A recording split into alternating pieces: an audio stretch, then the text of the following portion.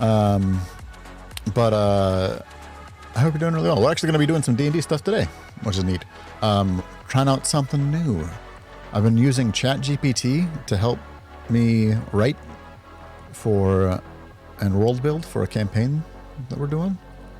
And it's the most incredible thing that I've ever done in my life. Because I have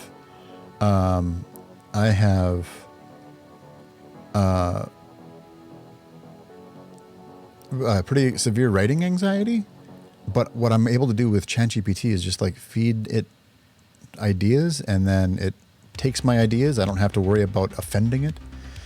Or is that a thing? If you're talking about Jared, it's like my personal assistant. For real though, yeah, it's like a conversation. Well, I'll show you how I've been using it once we get into it. I'm just going to do just chatting for a little bit yet.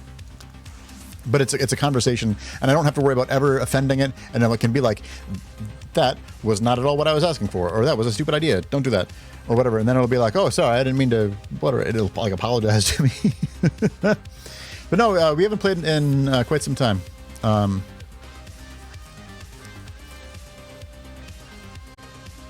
What sort of world feel am I going for?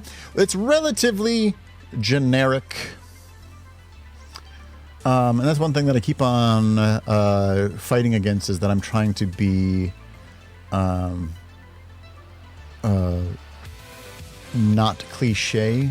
Post-apocalyptic? I guess technically. But not that's not how it worded at all. But there was an event that happened within the world that changed the world irreparably. But it's not like a post-apocalyptic. Gnomes everywhere. There are gnomes. Was just working on the gnomes yesterday. It would be after I get through it. Toast and Waffles is one of our players. Yeah, so what it comes down to is it's hard to be original when everything has been done already, and I agree with that. So a lot of people will have like super themed adventures where they'll be like, all right, so this is super steampunky or diesel punk or whatever, and then sort of go through it with that. For this, it's a relatively typical fantasy world. Very frequently in the past, I've gone for a very soft magic, quote unquote. So like less magic within the world. It's usually what I go for. This one isn't hard magic at all, but it is more magical of a world than I typically develop. Mushroom punk, all fuels fungi. Not into that, honestly.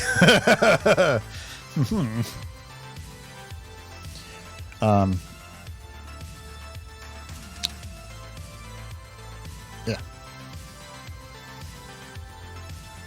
So it's the ideas that I've had aren't going to be artful. I'm super into this. I want in this world, elves are detritivores. That was a really nerdy joke. I apologize. No, I don't. That was a funny joke. It was very funny. If you get it, you get it. Can I use AI for my own intelligence? Maybe. It's easier to come up with original characters than original settings. Yeah. So like, so what I'm doing is I'm trying to make things a little more interesting and unique. But the world as itself is relatively generic fantasy with stuff happening. Also, I don't have a name for that world yet, by the way. I've been just concentrating sort of on the nation that the player characters are currently in.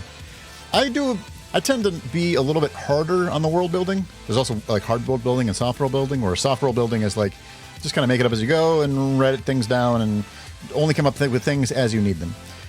For me, I need a little bit more of a structure.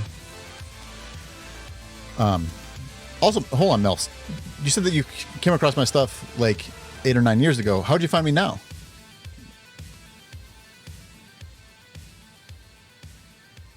You went to music and welding? That's particular. Oh, that's awesome, Rainbow Shores. Cool. Just the username is the same? Just like, oh yeah, what happened to that declarations person? Have I looked into World Anvil at all? Yes, Artful, we have. Both Artful, or not, you're Artful. Hi, Artful. Both Inika and Swifts. I can't read someone's name and then not say it. Both Artful and Inika, not Artful. Damn it. You're Artful. Inika and Swifts. I'm sleepy. Two of the mods have been helping to work on my notes and turn it into a World Anvil. The World Anvil is paid for all year, and they're helping me put everything into it. By the way, clear that bang didn't help my brain, right? I'm just trying to wake up. So far, it hasn't done shit. A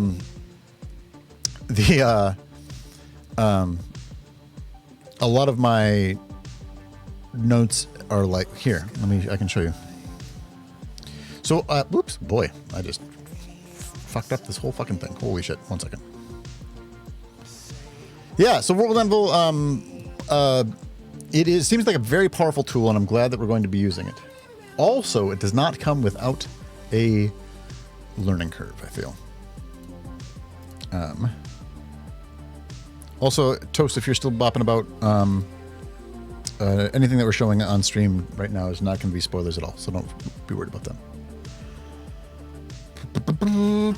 And some limitations. Yeah, well, and like weird limitations, and I feel like there's got to be some workarounds for that. We just have to figure it out. That's where I'm at with it. So I use, and this is going to surprise people. Better be. Oh yeah, you guys got the DD. Hey, Ground and Click. What's the world being built for? For the streamer friends sessions that we've been doing, where previously we had done. It started off as a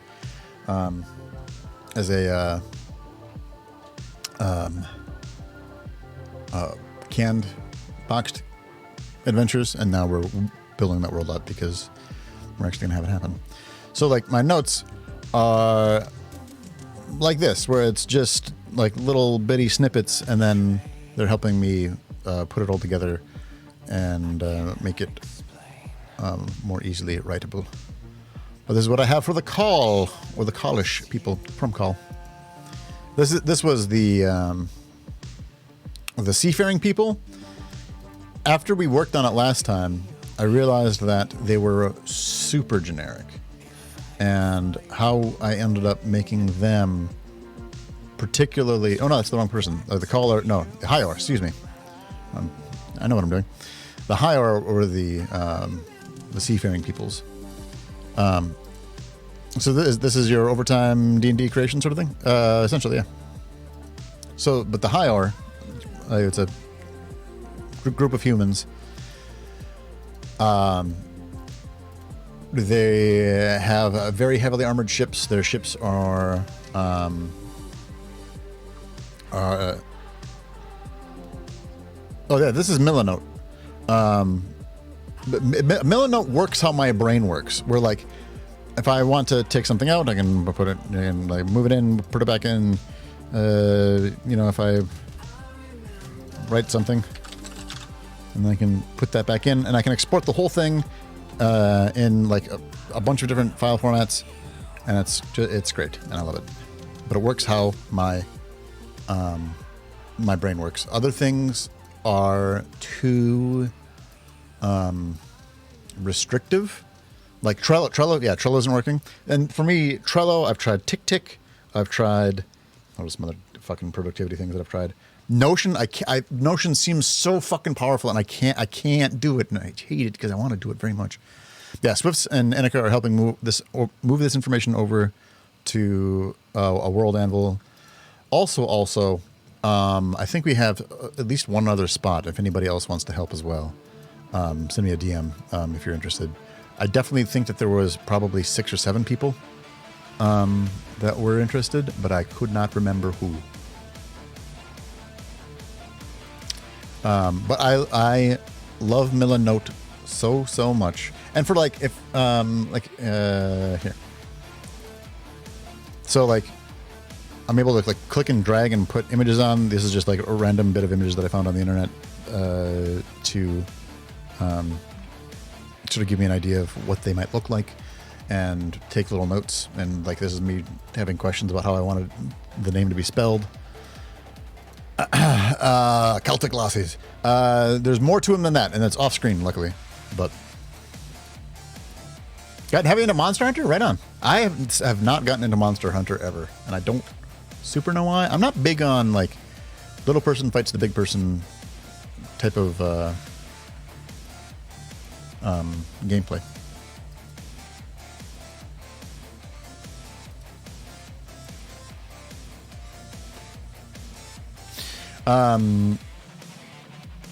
Yeah, so and like how I've got the Chalkurgoi, and this is all the information that I have that I listed some there, and also like my little brainstorm session that I had trying to figure out what I was going to call them. The Chalkurgoi, the rock gnomes that I have in the world. Also, what I'm doing too is to make it more D&D. Miro? I feel like Miro I'm familiar with. Miro. What is Miro? The best online whiteboard. So this works as a whiteboard, but it's got more to it than that even. I feel like at one point at a convention I maybe talked to people on Miro. Maybe. Hey, Sarian. By the way, glad to have you back. I realized that was Sarian now. Sarian was out without electricity for a fair amount of time. Anyway, so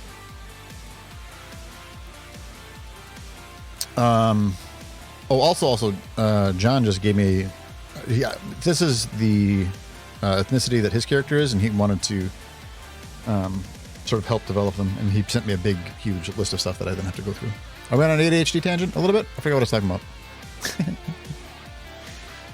about. Oh, really, Sarian? Interesting. It might be worth it. At this point, I'm pretty hard into Milanote. Again, Milanote just worked with how my brain works. Like if I want to connect two ideas, I go click, click, boop, and it gives me an arrow. And if I want that arrow to be dashed or have two, or like no pointers, or if I wanted that to be whatever color, it is just, again, it works how my brain works. And the thing that started with Sin, because you're talking about what this app was, I cannot get over how much I love it. Very, very, very much.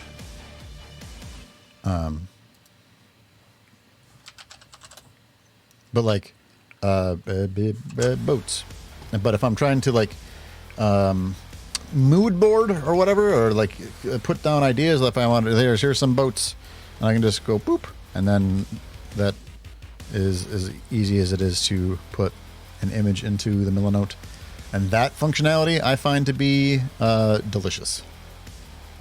Anyway, so what do these AI do? Just give ideas? I will show you exactly what it's going to do, because we are going to together work on developing another ethnicity. Trying to get into DMing in D&D. Any pointers? Yes. I could talk all day about this, because I've been doing it for Schmermany Furf years. And let me tell you, Schmermany Furf is way more than Schmermany Foo. And now, you know, I'm starting to feel old.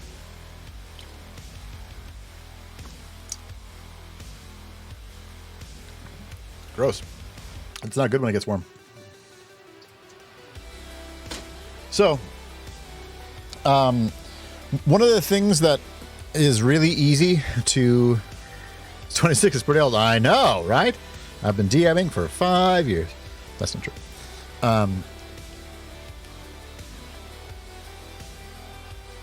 Dude, grind and click, that's where I'm at too. Like, it feels like it went from 0 to 100 in like 6 months, even though people have been working on this for a long last time, right? But it feels like it's gone from 0 to 100 in like 6 months. But I'll show you how I've been using it, and hopefully it'll help other people, either with their own D&D campaigns or with whatever else they're trying to write. You can have it help you write emails. You can have it help you write code. It's crazy. The World Wide Web felt the same way. It's very funny that you called it the World Wide Web. But yeah, that makes sense.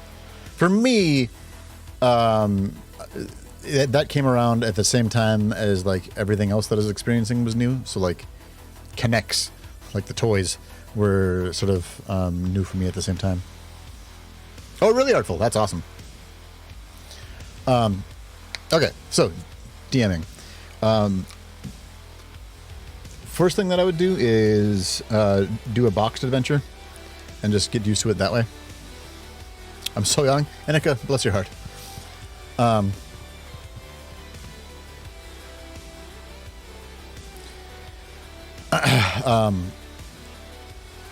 Yeah, so never Melfs. Yes, I mean only 5 years for me. That's only like 30. Hate that. Okay.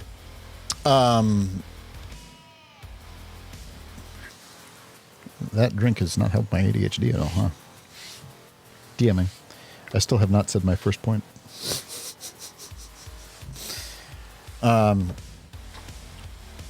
So you get used to the idea very quickly that you can't really put an adventure on rails. The more freedom you give your players, the better. So if you come up with ideas and things for them to do, make sure that they have the flexibility to go and pursue something more on a whim.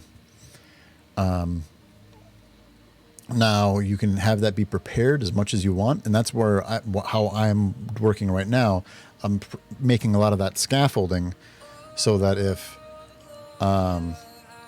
they say something or they want to do something and I say something, it isn't that there's already some development that's been worked on there. But I think that putting something on rails, like railroading, hopefully you understand what I mean when I say that. We're like, what it reminds me of is when I was very, very young and I was DMing for my middle school friends. I remember having this huge adventure. I had spent so much time on it, or what I had considered a lot of time on it at the time, but I was in middle school, so it was probably more like 5 hours. And I'm like, all right, this giant dragon flies overhead. Scary dragon, terrifying dragon. It's going the opposite way that you're walking in. And then my players were like, oh shit, we're going to follow it. I'm like, no, you're level 1 characters. Don't follow the dragon, please. like they did not react how I was anticipating them reacting. And it messed things up a lot. I don't know. Hopefully that's in any way helpful. But for some people, they're worried about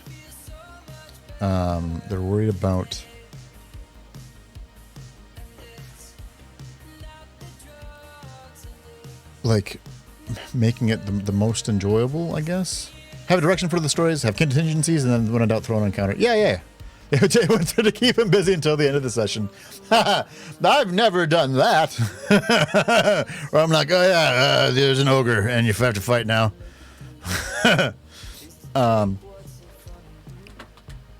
Yeah, anticipate, make plans. Be ready for your players to fuck them up. Look at the Desert Elves players adapted to an arid environment are sorely lacking. Most world building projects I've seen assume the world is unilaterally European and ecotone. First off, ecotone is just a really good word. But yeah. Yeah.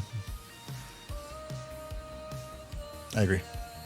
And also, there's some other things that I'll show this off later once I know that my players aren't watching. You don't have to leave, but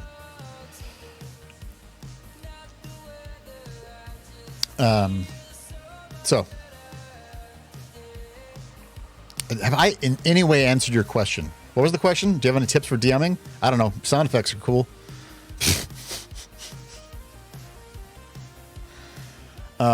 One thing that I find with DMing, especially because it's recorded now that because we're on Twitch, right?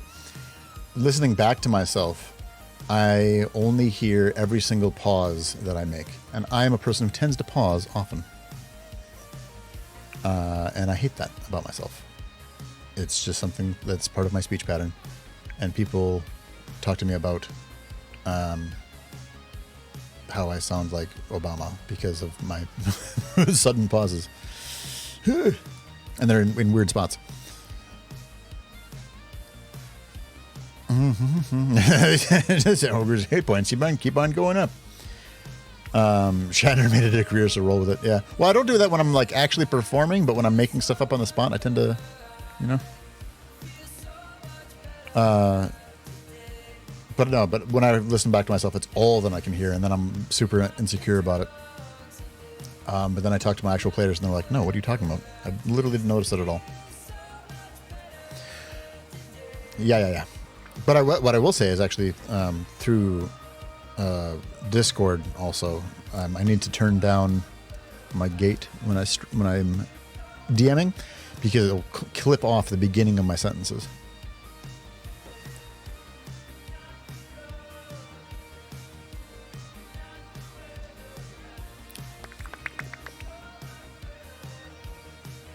Any specific questions about DMing before we get into the world building? Then I'll switch my category.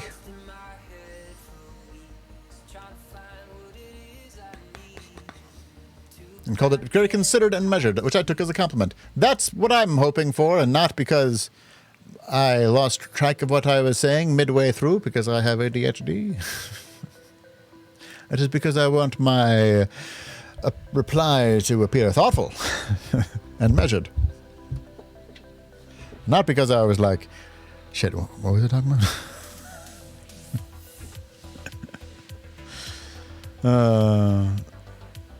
The ballista bat wasn't me. I don't think so. Dude, one thing that I'll say about my brother is he has a memory like a steel trap where I fucking don't. He will bring up stories about D&D and I'm like, I think I kind of remember that. I do remember the Predator thing. That was me being... And he said that, like, I think he got bored. No, I think the players were getting bored, and I was like, all right, let's do something fun, because I want to mix it up. He said I was there for both. I don't remember it. I'm sure that it happened, and I'm not saying it didn't happen at all. I just don't remember it.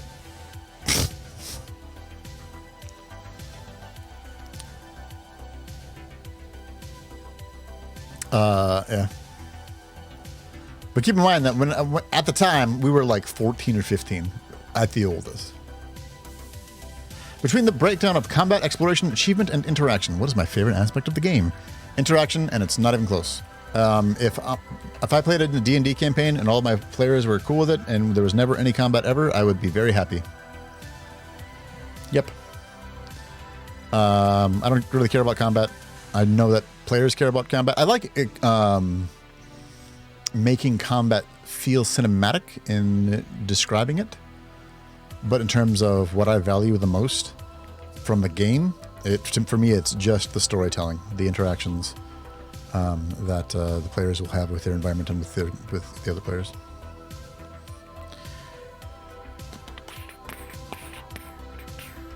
So if they want to help Noblin the Goblin open a cheese shop, you're all good there? When you put it that way, maybe less so, but...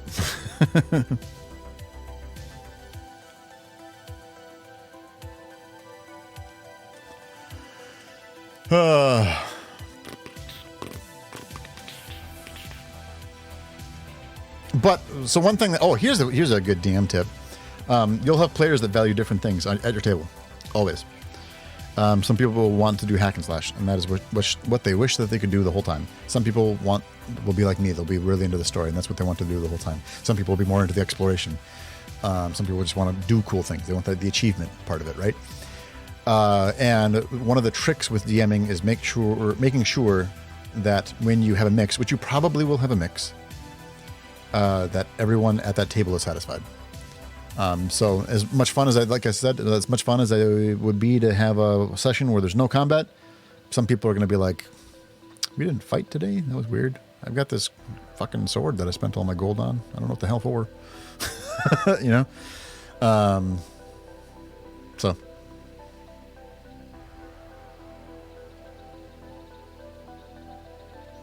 when they're focused on the combat. And I want story during the combat while doing cool things. Yeah, I get that. Cowbell is that player. Yeah, and he is. And I've talked about, it's interesting that he is that way because he is otherwise so interested in story. For him, he doesn't feel like he's accomplishing anything if there's not a fight. Which is weird because in real life, he's a little bit more of a pacifist. I don't know.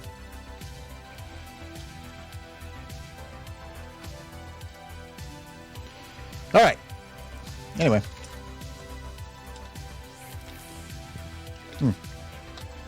Never mind, we got 10 minutes left. I'll wait until they're gone. Any other questions about, like, just... Hold on, we can go here. Any other questions about, like, DMing before we get into it?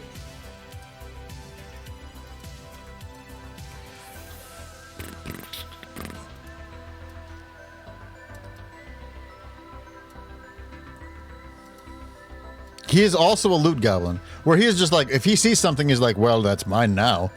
And I feel like you should look. Actually, so what? All I want for him is for him to play in a Dragonlance campaign where he gets to be a Kender. Because that's all that I want from him. Because that's how he is whenever he plays any game, where he's just like, well, this is mine now. For anybody who doesn't know what a Kender is, it's a type of halfling in the Dragonlance world. And culturally, they don't have the concept of ownership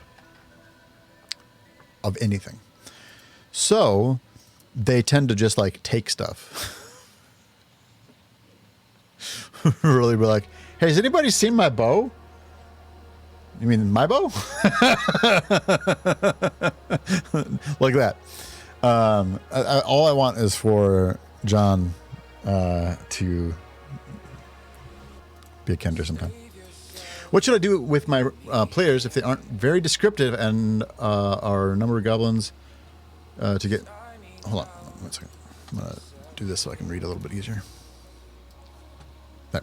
What should I do with my players if they aren't very descriptive and are number goblins to get them more engaged in the world building?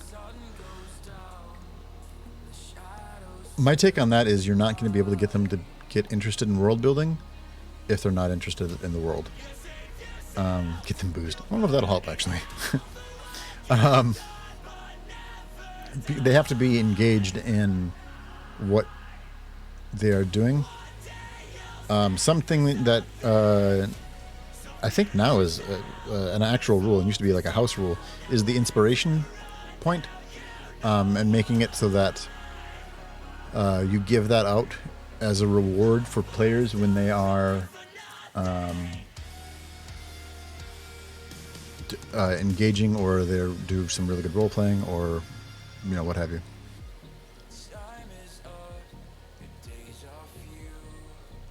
But when you're saying number goblins, do you mean like there's super min maxy? They want to be super. They want to make sure that they have the maximum number of attacks per turn, and they can do the most damage in that turn, and etc. etc.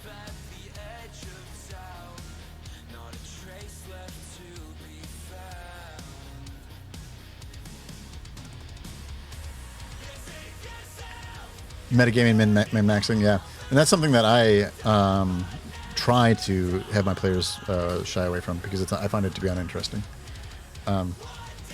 Because I find for example, like a barbarian character with an intelligence of 16, for example, way more interesting than your typical barbarian character who's usually uses intelligence as their dump stat. I think that's interesting. For example. And that strives from video games mostly, I think. It's part of it.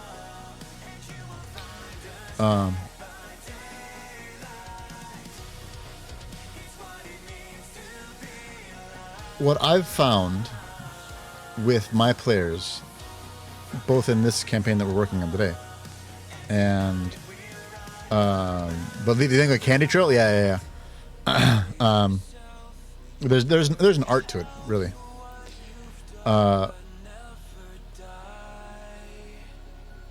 give my players homework, essentially, and usually whenever I'm doing it in person, we sit there and we talk about it.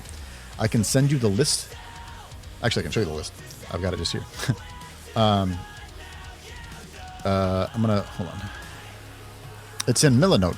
Surprise. I'm going to do this so that you guys can't see what the players have here. There. So I just have a list, and this is like an email that I sent to them. So, yeah, okay, I can just read it to you. It's time to get into our characters a bit. So far, we've just been delving into pre-written adventures, and it's been really fun. But now it's time to get really into the story. I've prepared for each of you a list of questions for you to answer, some of which you've all gotten, and some are specific to you. This should be really fun. The idea is not for it at all to feel like homework. If, as you're working on this, if you find yourself at a loss, we can absolutely schedule the time to chat and go through it on a Discord call. For all of these, there are no wrong answers at all, but the more specific an answer you can give, the more we'll potentially be able to use it. Don't be afraid to ask me questions, blah, blah, blah, blah, blah. So stuff like, there are two people that are important to you that are still alive. One you're close to, one you're not. Easy. What happened to your family? Are they still alive? Do you have any siblings? There's something that you've been keeping secret from. This is my favorite one, actually, that I use always. There's something you've been keeping a secret from the party, or something that you do not wish them, all or some of them, to know. What is it? And how much do you have to trust someone in order to reveal it, and under what conditions would that happen? You have an interest or hobby. What thing, concept, aspiration drives you the most? What are your biggest fears? What do you regret most? What's one lie you believe about yourself? What's one lie you believe about the world? And the you is the character. That list, or something close to it, I have given to every single player that I've ever DM'd for the last many years. Because then they're thinking about their character as a character and not as a stat sheet. And it's so some players will see that and then they'll freeze and be like, I don't know what to do. I don't know, because if they haven't done it before, you know. But it used to be, I saw in some book, like a snippet from some old D&D book where they said the background of a character should be background and not like made into the story. And I'm like, then what the fuck is it for? I'm the exact opposite, where like that background is part of what I want your characters to be. And I come from an acting background, right? I have a degree in theater. So like...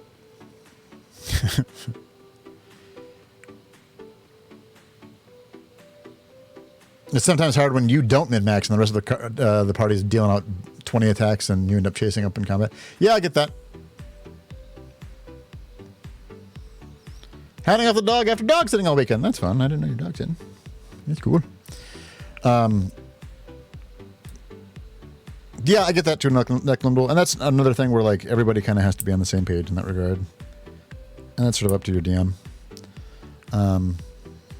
But I've definitely had it where like one person was a more interesting character and everyone else was like, especially like back in the day with like third edition.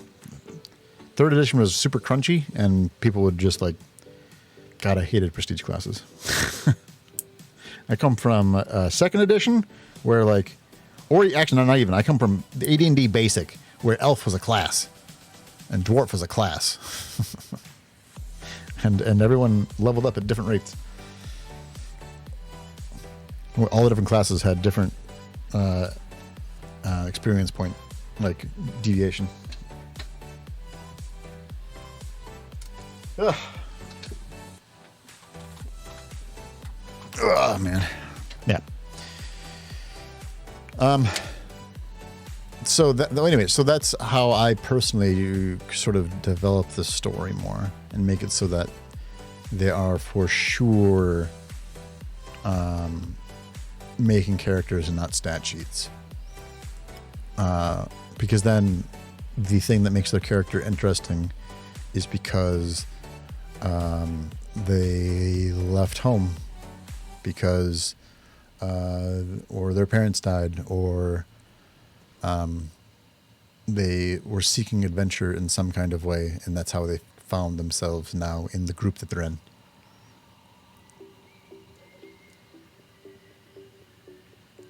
And so for me, if try to encourage them to make those decisions rather than I'm going to take 3 levels of fighter because I want to make sure that I have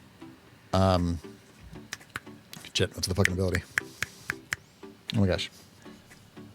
What's the ability the fighters have? They give it another attack. It is called burst, but gust of. I'm a very good DM. What's the fucking thing called? It's always using AI to world build and never using world AI build. Flurry. Not flurry. It used to be flurry of blows. That's not what it is in 5e. Oh my god. Fighter 5th edition.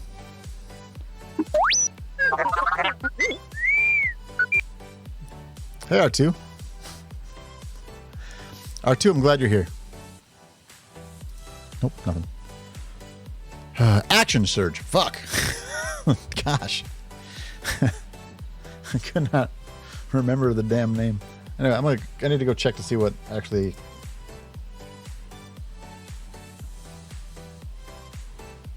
Weird. Yeah, it heard R2, are you there? But not when I said it then. Whatever.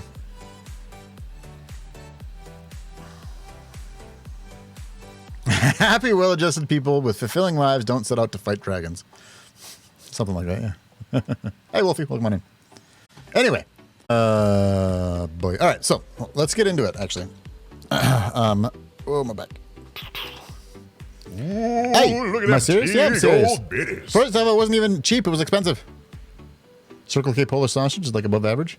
I went to a, what's the place called? Casey's, which is local to here. It was, at one time, wheat flour. At one time, I'm sure it also was not weird and mushy.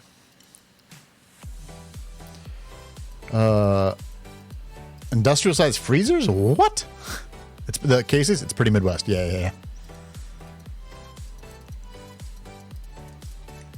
There's like one in Milwaukee, but it's about as north as it gets.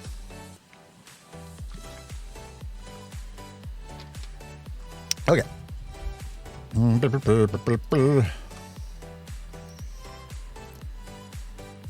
Let's work on it. Okay. Gonna go here, and then we're gonna go to the Dungeons and Dragons category. Dungeons and Dragons and Dragons and Dragons.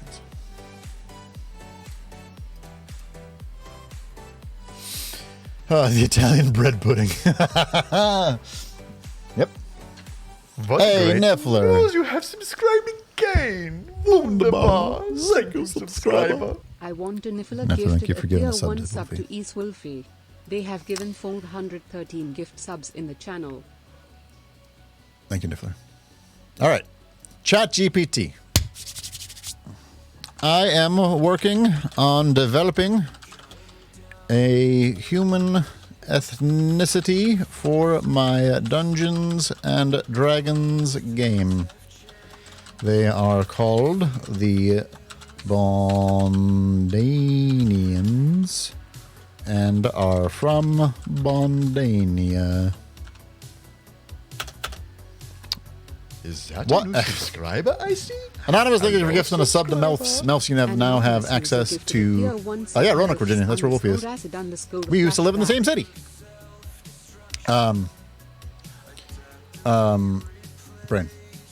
Oh, so I'm trying to keep it as clean of a slate for the purposes of us today. Does anybody have any ideas or things that they've seen or like ideas that they want to explore for an ethnicity? No person left unsubscribed. Yeah, I'm asked. Yes. How strange and small the world is, right?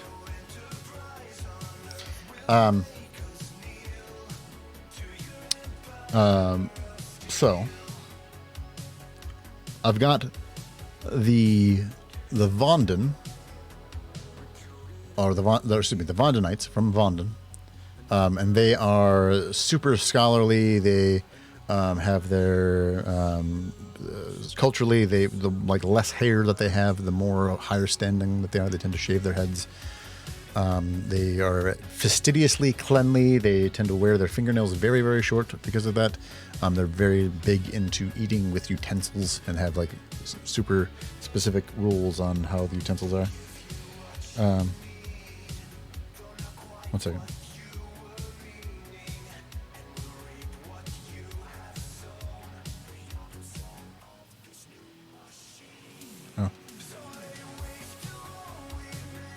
One second.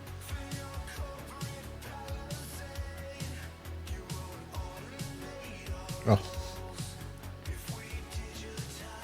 Okay. For tuxedos. No. The Hyor are a seafaring people. Like the cultural head shaving and status. Yeah, I thought that was a fun little aspect. I'm trying to remember everything that I've worked on.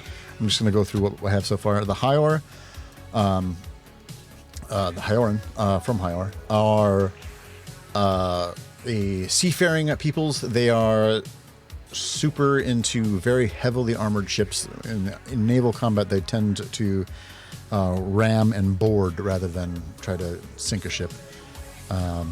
They wear chitinous armor, so armor made from like giant crab and giant turtles and maybe even dragon turtles. I haven't decided 100% on that one yet. Trireme style, more like what's the Korean one? The Korean turtle ship. If you look it up,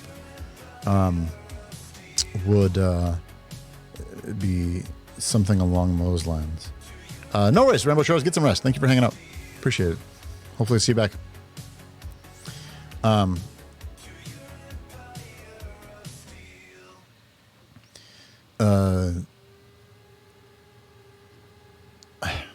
forget what I was saying.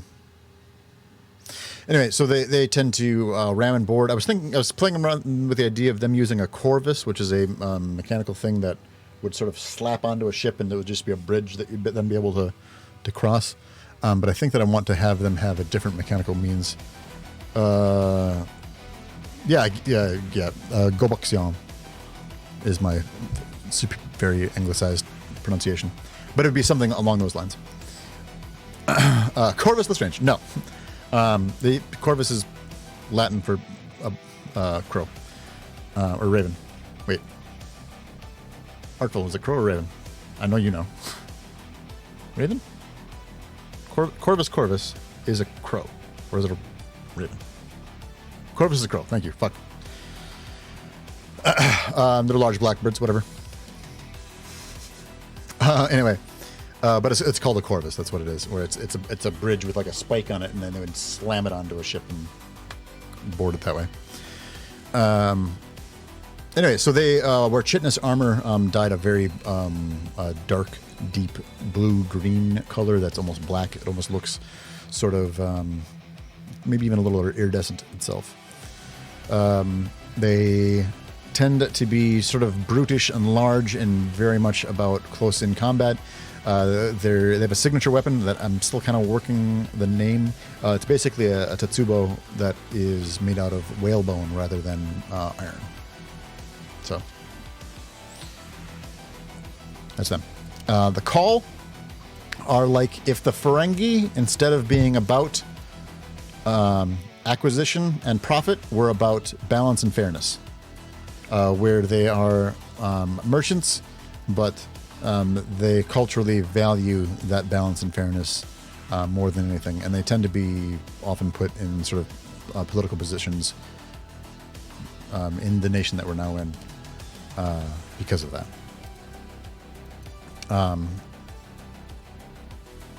One thing with the Vondanite is that they tend to value silver over gold because they have control over a number of gold mines. So that gold is plentiful enough to them that they're like, eh. But silver, though, that's where it's at. Whereas everyone else is kind of the opposite.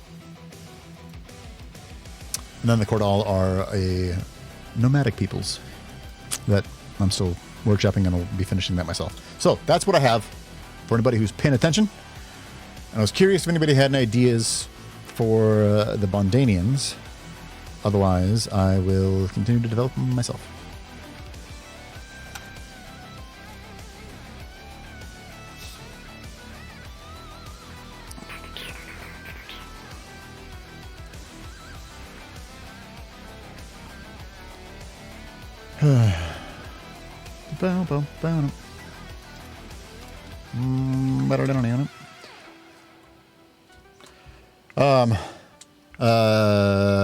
Reminds me of Terry Pratchett's Counterweight Continent. The Aga something? Yep. So you're talking about in Discworld, right? Yeah, yeah. The Aga. What was it? The Aga. It was Agatha all along. It's all I've got in my head, and that wasn't it.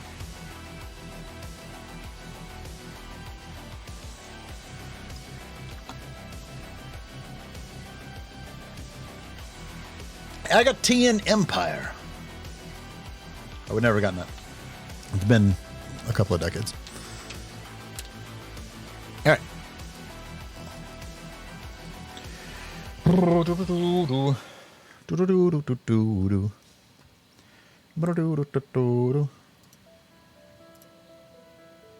about an Amborg? One that sees synthesis with animal power as their path to survival. I don't know if I like that with I don't know if I like that with a human race. I thought it feels more along the lines of what I have for the Hulnoi, which are the forest gnomes, where they're much more about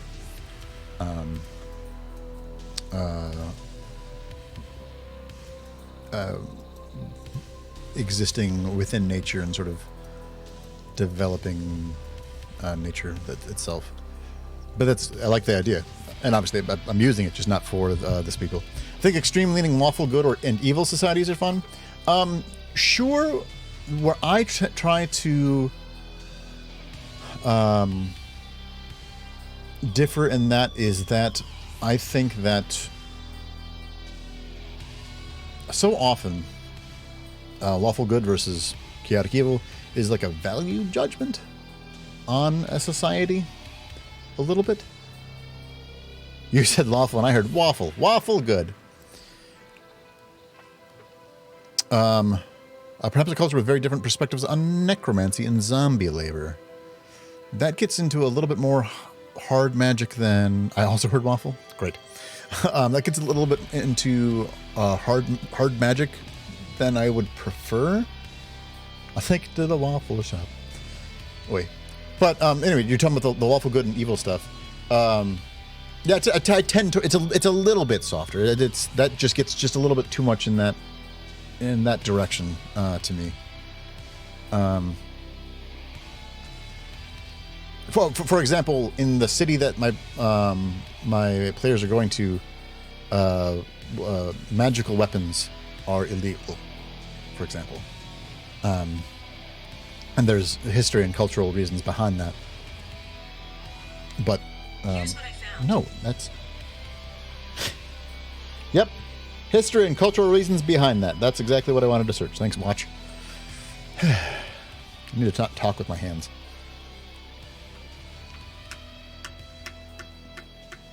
A once powerful empire of humans that now struggling to control their formerly conquered... I don't know that word. That doesn't happen to me often. I'll be honest. Is that arrogant for me to say? I don't know what that word is. A province governed by a satrap. What's a satrap? A provincial governor in the ancient Persian Empire. I'm gonna Google that word. Don't be sorry. Please use words I'd have never heard of. That's amazing. Stand by. Satrap. Satrap. Okay.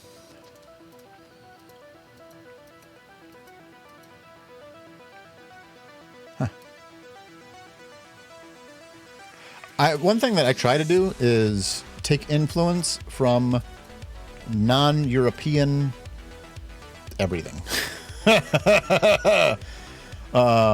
It is too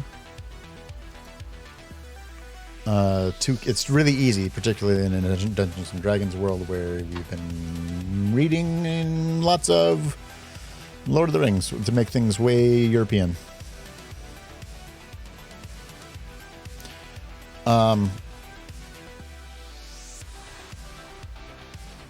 Tim to do it a lot here. We try. Satrap, Indian Persian types. Interesting. Ottomans? Sure. Okay, so let's just go with this for now. All right, there, ChatGPT. Great. When creating a new ethnicity for your D&D world, you may want to consider the following. Physical characteristics. What sets Bondanians apart from other races in your world, such as skin color, hair, eye shape, etc. Culture and traditions. What is the Bondanian culture like? What are their beliefs, values, and traditions? History. How did Bondania come to be? And what important events have shaped Bondanian society over time? Relations with other races. How do Bondanians interact with other races in your world? And what is their relationship like? Special abilities and characteristics. Does the Bondanian race have any unique abilities or strengths, or are they disadvantaged in any way? These are a few things to consider when developing your Bondanian ethnicity. The more detail and thought you put into it, the more fully realized and interesting your Bondanian race will be.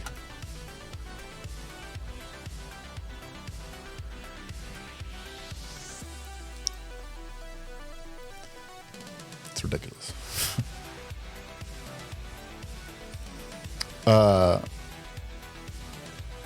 If you've never used ChatGPT, again, and here's the link for it. Makes me more cognizant DM of things like cultural diaspora.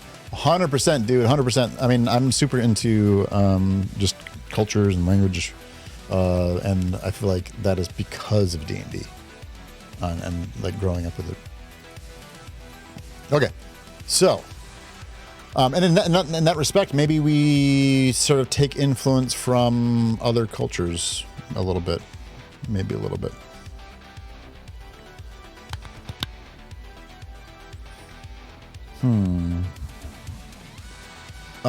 So I didn't mean to shoot down the ideas that I've already gotten. The zombie labor thing was kind of interesting, but again, I tend to be a little more softer magic. Yeah, Wolfie. Now let me tell you, I got kicked out of friends' houses growing up.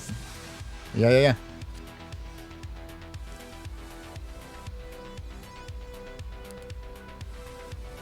If they let me get that as part of the curriculum, I would teach it too. Yeah. Depends on where you're from. Okay.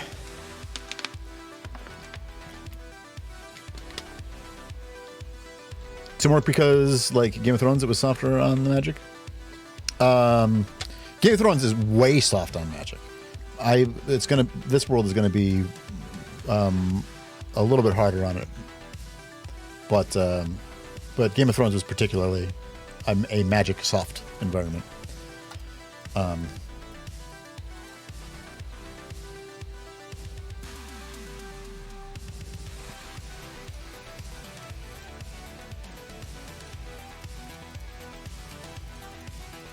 So,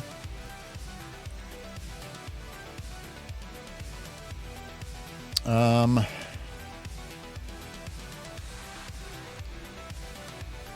trying to think of what would be a particularly interesting direction to take them in that I haven't done within this world already, and then also just before for me personally.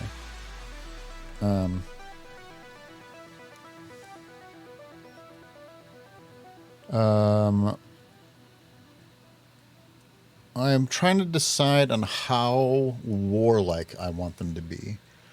Like, will they be more pacifistic, or will they be a little bit more warlike? Even Bondanian as like a term makes me feel like they're a little bit more of a warrior culture, a little bit. And I think I want to roll with that. So let's just say that. Okay. I'm thinking of making them more of a warrior culture.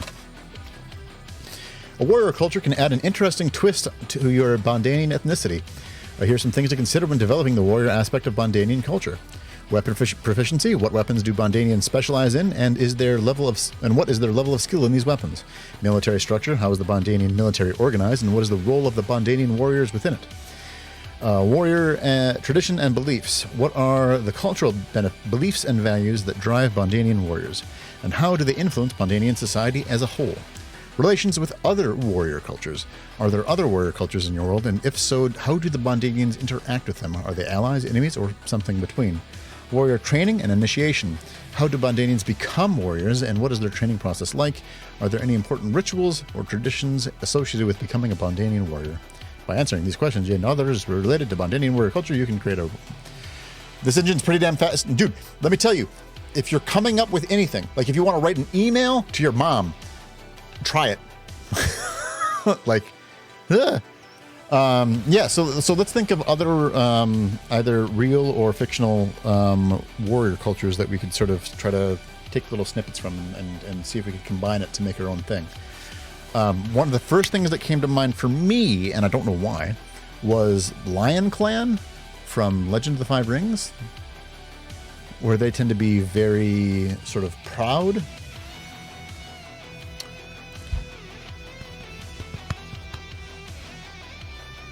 Something like that. What is this? This is ChatGPT. It is an AI engine. Here you go, CJ. It's so cool. Breaking out the Legend of the Five Rings. Dude, I love L5R. I played L5R extensively. Crane Clan. BT dubs. Crane Clan were blue. That might have been the only reason why. Initially, at least.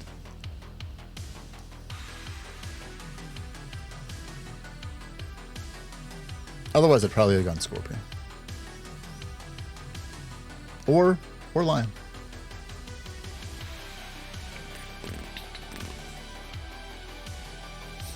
Listen, I don't know if I'm talking to nobody, but back in the day when it was like gold era Legend of the Five Rings, like the Lion deck with Oni no Akuma, or Akuma no Oni, excuse me. That deck was dumb. If you go with the warrior aspect, might just going with a traditional giant weapon. Sure. I wouldn't mind having another unique weapon. I already have at least one unique weapon that I'm developing, and I still need a name for. Hey, Chronoso. I don't mind that idea. I'm trying to figure out how we want it to be just in general yet. The card game you never played, but you're familiar with Crab, Crane, and Mantis. That's really interesting. From like a role-playing perspective, or... Now you have me curious.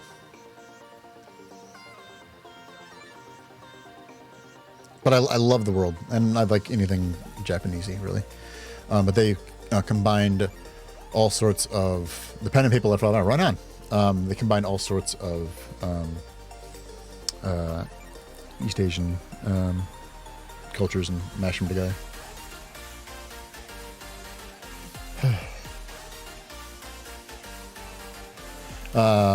Not going with the most traditional giant weapon, but most warrior. Yeah, and I'm not saying like. I mean, it could be a very big sword, but like, doesn't necessarily need to be that way.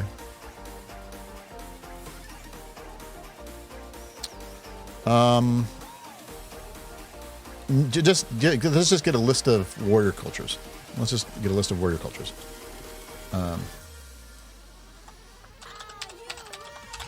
Because I like the warrior cultures. I don't really have one yet. Let's make one. I agree with that. Romans, certainly. Romans definitely have one. Romans, Spartans, Japanese, but I'll write samurai. Klingons, sure. Mongols. Vikings. I get what you when you say that. Even though they didn't, I know that you know this, AJ. They didn't spend that much time as like a warrior culture. But yeah, I agree with. So CJ, absolutely. I've tried to. Oh, here's another thing. By the way, for people who weren't here previously, and now that the non-historical things. Yeah, I get you. Amazons. Yeah, perfect. Let me show you. See, because I'm going full in on the AI AI stuff. And here is an AI generated image of one of our characters, or one of the NPCs. This is Cimarron for people who have watched it already. And this is nuts. This is nuts. Wild. All right. right, so what do the warriors believe in? Do they fight for prestige and power, either personal or for their society? Do they fight because they feel it's honorable by their gods, or they worship or require it? What looks like a cosplayer you follow? Lord Red Wolf, what cosplayer? Because that might be somewhat on purpose. I don't know how I feel about AI tools. I agree. It makes me feel weird. Are they just being loyal to those in power? I understand. Like on one hand, yeah, no, and especially with art, it gets weird, and I talk about it like a lot.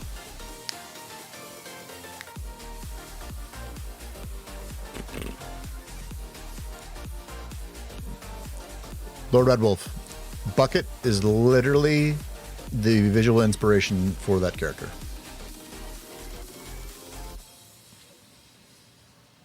Just as an FYI.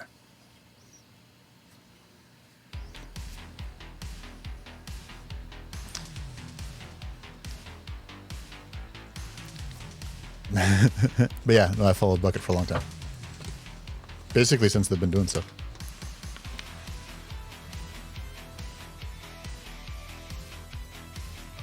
So it's a little remarkable that you were able to pick that up. I did not mean to steal their face.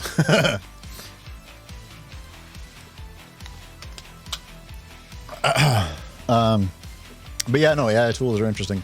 The AI art is a little more ethically ambiguous than ChatGPT is to me. But okay. Romans, Spartans, Samurai, Mongols, Klingons, Vikings, Amazons.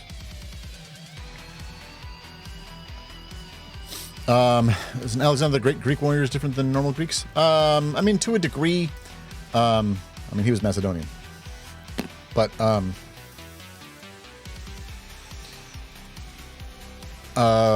think we can sort of have that covered with Spartans, and that's fine. Did I finish reading the article that I linked? No, I haven't. It is currently sitting in an open tab. Talking about, I forget the artist's name now. Sarah something?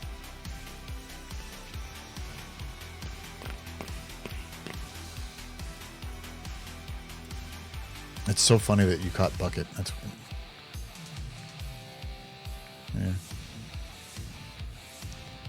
yeah. Wasn't sure if it was enough difference and not why I wasn't sure. That's fine. Yeah, I know. I'd rather have somebody say something. Just started following them. Bucket is great. That's so funny. Literally the visual inspiration for the character. Nobody else knows that. And I wasn't even sure if I was going to say something when after you said it, I was like, oh shit.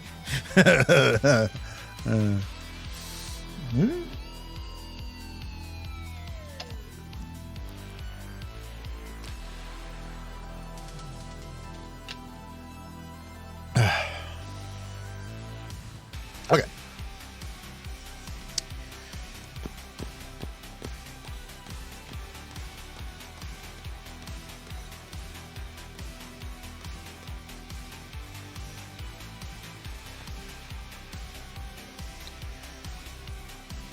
So, Space Marines? Sure.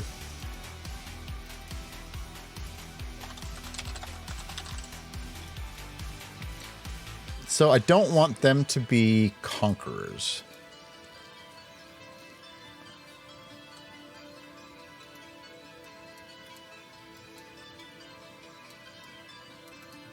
Or raiders in any kind of way like that.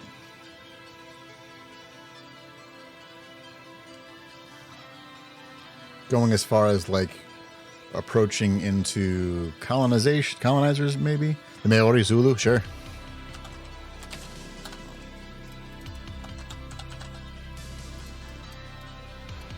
Maori we might have something with.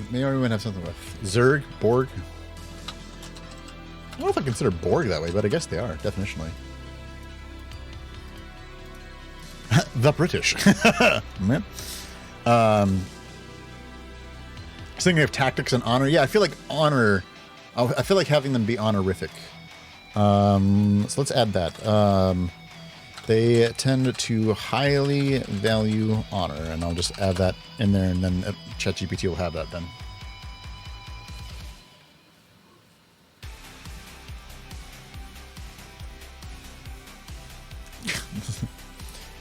So here we go. All right. Having a strong sense of honor is a common trait among warrior cultures and can add depth and complexity to your Bondanian ethnicity.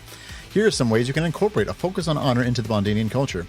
Honor code. What are the key principles of Bondanian honor and what is considered honorable or dishonorable behavior? Consequences of dishonor. How is dishonor punished and redeemed within Bondanian society? What are the consequences for individuals who fail to live up to Bondanian honor codes?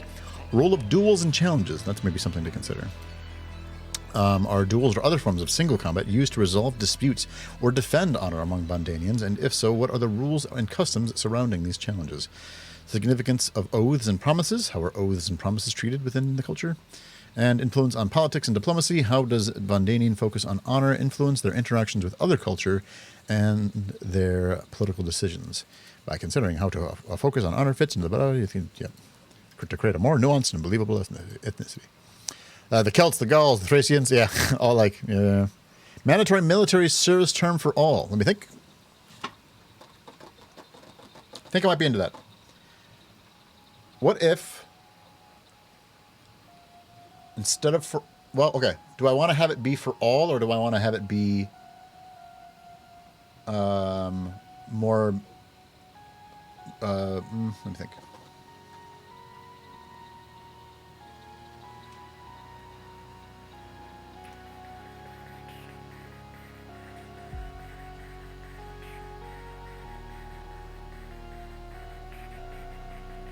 I'm sort of thinking if I want to have them be very sort of female based, where it's. But I want them. If I do that, then I want to like make sure that they don't just turn into Amazonians, because that's boring.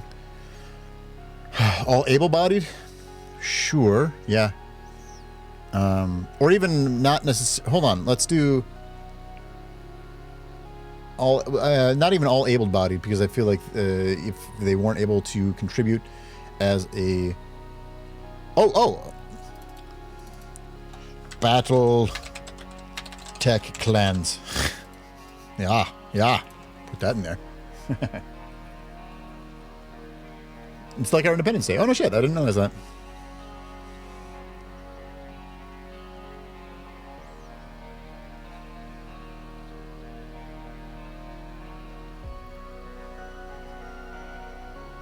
So the Battletech clans tend to go into combat drugs. I'm gonna say no because of if I want. I think I like the idea of the focus on honor, and to me, combat drugs or combat potions, whatever, same shit, seem to be antithetical to that. I could be wrong. Yeah, Red Wolf, that's kind of where I was going with it, where like if they're not able to be combatants themselves, that they still have to contribute in some kind of way.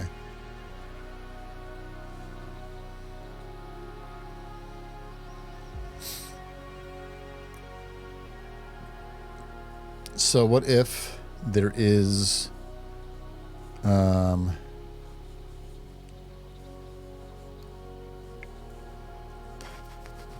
Kiwi, I'll read him.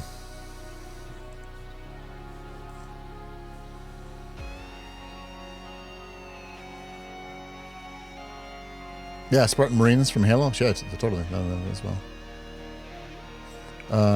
Okay. What if there is some sort of... Okay, so let's see. All able-bodied Bondanians have to...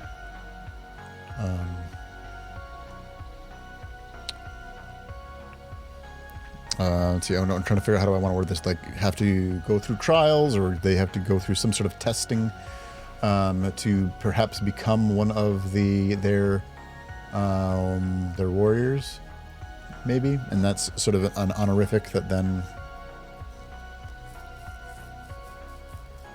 Yeah, right, Indica, absolutely, and if anything, they're often more important.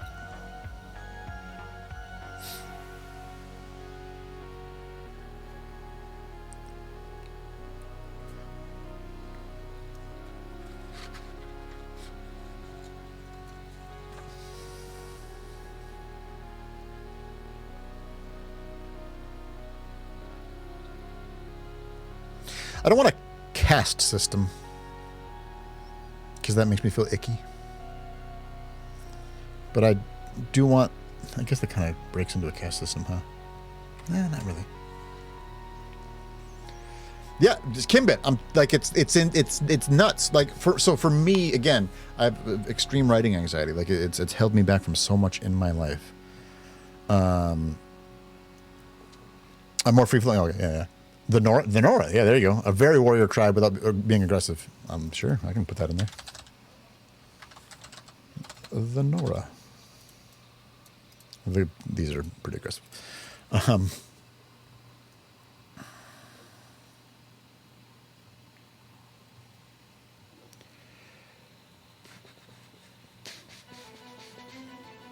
What did you miss? Not much. We just started getting into creating the Bondanians.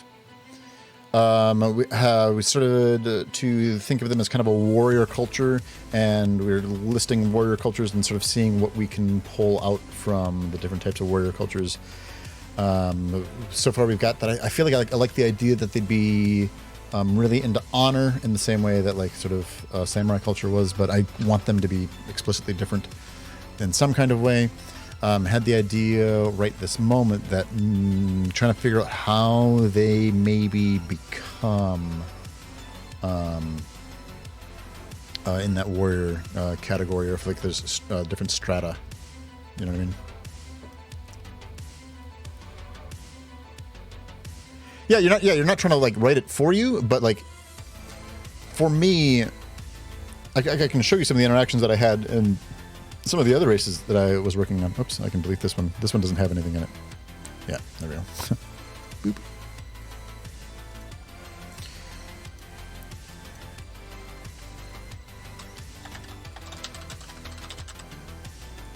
Yeah.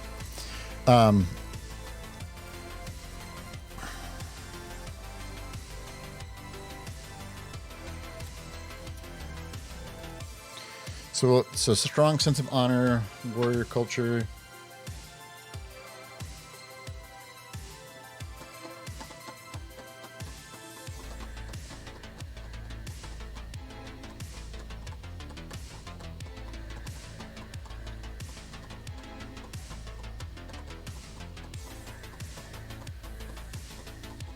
Take a page from Starship Troopers.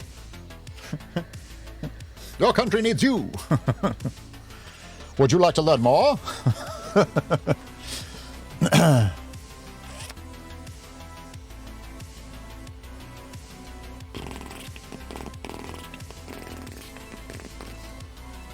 It speeds up your writing process. Like I have a writing, yeah, like you have a writing partner. Exactly. Where I can just be like, hey, I'm trying to think of this. And then like it could be, oh, their adversaries could be, I understand what you're saying. So like what if they have the Shoe Kingdom? I don't know that enough about it, Lord Red Wolf. You'd have to help me out. I've played a Dynasty Warriors game, but not that much. That's very interesting. What if they have like a very specific enemy?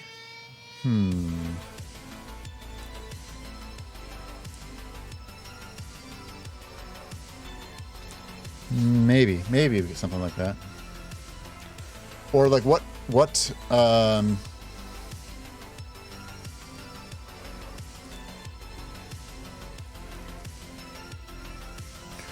developed them into a warrior culture? And I don't want it to be out of conquest. So it could be something along the lines of, well, samurai are kind of the same way in that you have like the shogunate. And that's not really what I want to go with it.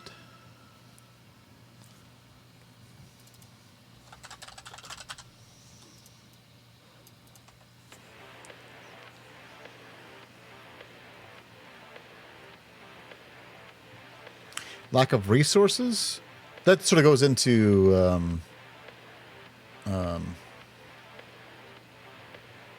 them being conquerors, though. Or not necessarily conquerors, but like, I don't want them to be raiders.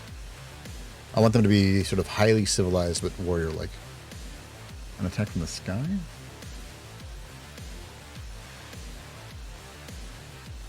Perhaps another group tried to conquer them and then they sort of became warrior-like in terms of like being able to defend themselves.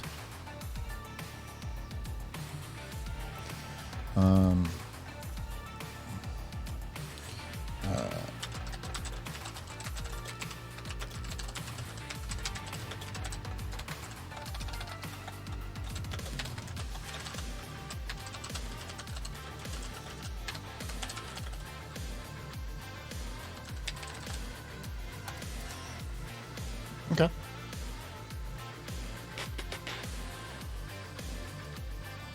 Are they a matriarchy or patriarchy? I'm inclined to immediately say matriarchy. Or have them be more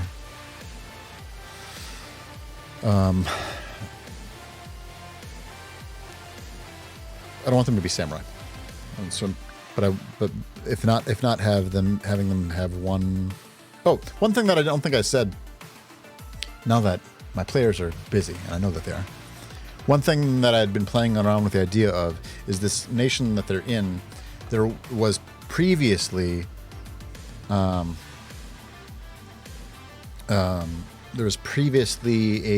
nation of humans that lived in this area, and not going into the storyline stuff, but they left. They're gone. They disappeared, or were killed off. Nobody knows. And it left this like physical void that then a bunch of people sort of trickling in from, and then so we have this melting pot of a society. Here's what it is. Imagine if the U.S., instead of having nations here that we destroyed, instead of having that, what if there was just no humans or anybody there? It's like that.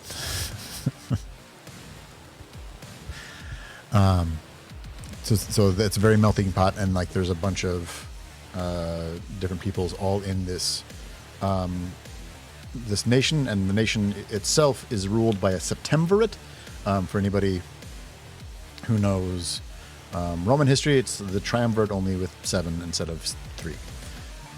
And they're people from all of the different races that are then helping rule that nation.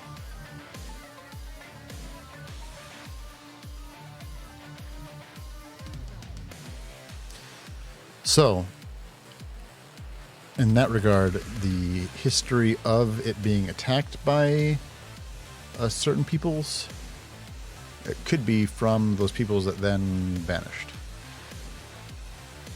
Possibly. So I maybe like that.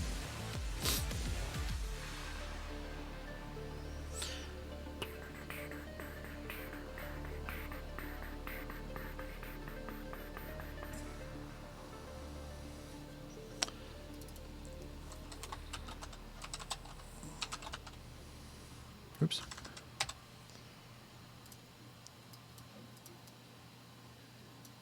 Having them have a matriarch could work in that perhaps all of the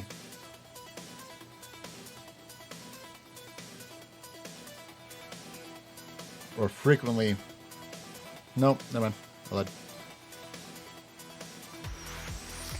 Just trying to think of. No, I don't like it. Never mind. Like megafauna, I do have megafauna in mind for the world. Hold on, none of my players are gone again, and I know that they won't watch this back. The Grey Elves are a nomadic race of elves, and these are the different species that they ride.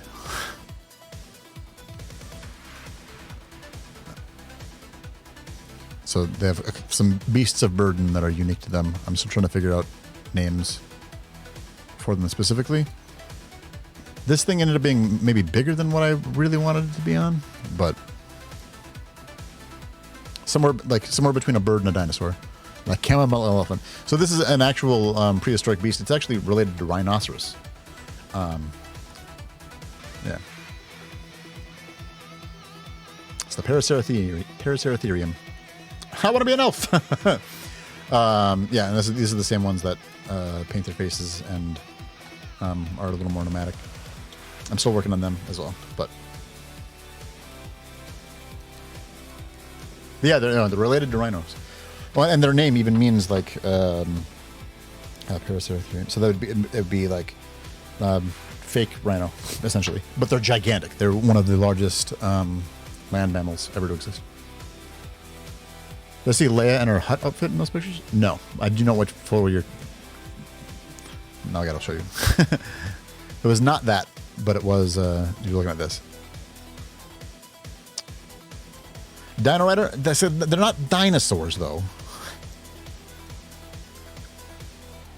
It's not what I want them to be running. I don't want them to ride like a Struthiomimus. Like, that's not what I want. But I want them to be... I'm taking inspiration for the species of animals that they ride. But well, so I want a bipedal steed, but I want them to be a little bit more bird-like, somewhere between a bird and a dinosaur. Anyway.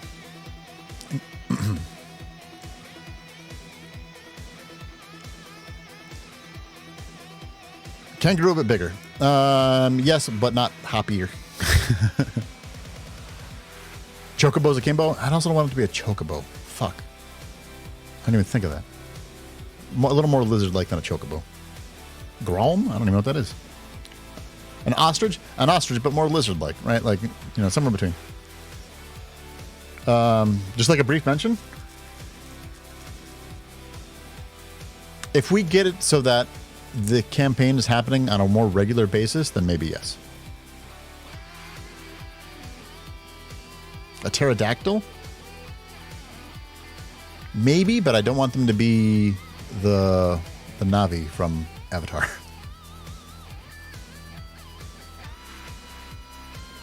I was just riding the pouch. What's Grom? I don't know what that word is. Grom. Oh, the fuck is this? The size of large bears, only... Oh, from the Wheel of Time. I'm dumb.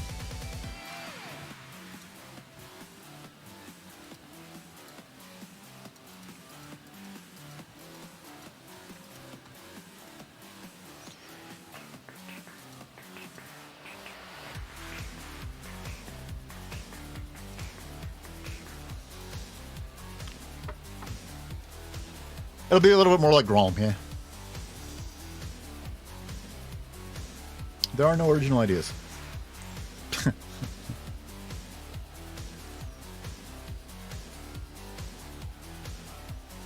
But because none of our player characters are of that species, I want it to be a really big like culture shock when they run into them.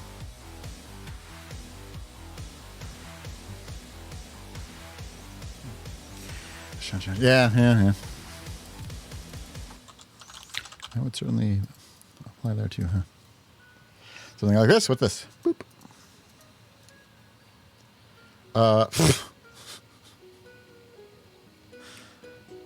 No. I trusted you a lot in clicking on that. Okay, let's get back on track.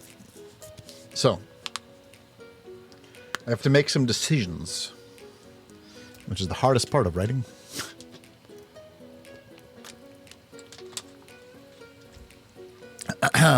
Let's I've been sort of concentrating on a lot of high concept things. Let's go low concept, or like a little more gritty. If they don't use a samurai sword, what would be their favorite weapon?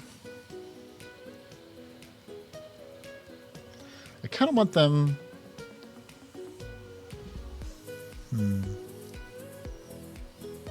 I'm going to just write this down as a note for myself later. I definitely want them to have a favorite deity, but I don't know. A polearm? Could be into that. That would make them a little more Spartan-like. Oh, maybe. Okay. So what about a kukri? I like kukri, but not... No. A whip or a scythe?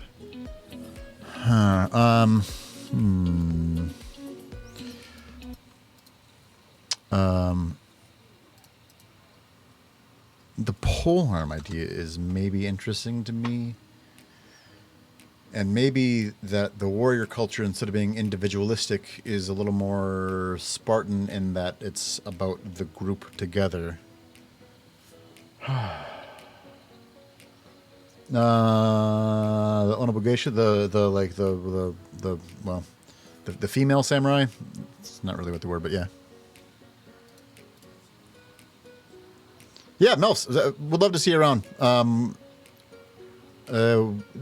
When I've streamed this, I'd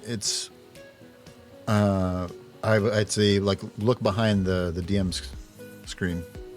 I don't know if it's going to keep up that way, but.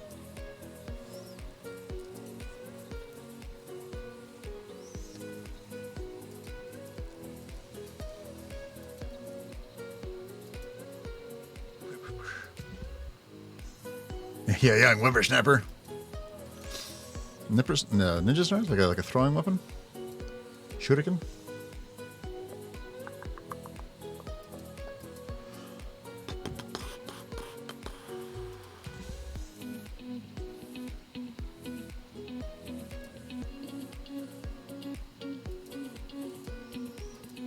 Or kunai?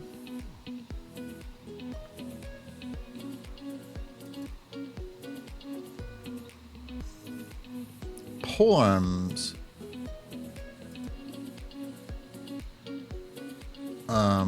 get closer to where I would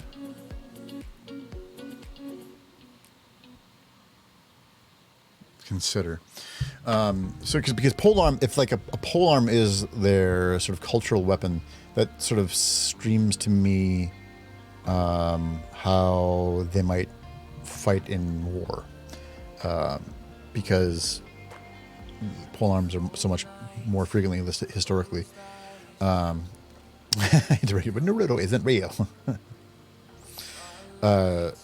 You have the phalanx formation, for example. These would be a settled people, not nomadic, and very high value on honor. I'm trying to figure out if I want them to be into single combat as a way to resolve disputes. And if I want that combat, if it is going to be that way, to then be fatal.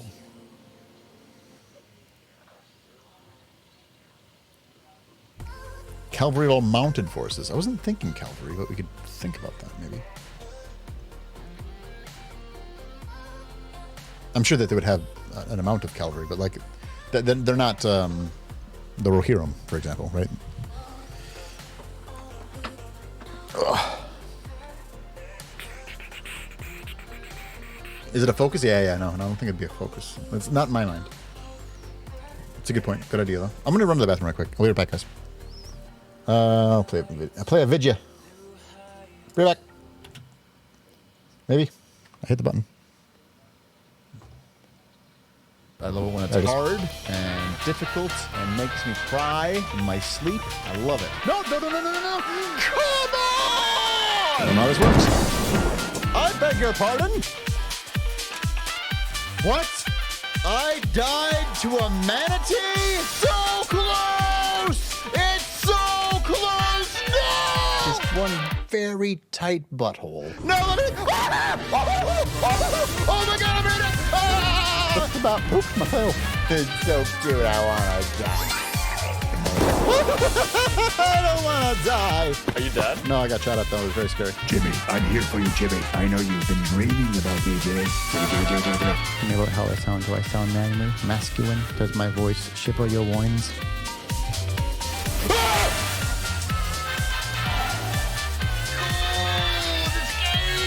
I see what's happening. This game is hard.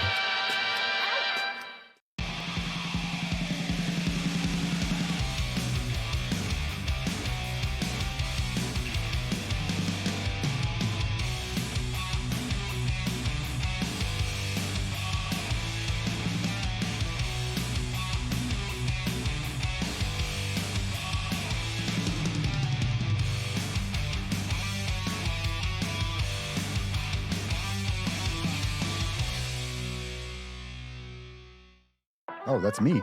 Oh, I'm adorable. Oh, you dickhole. And then Toaster was like, Dicky! Blow me, blow me, blow me. Blow you? Jesus Christ. Whoa, You're just whoa. super To forward us, like to that. us. I love it when it's hard and difficult and makes me cry in my sleep. Shut the fuck up. When I said that, my brain didn't yet process what it was going to sound like. It's looking awesome. I do. I know my way around a joystick. Seems like you know your way around a joystick too, girl. You just go to sleep with a potato? Listen, don't you insult my girlfriend like that. That R2. Always getting frisky.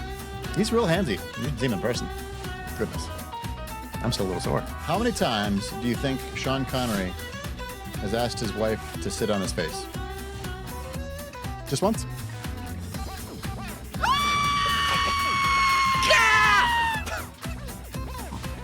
How do we even have that alert? Who did the second one? Artful Jackalope. You're also mean. I'm a duck, I'm a duck, I'm a duck, I'm a duck, I'm a duck. Don't give a fuck, I'm a duck, I'm a duck. The long shot. Wow! Took it. Hello, Hello. I'm an AK-700 Oh, android. it's nice to meet you. I was designed to serve you. Well, you're about to. You just, oh, God. It's my second favorite thing I've ever had in my mouth. And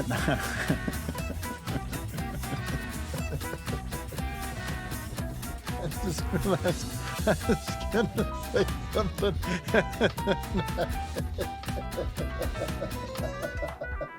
I'll give it to you how you want. You know what I'm saying?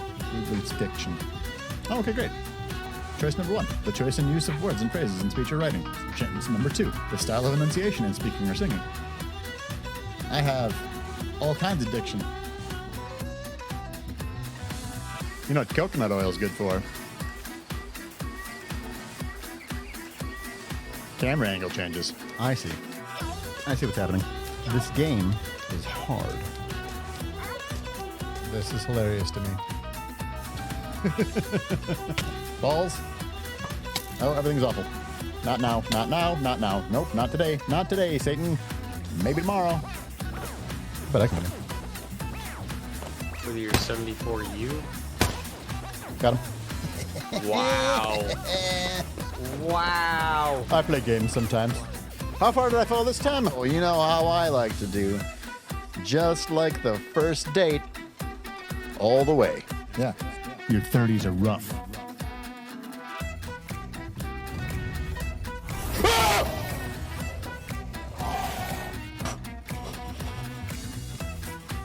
I only trust Deets, DK, and Super right now. I don't want to die. Are you dead? No, I got shot at though. It was very scary. Mom, there's a ghost chasing me. Okay, yep, got Yep, it. just gently set the Crazy bar. package just right on the forklift. Just right onto the. Do you want? Okay, fine. Wait, Oh, nope. wait, no. Just jet.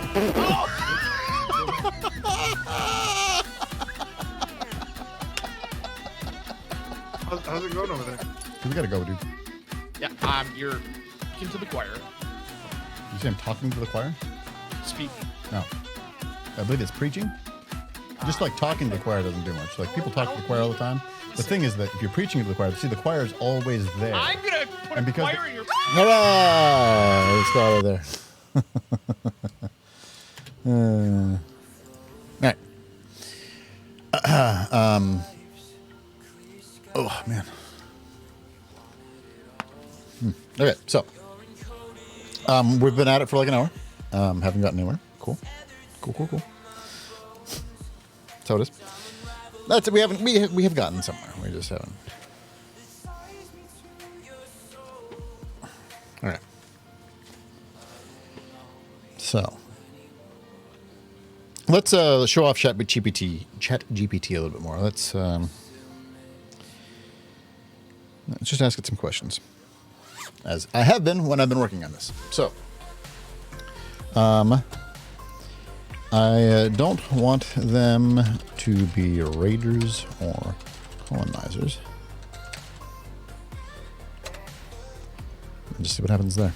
Good decision, as avoiding stereotypes and creating a unique culture is an important part of world building. To ensure that Bondanians aren't portrayed as raiders or colonizers, consider the following.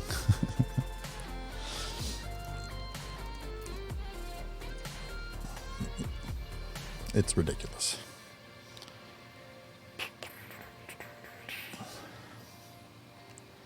If they do engage in conflict with other cultures, what are the reasons? That's interesting.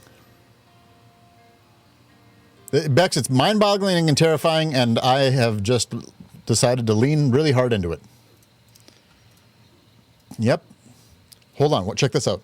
List what we have so far for the Bondanians. Sure. Here's a summary of what we've developed so far for the Bondanians. So far, physical characteristics not specified, culture and traditions, history not specified, relations with other races not specified, special abilities not specified. Yeah.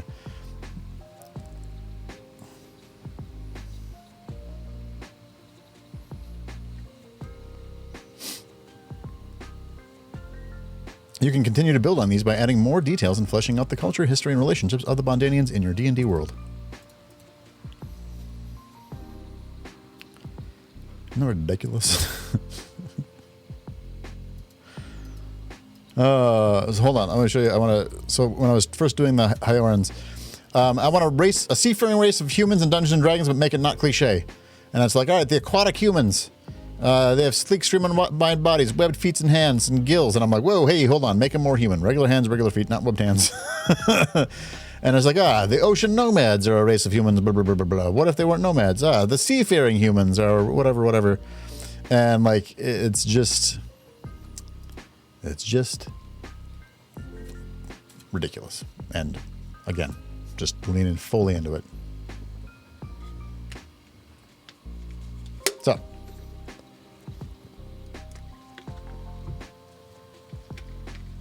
What?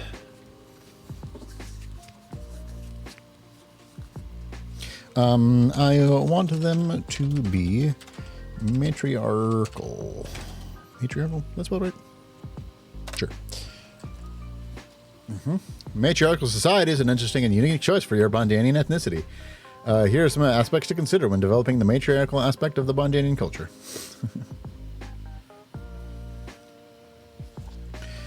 Both men and women will be warriors. Bondanian media and art. How are women represented in Bondanian art, storytelling, and media? What message do these representations convey about your gender roles and relationships in Bondanian society?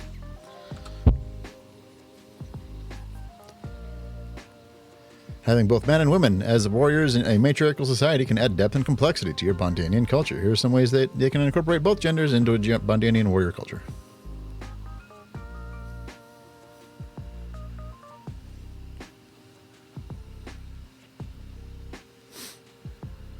Significance of motherhood. That's interesting.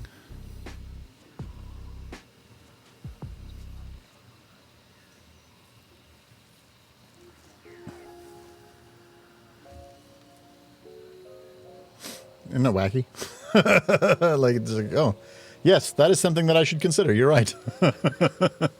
Oh boy, it's scary. Oh, okay.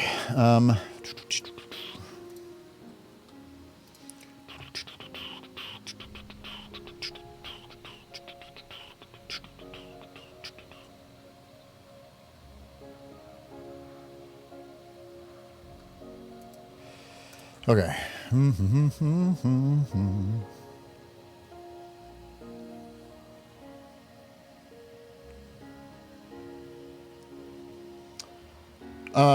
Okay, so what if they do have single combat, and that single combat is used for conflict resolution?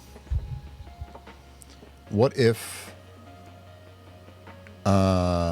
it is non-lethal?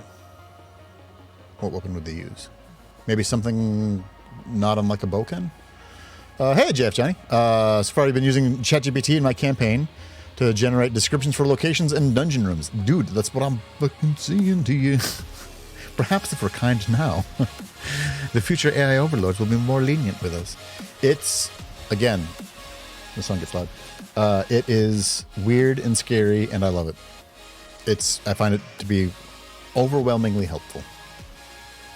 And I may not ever write anything else any other way again.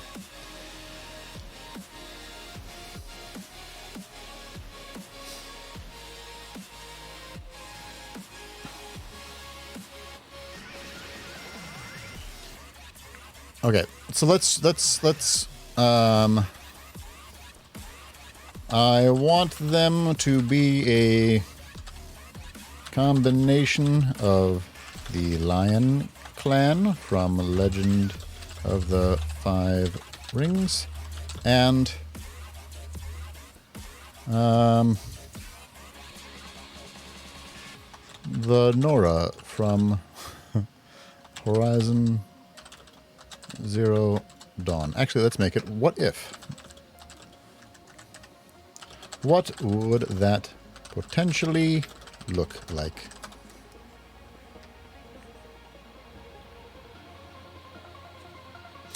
When women have their first period, they get a tattoo to show that they have entered womanhood. With same with childbirth and such.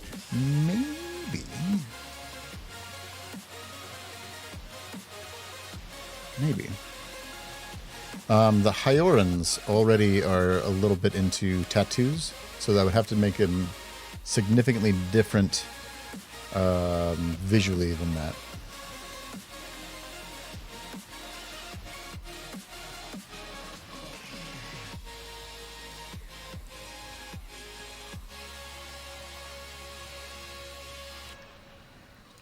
Okay, so fucking look at this. This is what I'm saying. All right, honor bond society. The Lion Clan values honor above all else, and the Bondanians have been established as a culture that also values honor. This could manifest in similar ways in Bondanian culture, such as the emphasis on maintaining a strong personal code of conduct for the importance of upholding one's word and reputation. Hi, iPod! I was like, holy damn, you're typing fast. That's not too much faster than I can actually type for what it's worth, but it does type fast, yes. Hi, iPod. Warrior culture. The Nora are a tribe of skilled warriors and hunters, and the Bondanians have been established as a warrior culture. This could result in Bondanian society that values physical prowess, hunting, and combat skills, and where warriors play a significant role in the culture and politics of Bondanian society. Matriarchal society. The Nora are a matriarchal society where women hold significant power and influence. This aspect could be incorporated into Bondanian society, where women play important roles as leaders, warriors, and nurturers, where motherhood is valued and honored. I'm sure I could get to the point where it just instantly types. Probably, and it's interesting that it does do that. And I wonder if they had like some degree of testing where, because it could very easily have this whole thing go boop and pop up all at once, right? But instead, it spoon feeds it like it's typing it. And it feels better. It feels like I'm interacting with something when it types like this. Anyway, respect for the natural world. The Nora have a deep respect for the natural world and the machines that roam in it. I don't like that at all. I bet it's a user-based decision. Could be. Yeah, it feels better. Like it just feels like I'm talking to someone if it looks like they're typing rather than having it just go. And it also feels like it's more of a spontaneous response too. Like a scribe, not a robot. Yeah.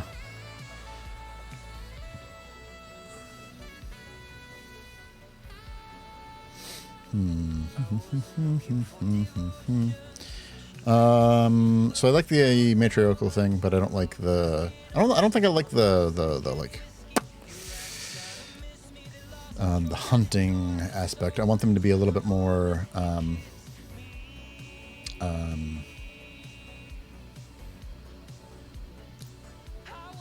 I don't know how to word it. Not developed, but like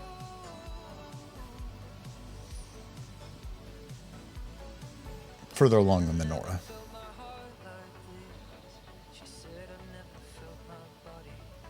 A little more civilized, I guess, yeah.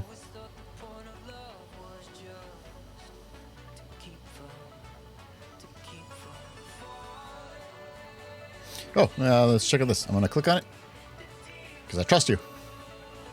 On the fifth picture, 1, 2, 3. Oh.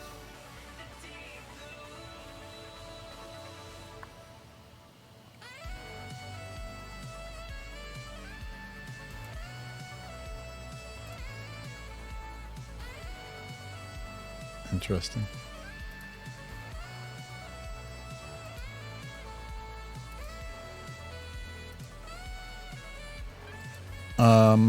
So because I have the Corollary, the Grey Elves, and they are going to have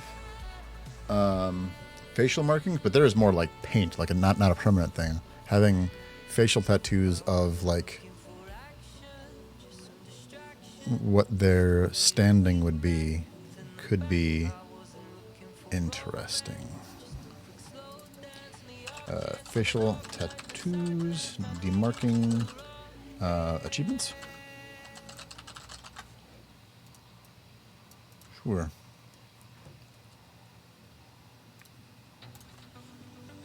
Yeah. I might be into that.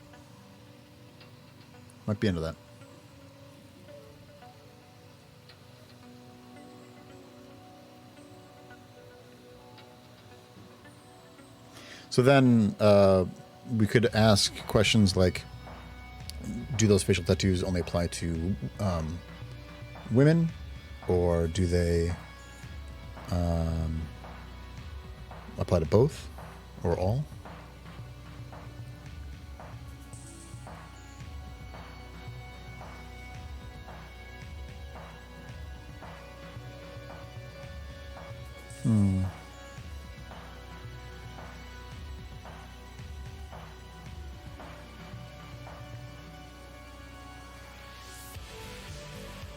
Let's see. Makes me think of women's standing in Spartans are higher with mindset like of Athenian, but not as Mesopotamian, but more stone fiefdoms. I want it to be higher than that even.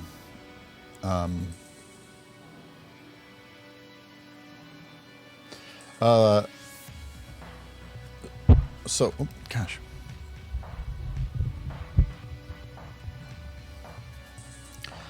Let's go with developing this more. Only women can hold positions of political power.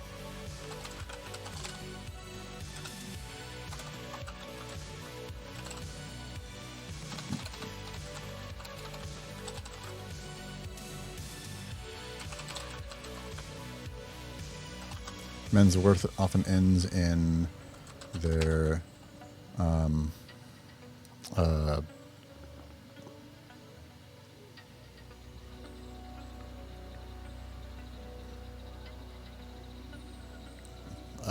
do I want to word this? Like physical contributions, but like but like their martial prowess, I guess. Not ends in their martial prowess, because that sounds like they're dying in combat, which is often true, I'm sure.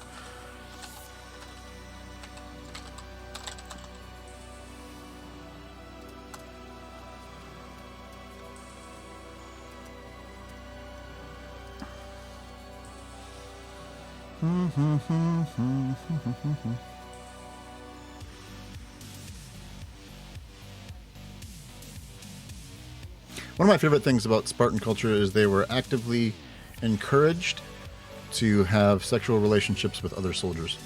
Because if you're fighting next to your lover, the idea was that you'd be fighting harder.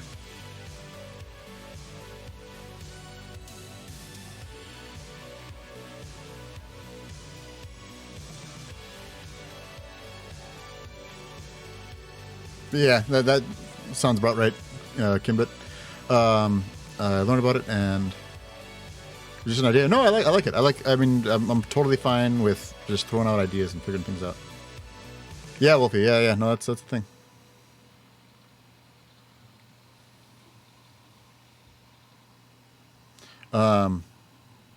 There's a Spartan phrase, and now I don't remember what it was, but it was something about brother next to brother, lover next to lover, or something like that.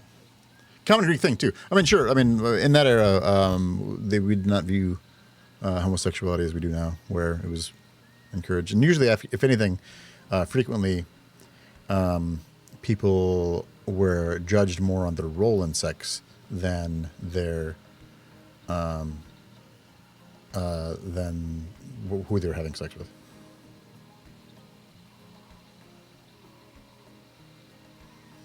What was the saying with Caesar that he was every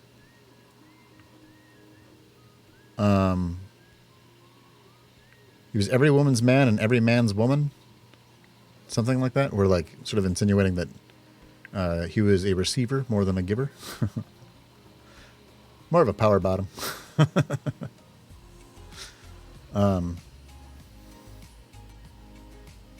That's true too, CJ, yeah. Except for the island of Lesbos. All right.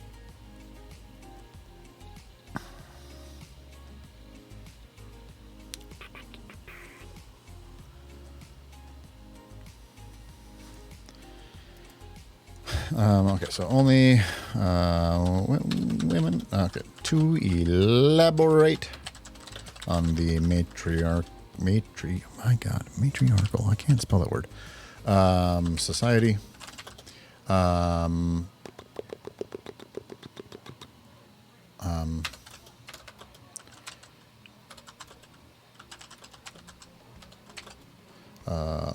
Only women can hold positions of political power at all. Yeah.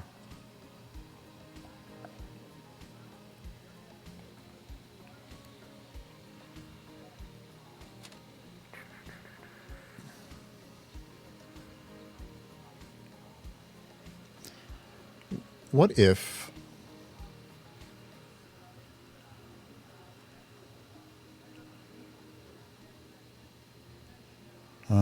yeah, that's absolutely true, Annika. But also at that point, we didn't know where babies came from. Which is why, like, Zeus had babies come out of his leg and crap like that.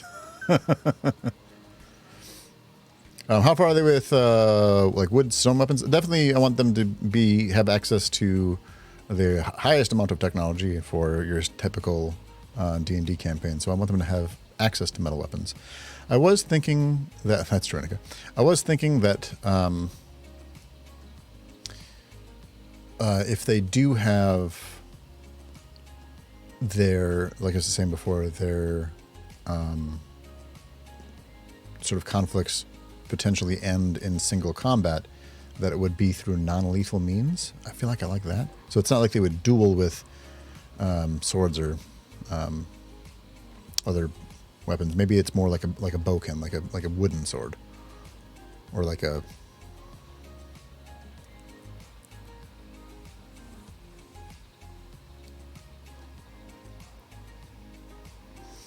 wooden or stone? Probably more along the lines of stone or brick.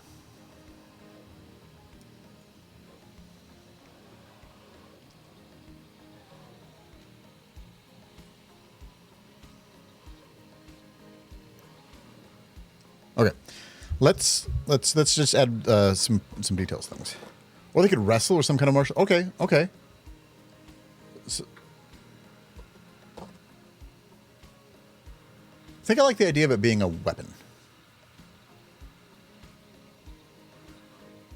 But that weapon could literally be as simple as like a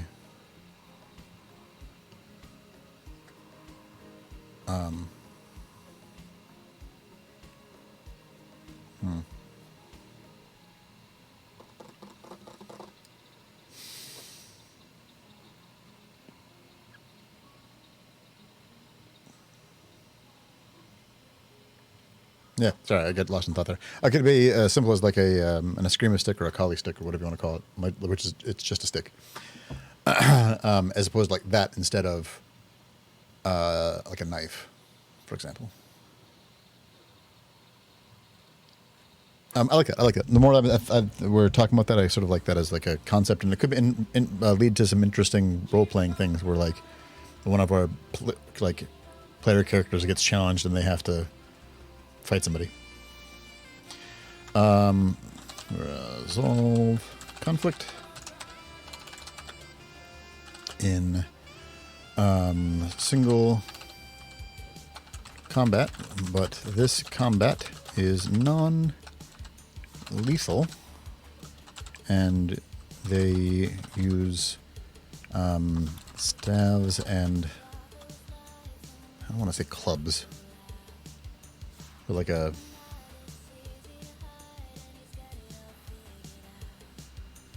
whatever, sticks. Like Tonfa, maybe something like that, but I wasn't. Tonfa or almost feel like a defensive weapon more than anything.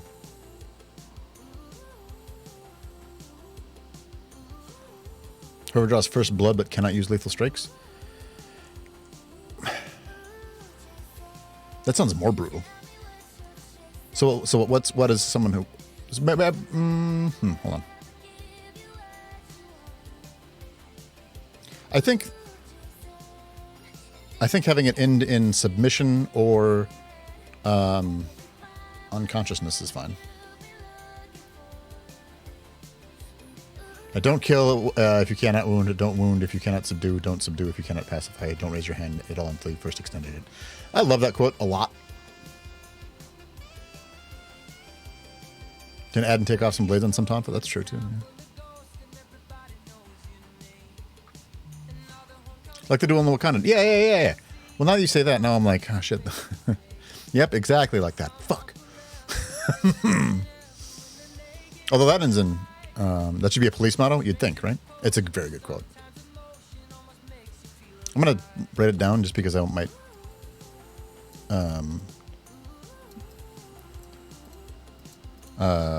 What if even though they are a warrior culture, it is part of their code of conduct to have that be the last straw, right?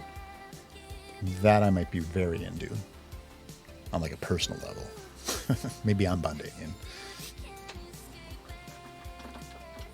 Okay, they use staves and sticks to subdue or render unconscious. Conscious is one of those words that I can never spell on the first try. Results in combat and circular combat, but this combat is non-lethal. They use staves and sticks instead of swords and knives to subdue or render unconscious.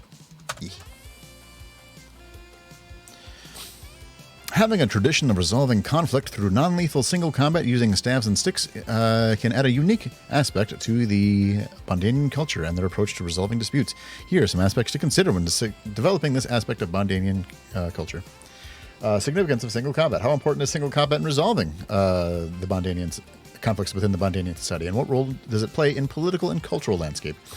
Are there any specific rules or customs associated with single combat, and what is the significance of using staves and sticks rather than weapons? And we kind of go with that in that like don't wound if you can subdue, right? Like I kind of like that. I kind of like that.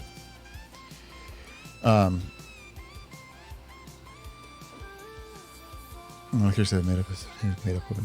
Yeah, and one thing I do like doing is making up weapons. In fact, the Hayorans have that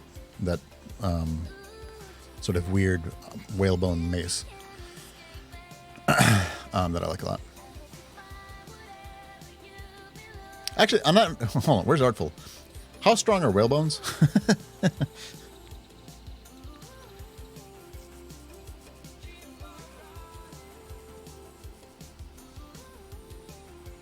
Rules and regulations. Are there specific rules or regulations governing single combat, and what is the process for determining the outcome of combat? What are the consequences for breaking these rules, and what role do the participants, witnesses, and the community play in the resolving the conflict? Training and preparation. How are running warriors trained and prepared in single combat? The non-lethal nature of combat. How does the non-lethal nature of single combat affect the dynamics of conflict being resolved, and what is the significance of avoiding fatal outcomes and resolving conflicts? AI is weird, and I don't like it. It's scary.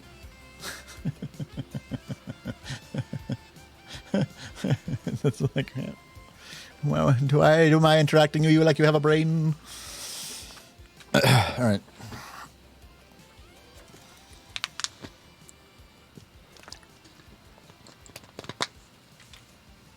So,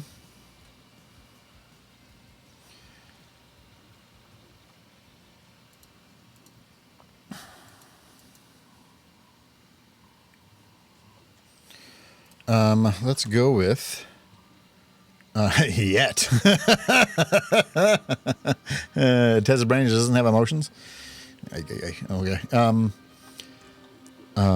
They culturally do not like to kill. I wonder if that then makes them.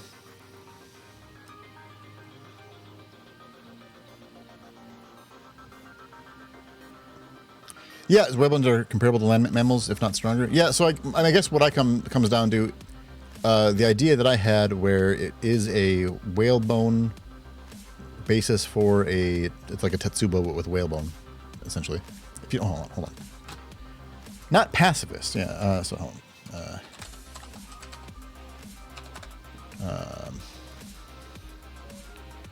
They're stronger than wood. Okay. It's like a tetsubo would look like this. It's like a very skinny mace. Sometimes they'll also look like this. Or a little more spiky.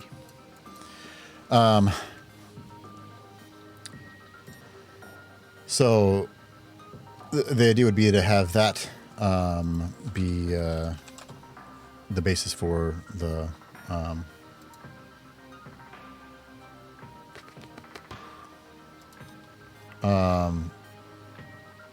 Talwar is a good metal version. Those could definitely be made out of whalebone. Perfect.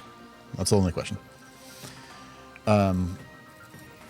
Sort of whalebone with like studs or spikes made out of metal put into them.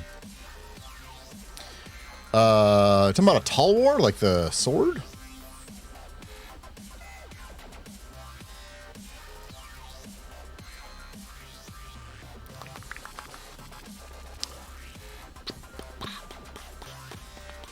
No, 1 second.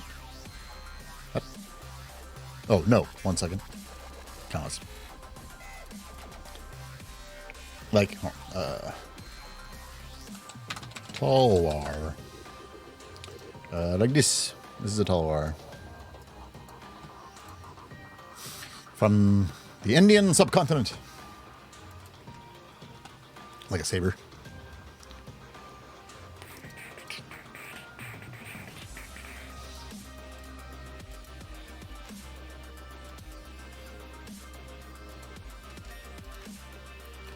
I'm thinking of something else. Tea from it's from Japan. A kanabo.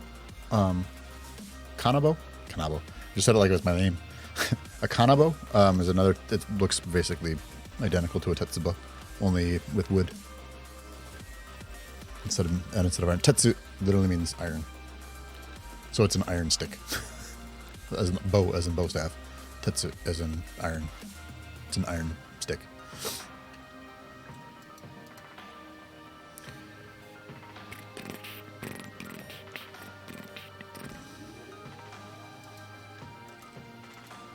And sometimes when I hear about words like that, I'm like, man, they couldn't have come up with something different. But then I realized that, like, here we have things like, what's an example? A stop sign is a sign that says stop. Oh, okay. Fair.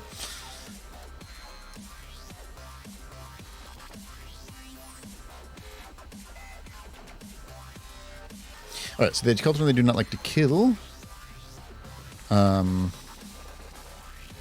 If they do not have to.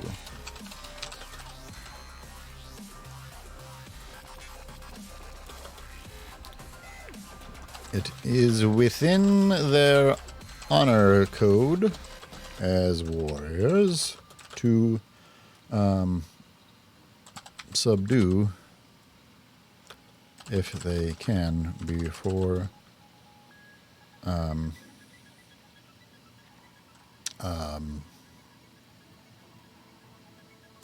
maiming or even killing.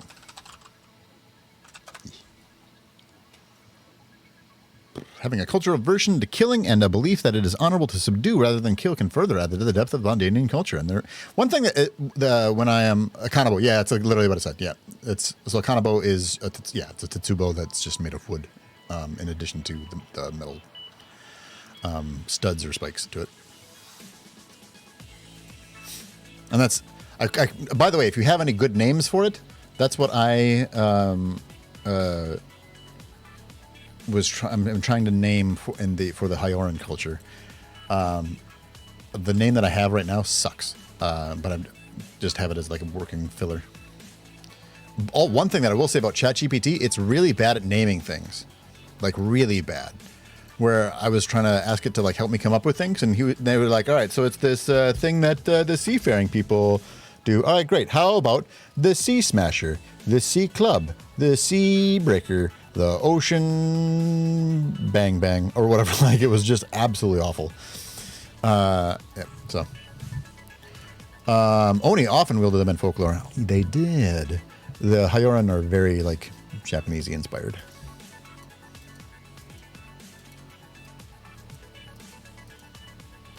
Alternative forms of resolution. Abundians prefer to subdue rather than kill. What alternative methods do they use to resolve conflicts? And how do these methods reflect cultural values and beliefs? I wonder if... Hold on. So what would it be like if they were...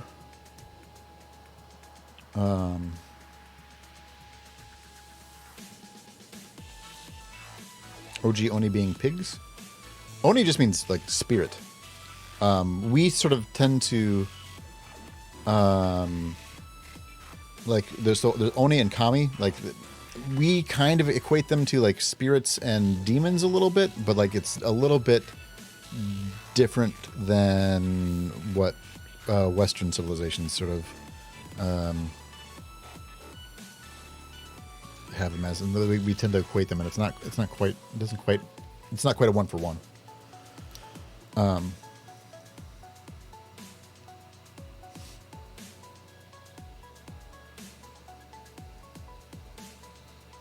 We did not what?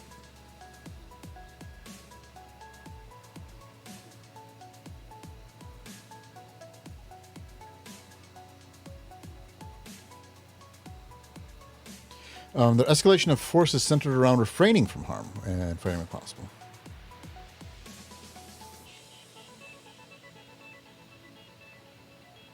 Escalation for Serenade?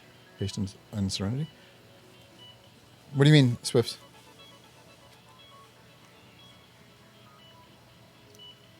Oh, are you trying to think about a name for the weapon? The weapon is Hyoran. We're looking at the Bondanian, so it's a different culture. But that would be a good name for this one if they had such a weapon.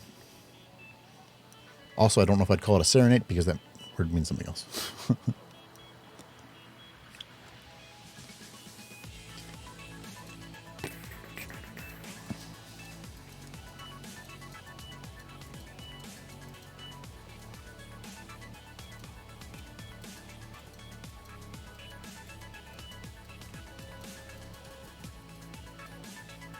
The reading know us road. Well, but giving them like the Western cultures tend to make them like a little bit more what we particularly once Christianity came by and then like sort of influenced that, they became a lot more as we would see as demons, where before they were like. So I understand what you're saying, CJ. Yeah, I get you. Yeah, it's really close to Serenade. Yeah. Oh no, please don't.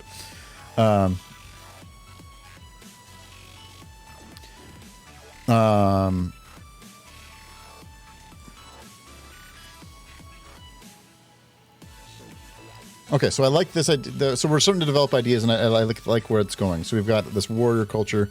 It's very honorific. They resolve conflict in single combat. That's a matriarchal society. I wonder if... I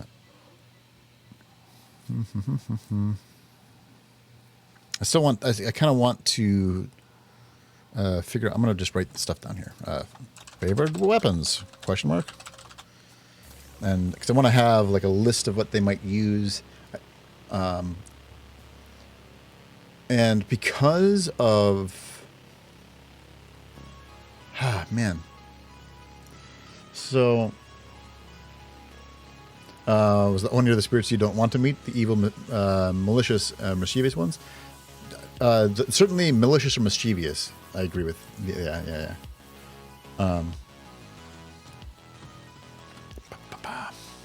Let me think.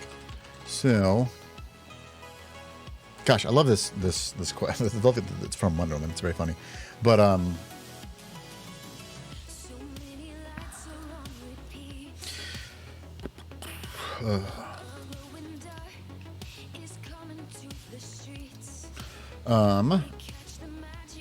Oni used to be the catch-all term for yokai, and yeah. So like, that's what I'm saying. Where like or like the English Fae. Well, because then you're talking. It's like the kami is conceptually like it's like you could have a kami of the table, like they were much more sort of mundane.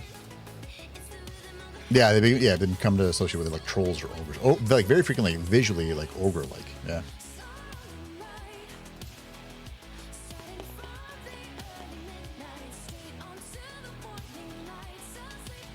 Okay.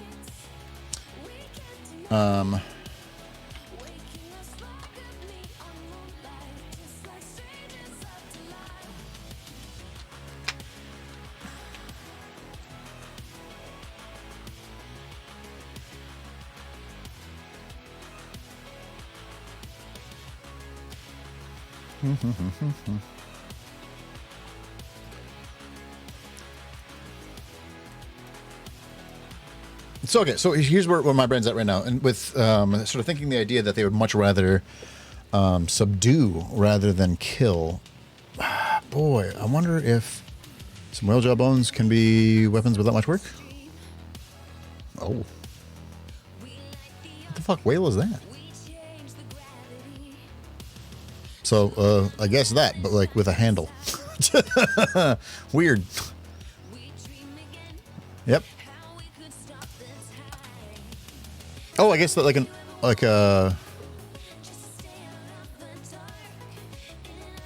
yeah. So it'd be like a Tetsubo made from orca jaws, essentially. My thought was that the well, in that instance, the teeth would be able to be metal based.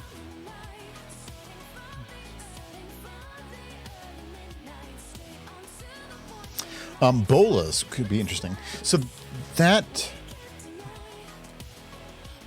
I still want it to be martial.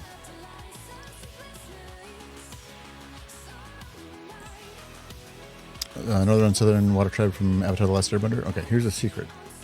You can't tell anybody. I haven't watched Avatar: The Last Airbender. I know a lot of people really like it. I just haven't watched it.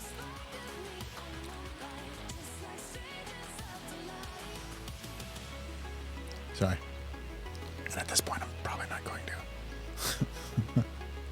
I know people have told me it's very good. I'm sorry. I just haven't watched it.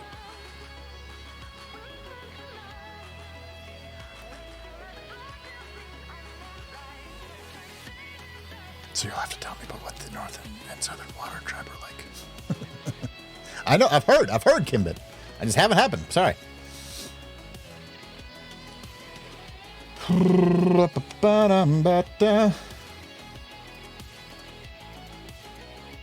There's a movie? I don't even know. I'll watch the movie.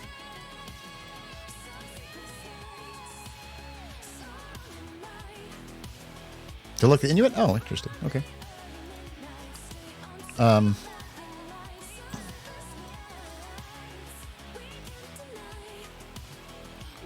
gonna click on this. Yeah. This is a name. The gunsight one. Yep. Gunsight one. Oh. Oh.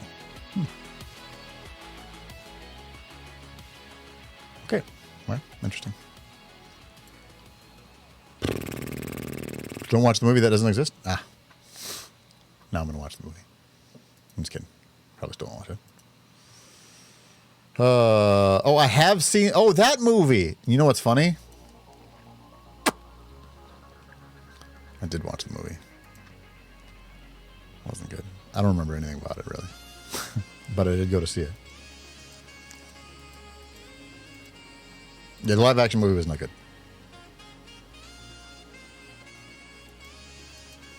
I forgot that I watched the movie. Because it wasn't good. All right, so we have. There's a new one coming out. Oh, I don't think I knew that. Oh wait, maybe I did. I don't remember. I turned a little space heater on, and it's like I'm having hot flashes. All right.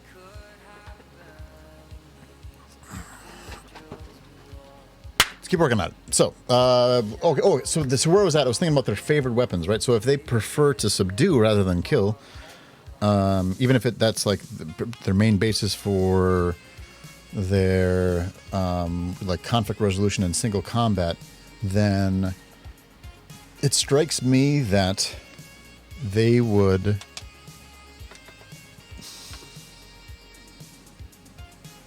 probably be much more into bludgeoning weapons.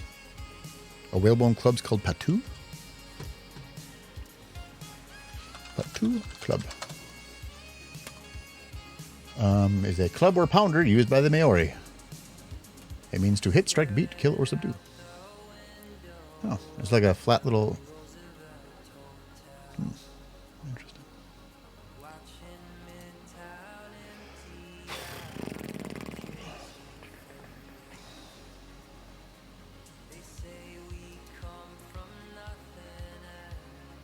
That's like a sap, basically. Interesting.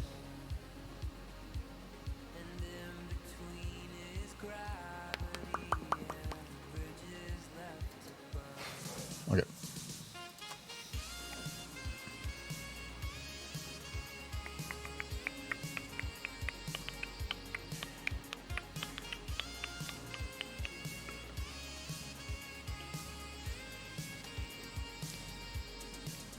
Oh, that's pretty.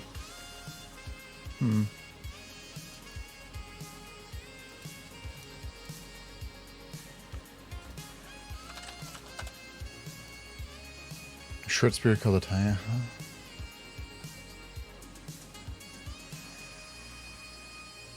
Interesting. I might have to look into their weapons more. I don't know much about them. Okay. But I also want them to be competent in actual war.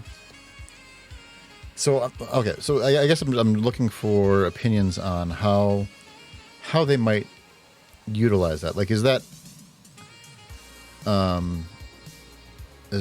subdue and non-lethal means, is that strict for single combat, or do they maybe not even shy away from lethal means? Double-sided weapons. Oh, like a singular weapon that could be lethal or non-lethal. Okay, let's explore that idea. Maybe what has different cultural rules? Yeah, exactly. Like maybe, but also what man catchers? Maybe. But I still want it to be a little more martial. That sort of goes along with like the bola and like whips and stuff like that. That's a little more. Not quite what I'm looking for, I think. What's a weapon that?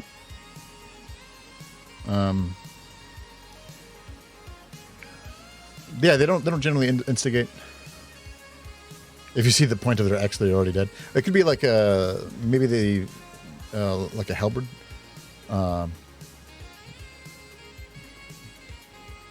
It could be something like maybe they like a regular spear is just a bow staff or a stick, but if you flip it around, now they can actually stab somebody with it.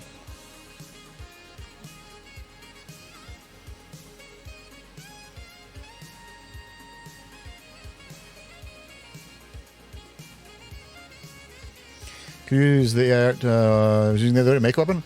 I tried doing that a little bit with the Hyoran whale club. I don't know what to call it before, and it wasn't quite working out.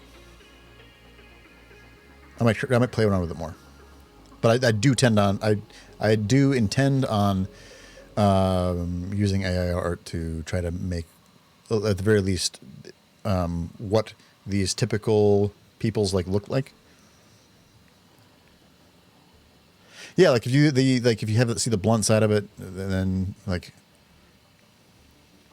Double-sided weapons are if they add too much weight, especially a weapon like a halberd. I'm sure, but if it's culturally significant for them to be able to have the option to subdue rather than kill, then like that, like that could go around there. I have not Swifts. I tried for like a second and it was too far off, and I was like, nah, I'm gonna keep on just working on all this stuff instead.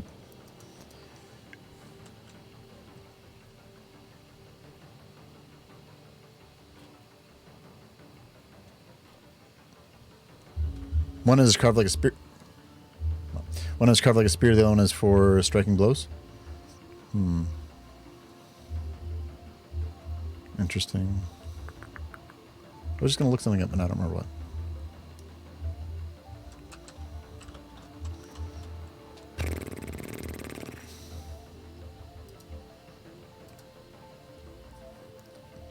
Yeah, the spear is like sort of the first thing that comes to mind. I was wondering how good it could do to branch outside of expected weapons. Suspected it might be. Yeah. Especially when I'm trying to get like weird with it. A Chinese or South American weapon like that. So when you say fan axe, I think of not Chinese or South American, and I might need a visual example. Just combat scabbards. Okay. That's fair, Dave and Claw. Like, maybe the scabbard... Okay. Maybe there's, like, some locking mechanism, more so than typical scabbards, on a sword where then they can use that and have that be non-lethal. That would... Honestly, that would be, like, the easiest fucking way to do it.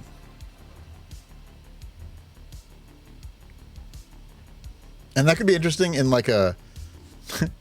in like a D&D sort of way where like maybe you can have an enchanted scabbard. The weapon, just a regular weapon. The scabbard, magical. Would also give more cultural weight to naked blades too. Yeah, like if you saw someone actually draw a sword, like that would be even more impactful than just a regular sword.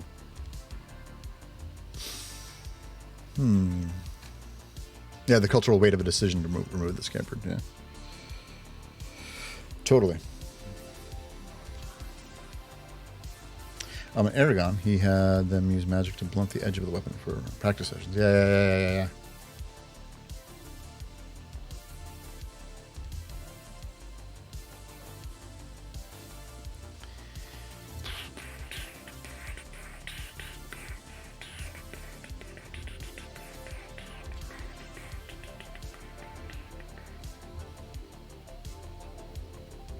Yeah, maybe we're thinking about it too much. Maybe it could just be to keep a weapon in its scabbard and essentially use that. So instead of like a stick, it's like literally just their sword that they would use with a degree of added weight, but also have it being reinforced and meant for impact. I might like that better.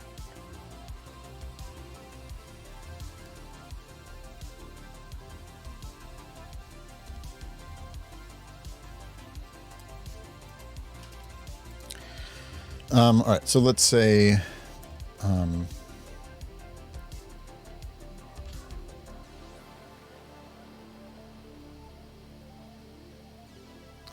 okay, so we could have that be culturally like stratified too, like perhaps among people that are. So if culturally they resolve conflict in single combat. If you are more of a peasant, you could do that with a stick, like an eskrima stick, basically, instead of a knife. But if you are within the warrior culture, the warrior subculture, we'll call it, maybe that is when that elevates from like an eskrima stick to a scabbarded weapon.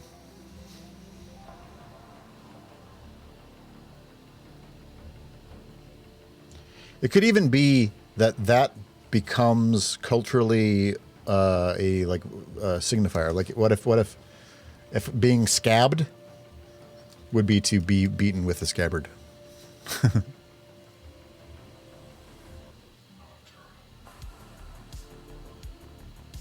Had one culture where if they unsheathed the weapon, they had to draw blood. Yeah. No, I remember that. Actually, I remember that explicitly, even though I didn't watch that much Babylon 5. I remember that being a cultural thing. They had to then draw their own blood with it. Maybe. Yeah. So like non-warrior types would not even have access to it. Why would they? You know, if they're culturally, if they culturally prefer to subdue, like. It would be sort of scandalous to even potentially own more than like a butcher's knife. Okay, so let's add this in. Okay, so for non-lethal, holy shit. There we go. For non-lethal combat, those in the warrior sub culture would use but I didn't want it to be straight up Boken. I own a couple, but I didn't want it to be straight up Boken.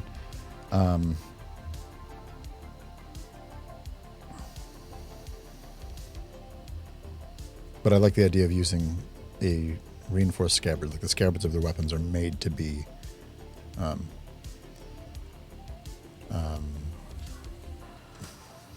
impacted, which also could makes us some interesting things. Like if they run up against a culture that does not do it that way, and then that culture has like a bare blade, but this one,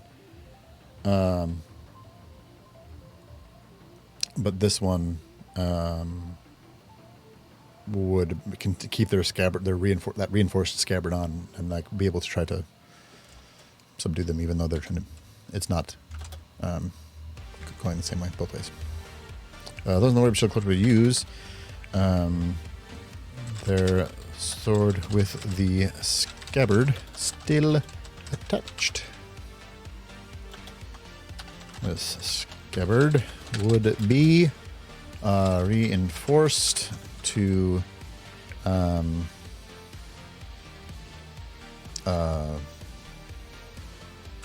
able to take blows.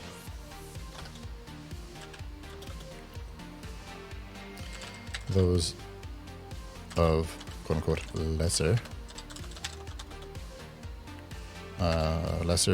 than warrior sure would use something more like Eskrima / Kali sticks. Let's see what it says about that.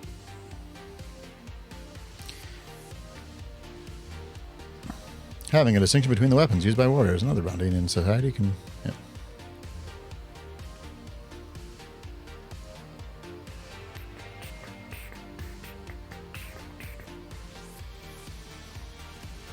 How is it reinforced, and what is the significance of this reinforcement in their approach to conflict resolution? What is the impact of this reinforcement on the dynamics of non-lethal combat, and how is blah, blah, blah.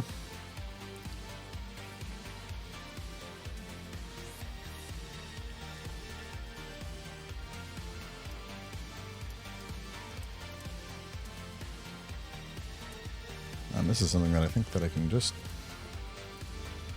start to actually input this into the actual list.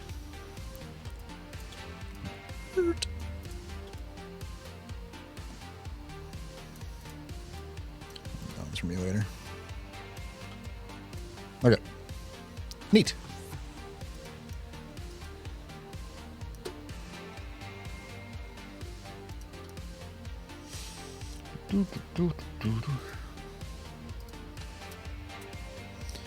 Is there anything that I didn't write down that we talked about there? Also, I'm waiting for it to say something sarcastic. It does not say something sarcastic. The concept could be used to cause potential conflict with other cultures due to misunderstandings. Also in Babylon 5, a major war is started between humans and another more powerful species because of a misunderstanding. The other species considers that approaching new people with gun ports on their spaceships open was approaching it with open hands and as a sign of respect. Yeah, you can definitely have like some weirdness there.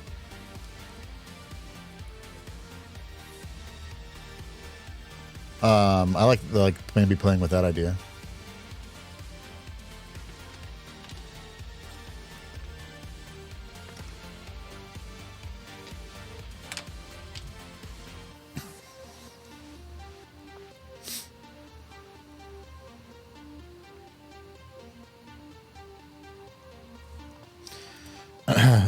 Blades would only ever be unsheathed if the intent was to kill.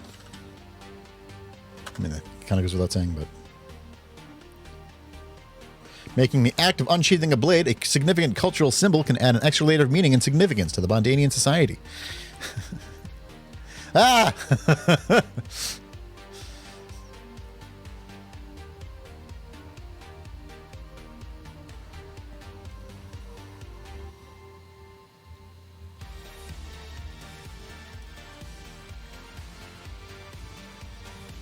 By the way, a note to Inika and Swifts and whoever else ends up helping. Sometimes I'll copy things when it'll be like, it'll word it in a like this might blah blah blah. I never mean might. I mean that it does. I just copied it.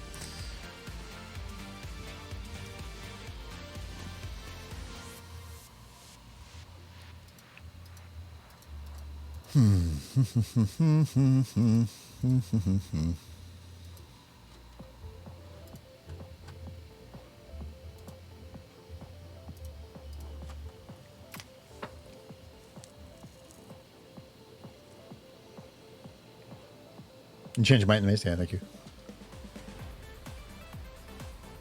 And some of that also might have been like my notes of like, hey, maybe try this as like ideas rather than...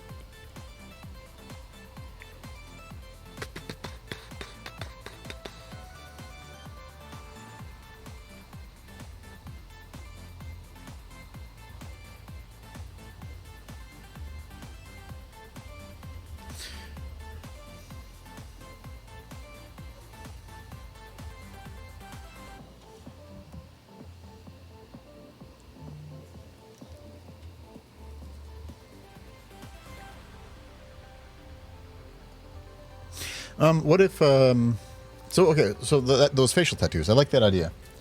The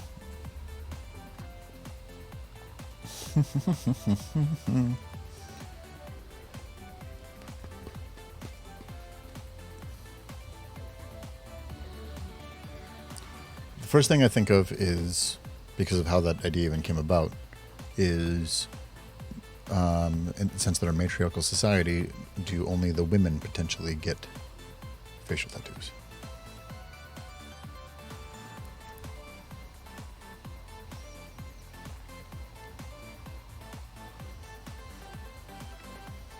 Blood Red Wolf, I still am absolutely flabbergasted on the bucket thing. That's so funny. Didn't know that anybody would ever catch it.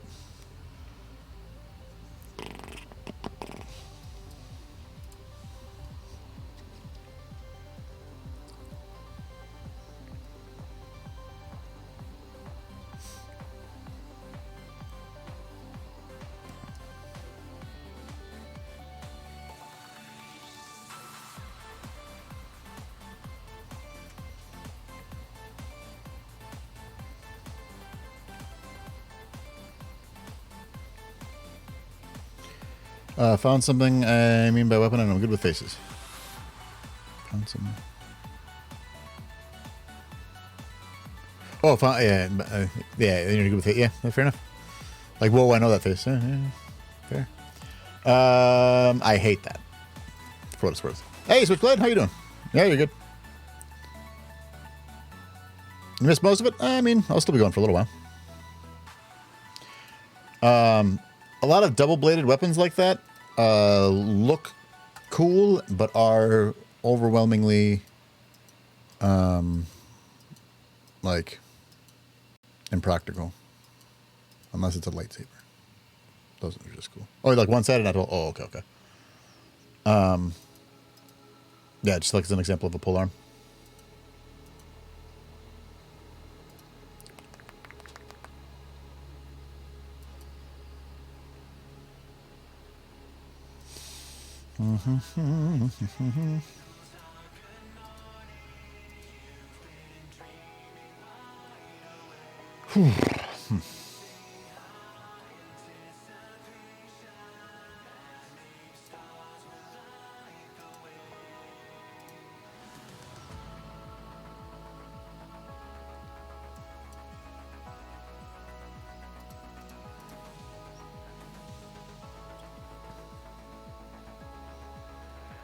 But the blade is closed?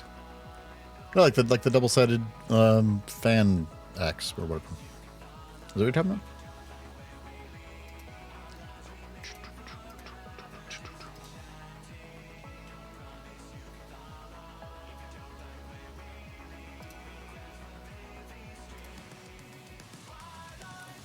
Pathfinder put 28 books on Humble Bundle for $25. Don't use them for content.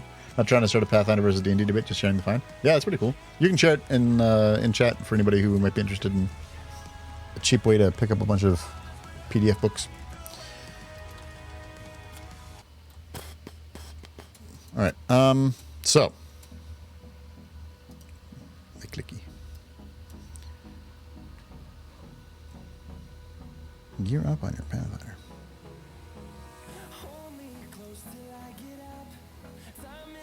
Yep.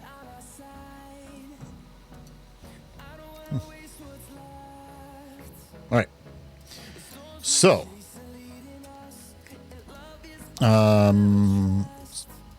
Switchblade, I'll talk to you directly since we're working on this. So we've got this culture that is already available for free online. Yeah, that's probably true. So we've got this culture that is a warrior culture. They're matriarchal. They use... they have single combat to resolve conflicts, like duels, but those duels are non-lethal. They have a protective scabbard. I said protect. The scabbards are protective. They have a scabbard that is meant to take impacts, so it like locks on to a sword a little bit more than how we might have it be.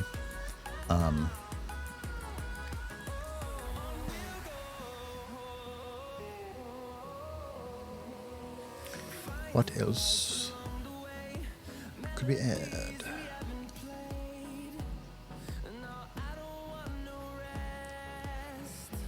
Thinking about having facial tattoos demarking like achievements in some way. I don't know if I want that to be demarking like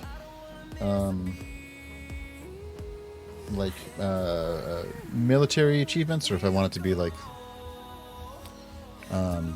sort of much how those Inuit peoples that Bex mentioned were, where it's going to be about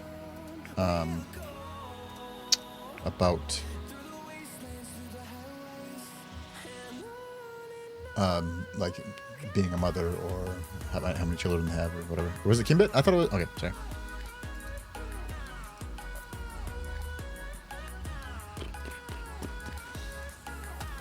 Don't African tribes do that a lot? Some.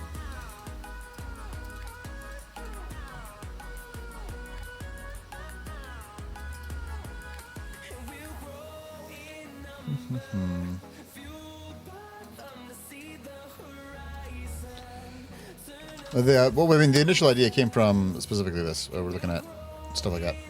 That was how it even first came into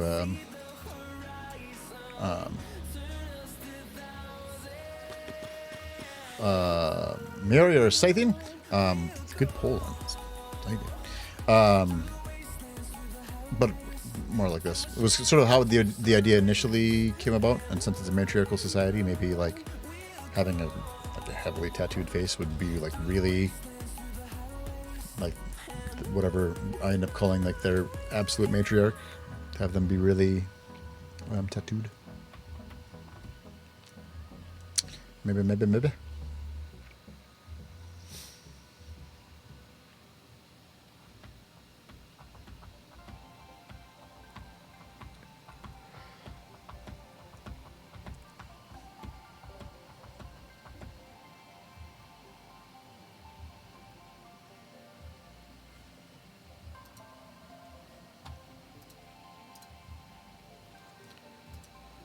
Listening to Wheel of Time for a while now, and I've been deep diving the Isle. The Society's discovered this rhetorical might be fodder for good reading.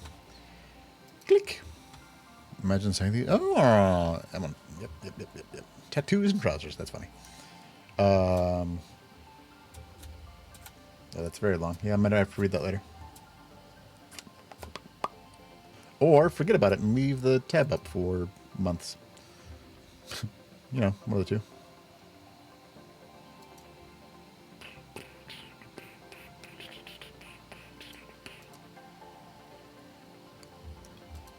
Okay.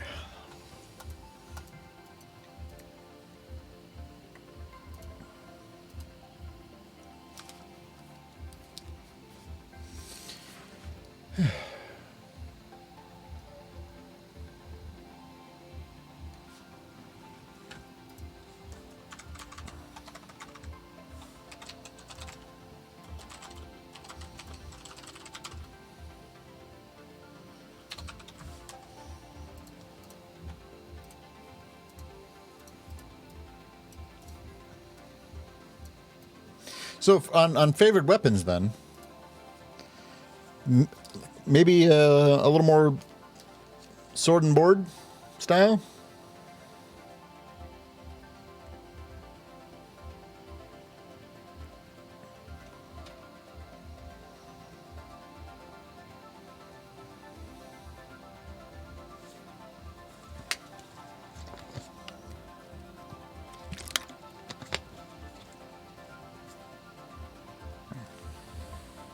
Hey, Kels.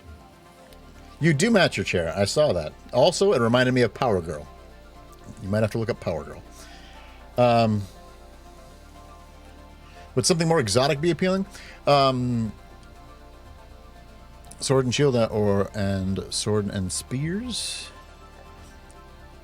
Maybe. And so if we're talking about that non-lethal single combat stuff, I could definitely see that be a little more slashy. Yeah, because of the cutout. A little more slashy.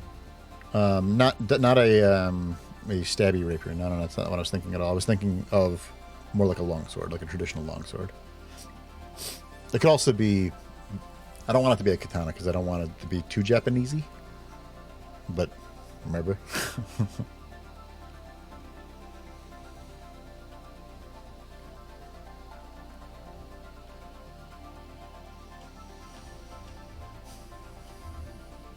Also, I just realized that it's Wednesday. No, it's not. What day is it? No, what day is it today?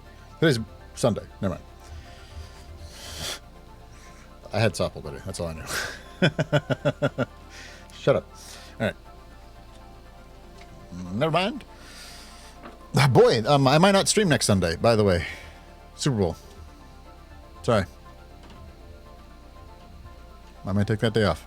I might then stream on Saturday. Happy Wednesday! Right, Wolfie? Yeah. What about sword breakers instead of swords? No, because I don't know if I want them to break their weapons.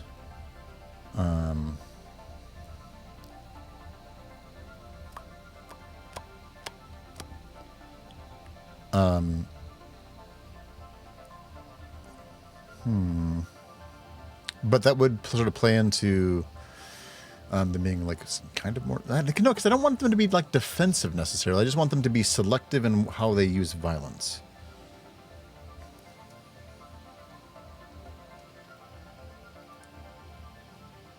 Where like...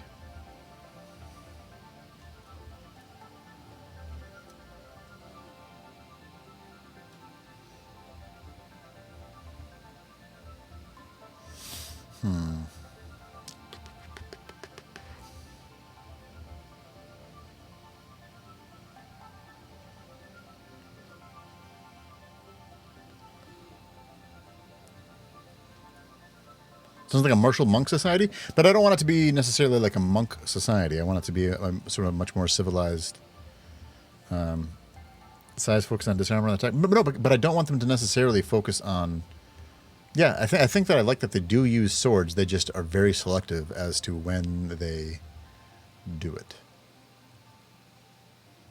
Hey, Moonglaive, thank you for 10 months. Thank you. Again. Wunderbar. Thank you, subscriber. Thank you, Moonglaive. Appreciate you.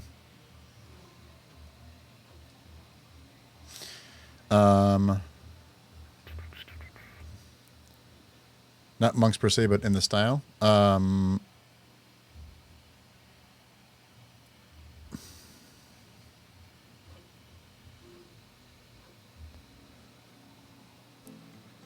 So what I'm sort of envisioning is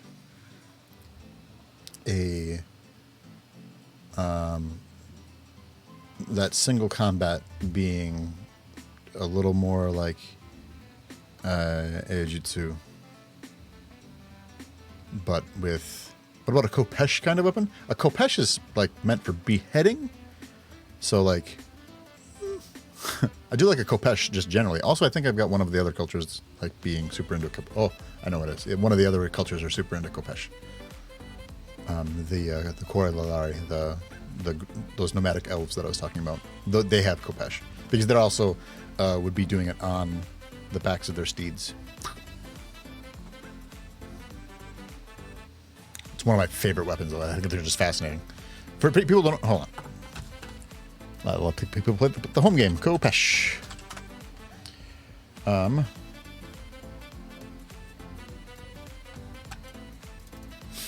It's like somewhere in between an axe and a sword. They're fucking fascinating. Actually, also, I was thinking about kukri as well.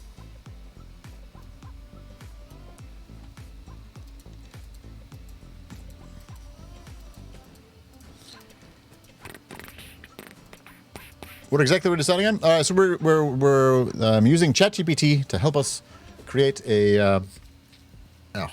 What else is it? With the blade on the convex. Yeah. So the kukri, is the opposite. It's a Nepalese weapon.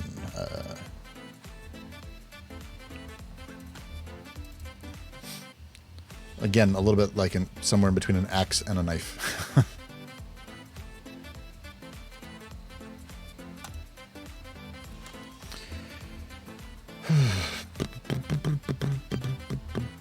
Anyway, so just working on developing one of the human cultures in the D&D world that I'm making.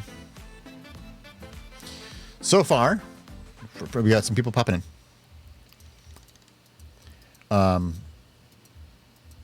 Kopesh were double-edged?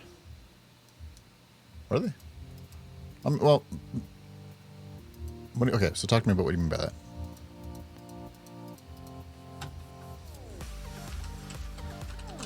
Maybe I'm wrong. Like the tip of it got like was still sort of sharp.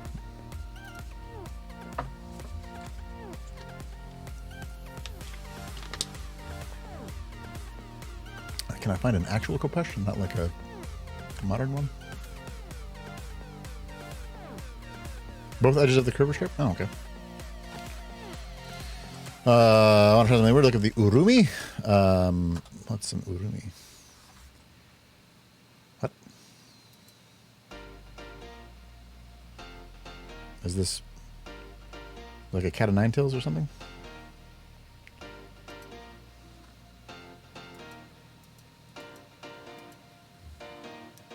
It's like a steel whip.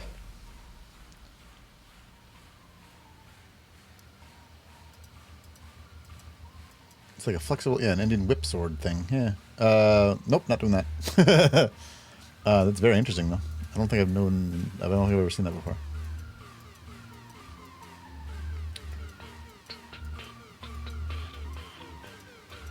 Interesting. Okay.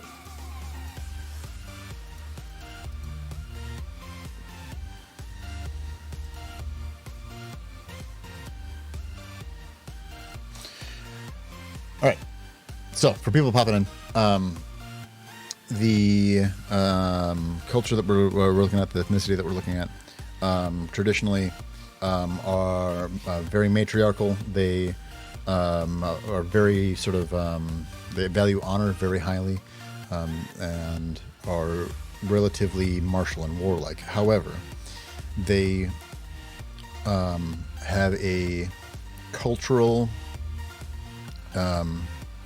value on resolving conflict non-lethally, and that extends into their conflict resolution, like individual conflict resolution, where they'll have single combat to resolve conflict, but that single combat is non-lethal. So their long swords, which in my mind right now look like a regular longsword, I think, but that scabbard will be able to be locked a little bit more so, and that scabbard would be reinforced more than your regular scabbards to actually take impact and be meant to literally fight with.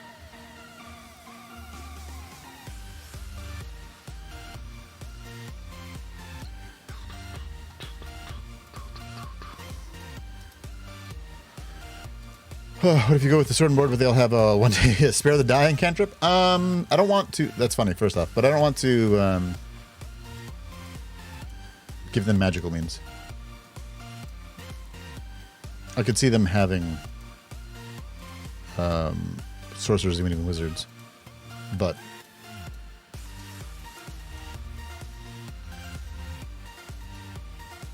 I don't want to give them that kind of bonus. I'm not big on giving a healer feat on a healer's kit. I can get behind that. Yeah. Or a advantage on rolls with access to a healer's kit, something like that.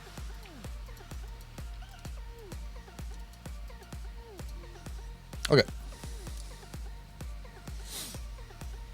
I think we're past this. I'm working that more. All right, so favorite weapons.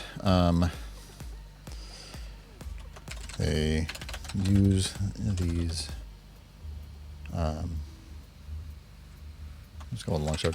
Well, okay, so those long swords, right? Are those going to be? Are those going to be like more like advantage on healing rolls to people you've dealt with in the last hour? Maybe. A lot of the things that I have been working on don't necessarily have mechanical stuff that is then added, but I could look at doing some more of that.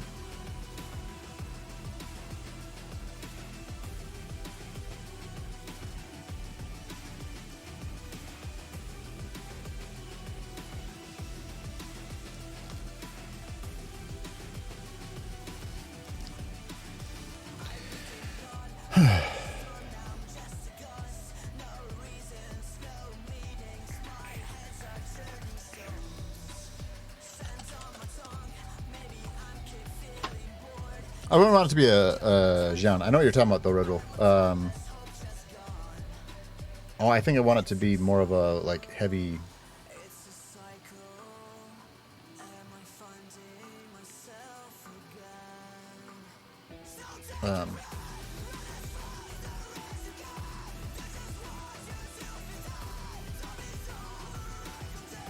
to the point where it would be that I think that it would basically do the same damage, only bludgeoning. Right? So if it's a D8, then it's a D8 with bludgeoning. But scabbards are used in combat as well, you're right, yeah. Certainly within Tai Chi Sword.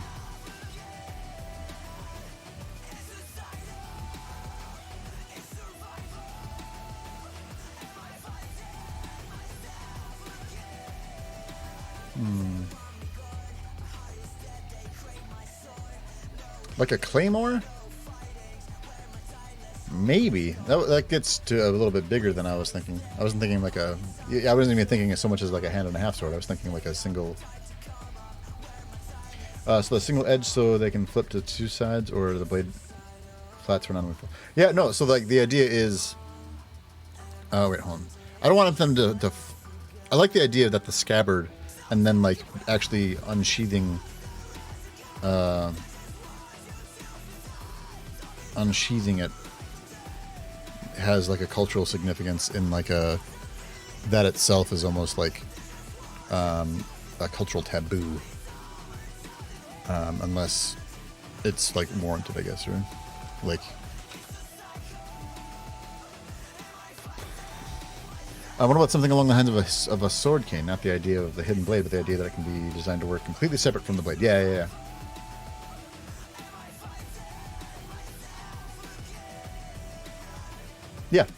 Yeah, exactly, Jody. I like that. I actually like the idea that maybe so if it has this locking mechanism, Yeah,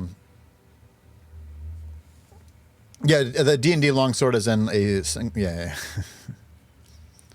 Not like a claymore or even a Zweihander, or fuck me. What's the other one that I'm thinking of? Jesus. Anyway, yeah, a longsword has a definition within D&D. In the same way as like chainmail. That was making sense.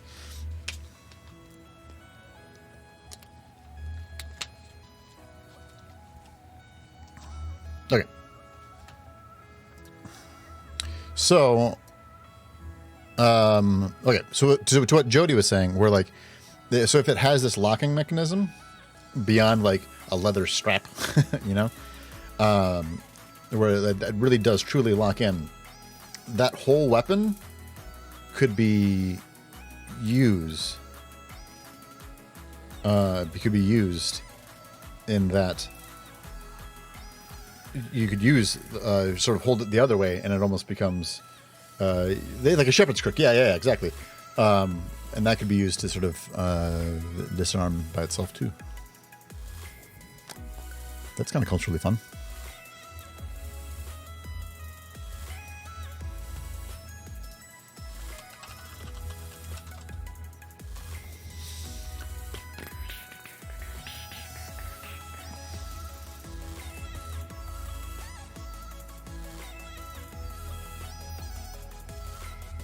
But at least, presuming Jody that they would have like a cruciform blade or a handle, a cruciform hilt.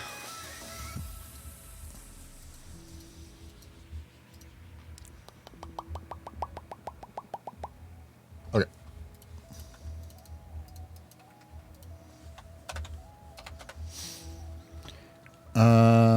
I'm gonna pull up the.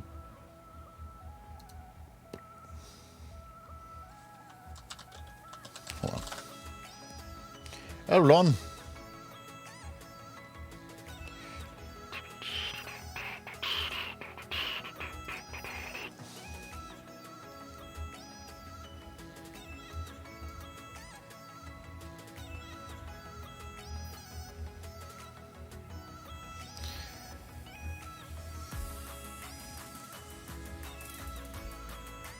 Yeah, Jody. I think that it would be such that, that that warrior subculture would certainly wear that in public, but it would still be a cultural no-no to actually unsheath it. They use a sling and a sword trick. That's kind of fun, actually. Yeah. All right.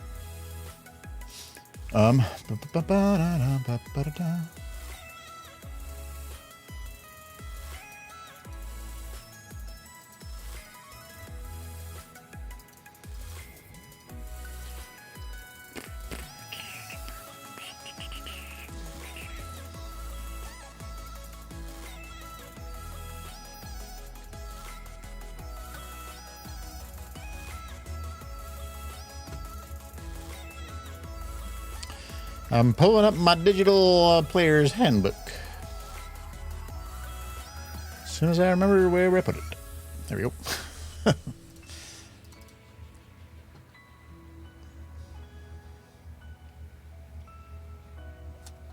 want to check something. I could just ask the chat, but I don't want to.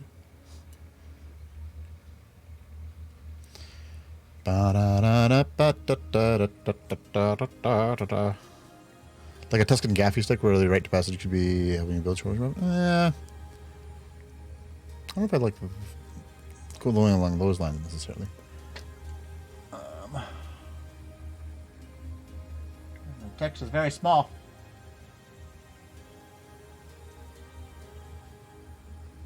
What?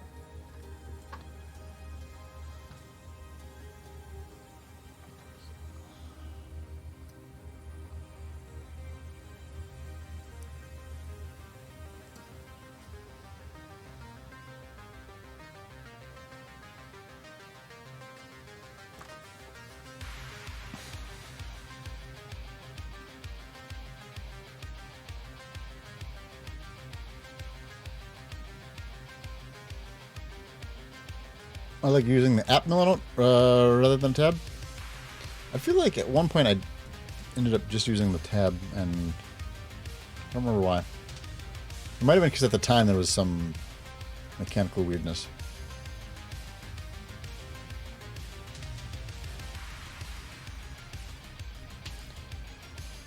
So then the question sort of becomes, or like something that I need to answer is, if they use this scabbarded sword, I might have to come up with some kind of name for it.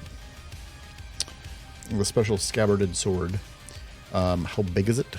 There is an app for mobile. Yeah. It's not as good,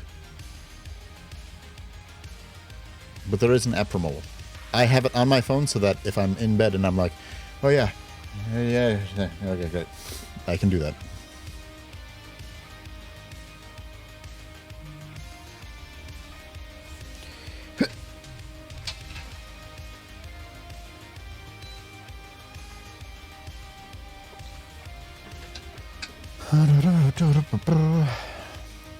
So do I want it to be like a long sword, which is like a hand and a half sword? CJ? Or a bastard sword? Back in my day, we had bastard swords. Back in 2nd edition.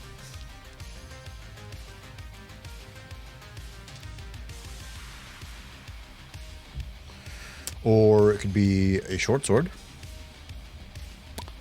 Or it could be a great sword. What app do I give up to have room for it on your phone? Is your phone that full? But bastard is a naughty word. Did you know that I had no idea that that was at all a naughty word at all until I said it at a friend's house when I was very young, and their mom gave me a talking to, and talked to my mom about it.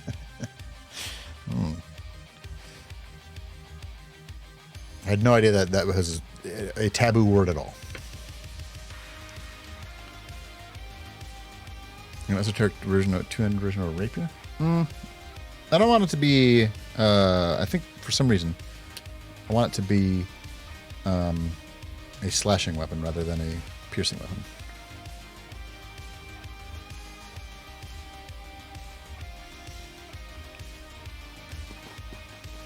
What was considered? Yeah.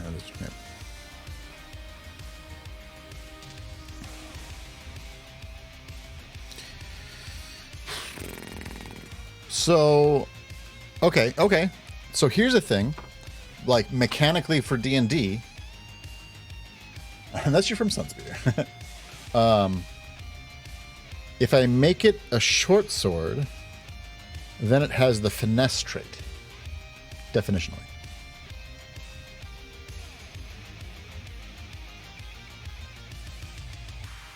Which would make it that then it could be used without, with like a dexterity specific, and that could be an interesting thing. Alternatively, no. I was going to say that I could have their longsword have the finesse trait rather than being versatile. So okay, this is now like D&D rules talk. The longsword in 5th edition does a 1d8 damage, but it's a versatile weapon, meaning you can use two hands to wield it, and then it deals d10 damage. Which is why it's basically a bastard sword or a hand and a half sword.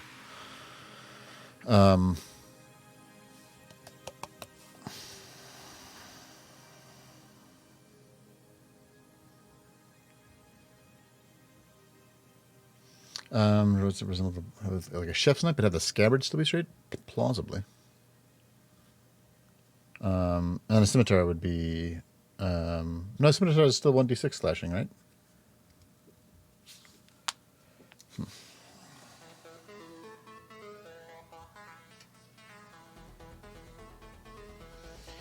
What?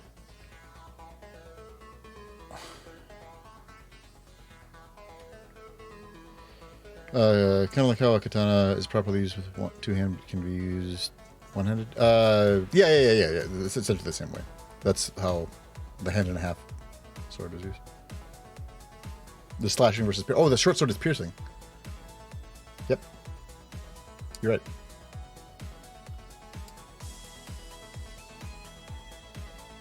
I kind of wanted to do a D8 rather than a D6.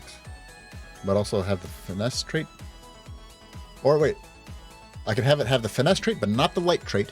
Would that be balanced? Hold on. We're getting into some nitty-gritty D&D bullshit. If you're trying to hit a damage per round threshold, you've got other levels. Allow them to do a small damage shield dash or punches and not give them the versatile. Maybe.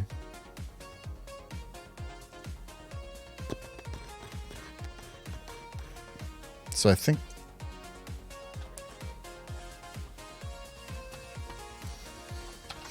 needs a name. You said nitty-gritty before I went down this hole? Yeah, but this one, like, now I'm like, the rapier's finesse, not light, and uses D8. Light makes it D6 due to dual wielding. Yeah. Well, so what I want, it doesn't need to be light. I want it to, okay, so what if it's, hold on, because rapier's not light, but has finesse. So what I want is, okay, so this has precedence. So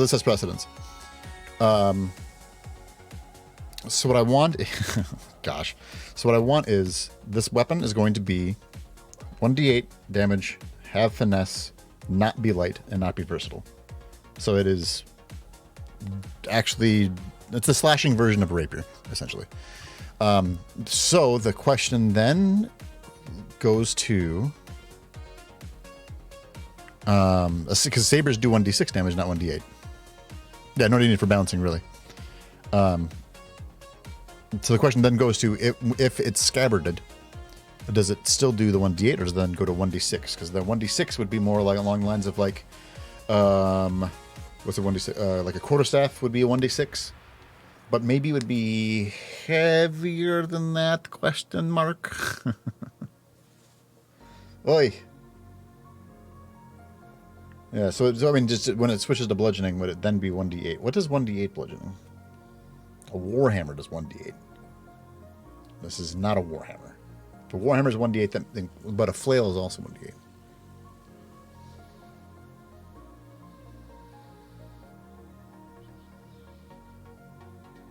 So what you think?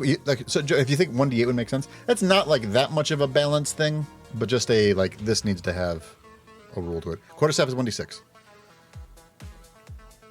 Also, this is testing my knowledge of 5th edition.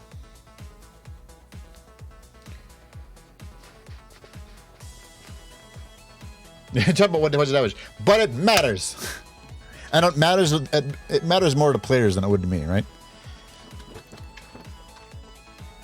Quarterstaff is versatile. You're right. 1d8. Okay.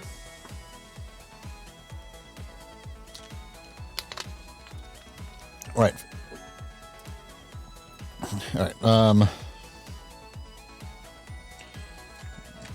Needs a name. 1d8 slashing. 1d8 bludgeoning. Finesse. But definitely not light. If the scabbard locks, you would be able to use the weapon two-handed just like a staff. Like if you flipped around and held the scabbard and then used the pokey bits. Absolutely. Like a great club. 1d8 -1. I don't want to get into that. I'd rather have it be straight die roll. Great club is a d8. I'm calling it a d8, and we don't have to worry about it. Also, I really like this idea.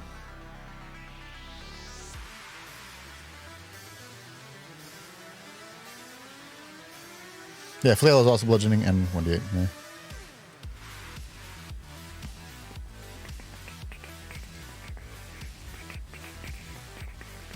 They did move mountains to avoid negative modifiers. It's true. 1d8 slashing, 1d8 bludgeoning, finesse. What could we call this weapon?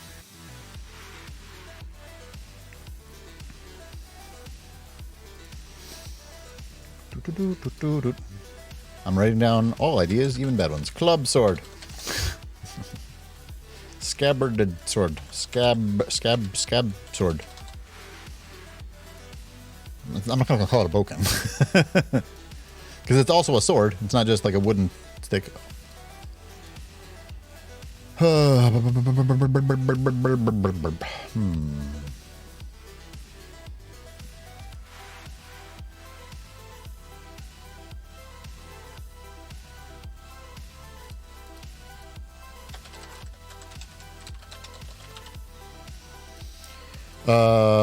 Bondanian. So it'd be Bondanian. From Bondania. They're into bondage. No, it's not. Should maybe change the name.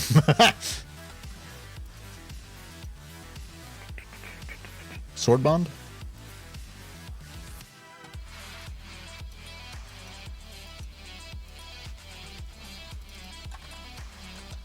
Sword bond. What about using the word sheath as part of the name? Okay. Or, well, it would be a scabbard, right?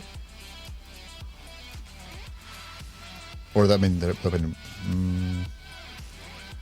sheathed sword? Scabbarded sword? A scab sword? Scab sword's not like the worst. Yeah, then like unsheathing it is a big deal. Yeah. Sheathed sword. Gwain is Welsh for sheath. Now you're speaking my language. Hey, Scout.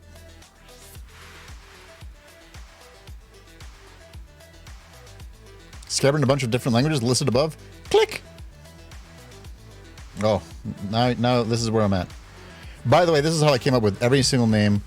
You speak Welsh? No, but like I like using words from other languages to develop stuff. Like every single, like all of my dwarves, the Hulnis, the Hammerdas, and the Skelthus are all from Proto-Germanic words. Because I'm a nerd. All right. Foro. Scheide? That's close to Scheisse. In Icelandic, it's just scabbard. Oh. I do like Gwain. Gwain sword?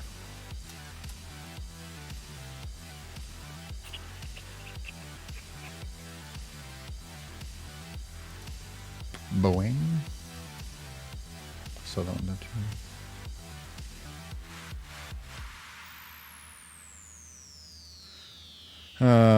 She's does something like that, isn't it? Synonym? I'm kind of with CJ on that one. It's synonym in the same way that like people say clip when they mean magazine for guns, but like there's a difference. Bodwain? Bodwain gets close to because it's Bondanian. That's worth writing down.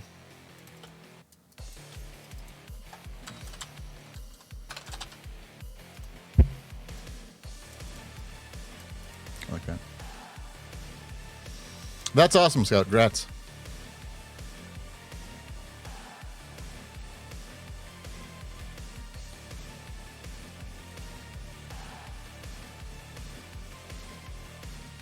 Gwain also means vagina in Welsh. Perfect.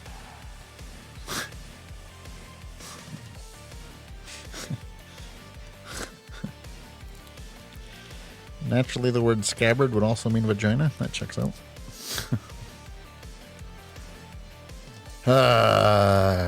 Thanks, patriarchy. We're going to pretend that that's not true. Pull out Game Week. Have you seen my Gwain? Ah, yes, you left it by the door. Shorf.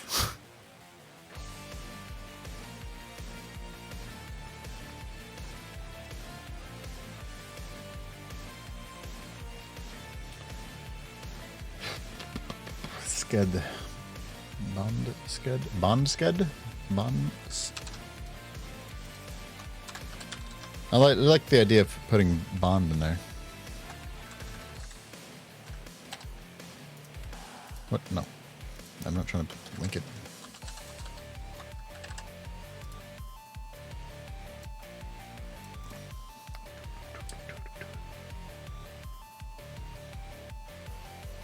Can you see something there? Can I read Cyrillic script? Not well. Or like, as in what the words sound like, I would be able to figure it out if you give me a Cyrillic word.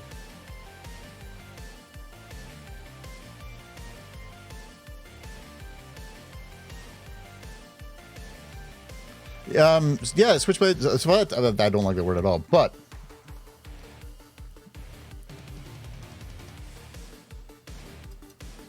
Bonwain, it gets close to boatswain to me.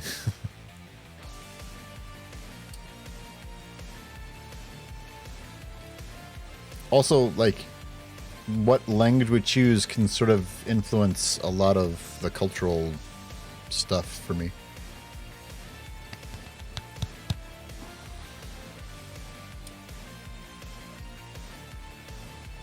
A botfly. No. Gross. Blah.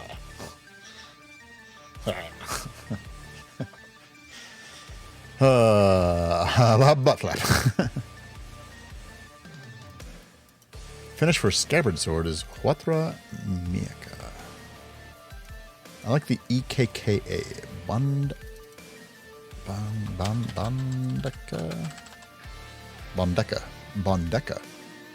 Bondanian Bondeka. Bondeka. Bondeka.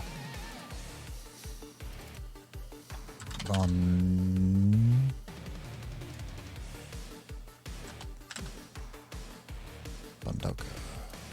Bondoka?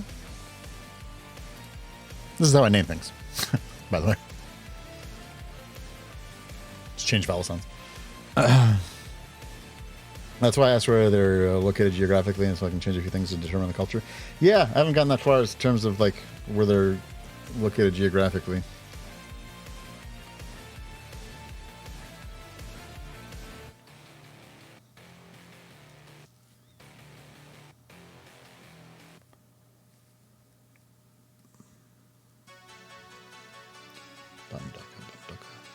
Bondaka.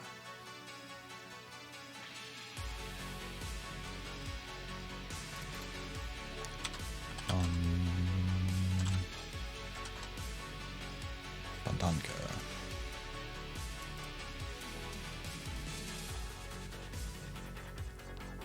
Starting to feel it. Starting to feel it a little bit.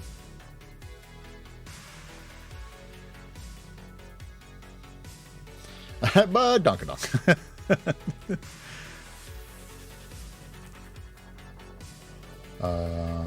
Hori. No.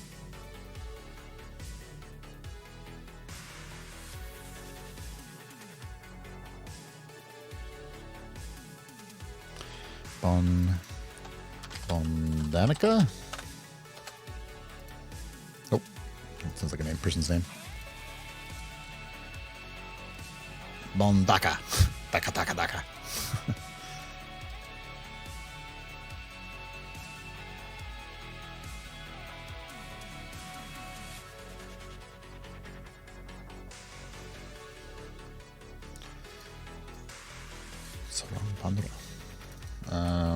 Pondron.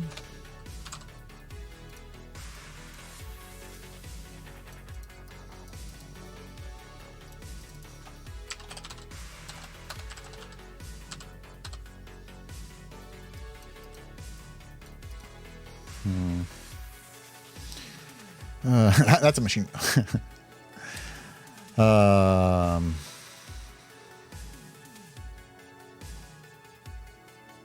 What about bringing in words like peace or resolve, since the goal is to stop conflict before unsheathing? I agree with that. Also, I like the idea of having that weapon have sort of part of the name of the people in it.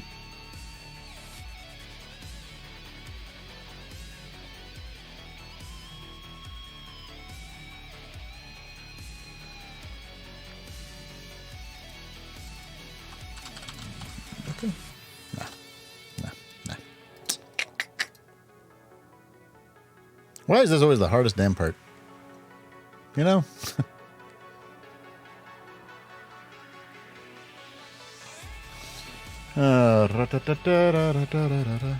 Yeah, so they took the name from the weapon, and so the other way around. Yeah.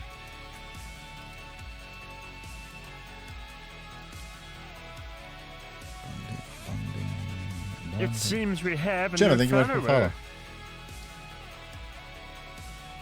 following. I spend so much time on names. If I did not care about names of things, I would get so much more done so much faster.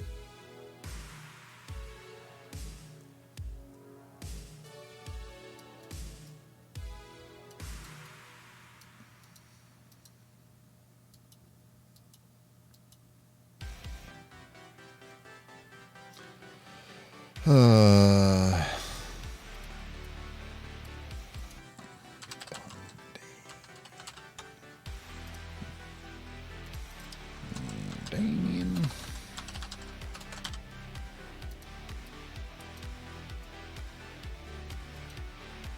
No.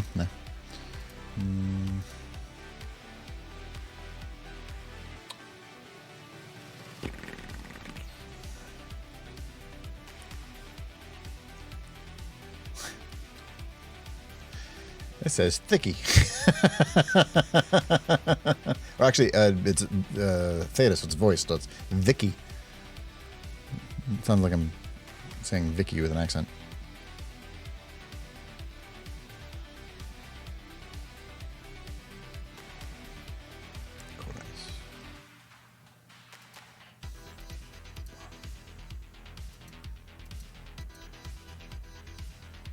I think I'm kind of leaning towards this Bandeka 2Ks or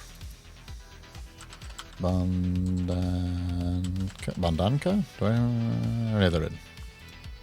I came to that twice, so maybe that means something.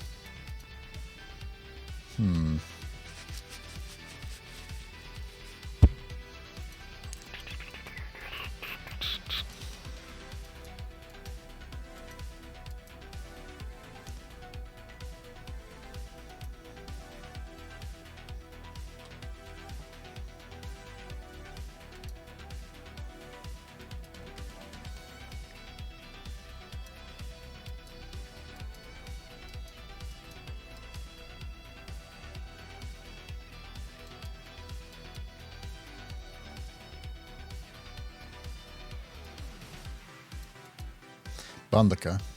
Bandeka? What emphasis do I want on it? So I got Bandanka, Bandeka, Bandeka, Bandeka, Bandauka, Bandoka, Bonbons. Yummy. Ugh, yeah. Bandrung. Bandrung. Getting Germanic here.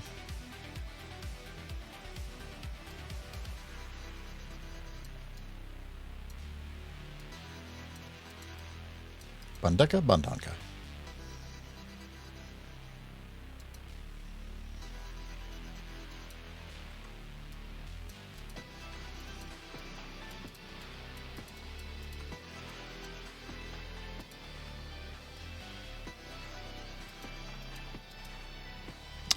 Excellent, Mast. I am going to be working on this for a little bit yet, but may join you eventually.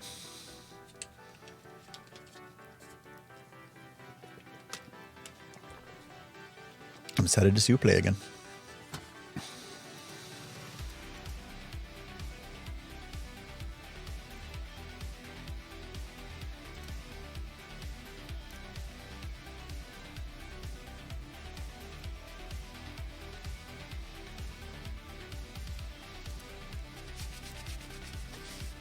Two needles back in. What was the other needle?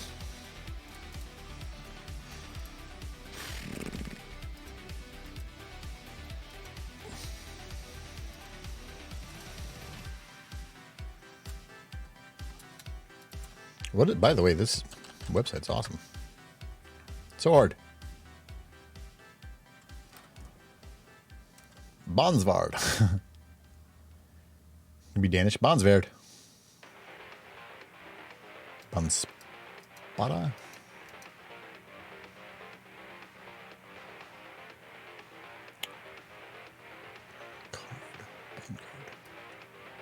Hungarian K-A-R-D. B-O-N-K-A-R-D?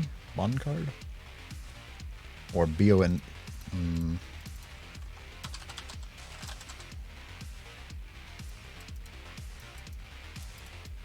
don't like these anymore.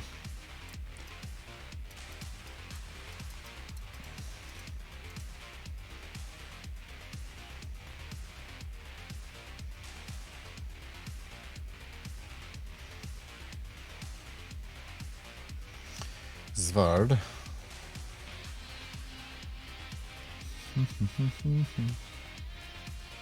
So Chansington is Kotaga tonight. It's true. They were messaging me earlier and been like, hey, do you want to roll with some newbies? And I was like, hey, fucking maybe.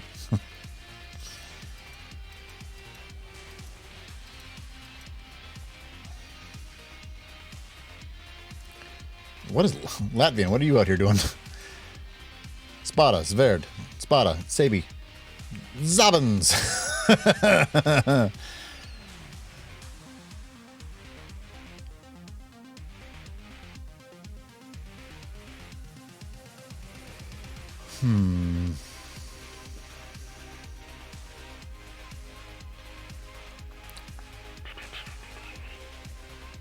Mieka. That goes into that EKKA.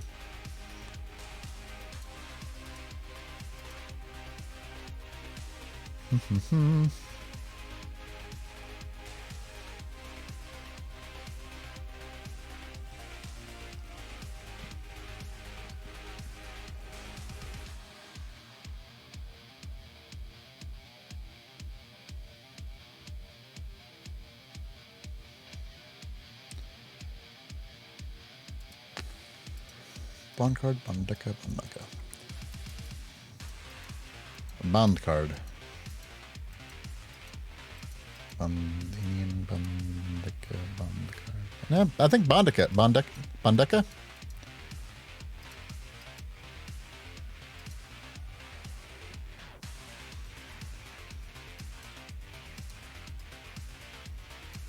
Might be into that. It also has a bit of an onomatopoeia to it. Just a little bit.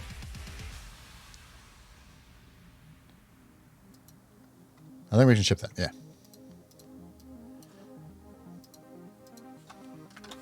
Woo! Bondeka. Awesome. All right. They have a cultural weapon called a Bondeka. It does 1d8 slashing unless it has the scabbard on. Then it does 1d8 bludgeoning. A weapon also has the finesse trait. Oops. Oh, shit. You son of a bitch. Copy. Reload. Oh, we're going with Bondeka.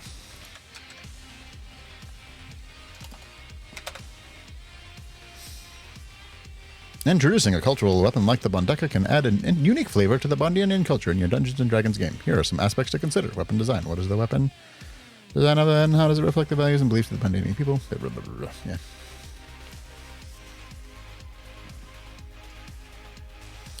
Fucking... ah! It's creepy! It's fucking creepy!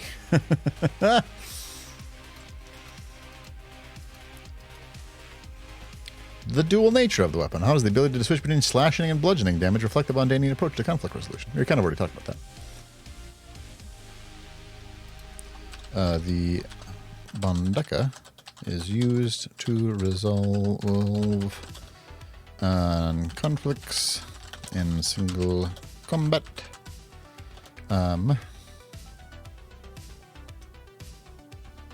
While the scabbard is on.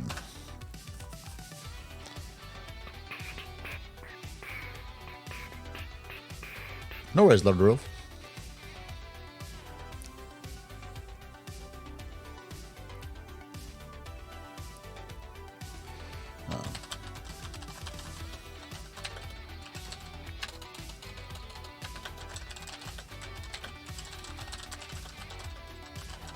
feel like they're very much sword and board type peoples.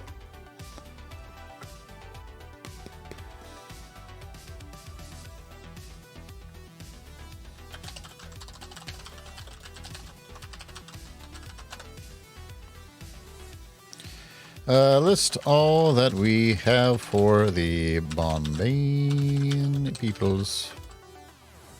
We convert all my racial list from a web doc to Milanote. I really love Milanote a lot. It just like I've said over and over again. It just works how my brain works.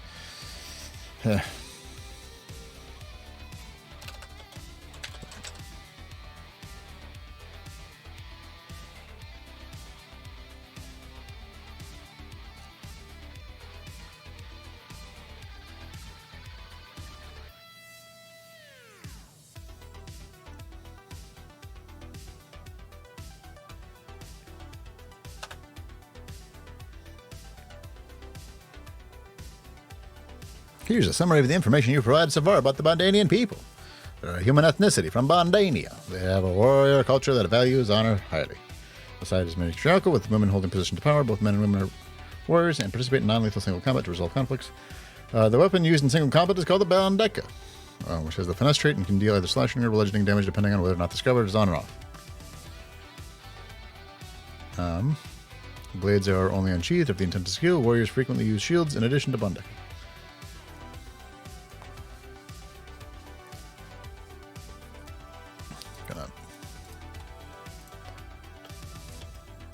Copy that.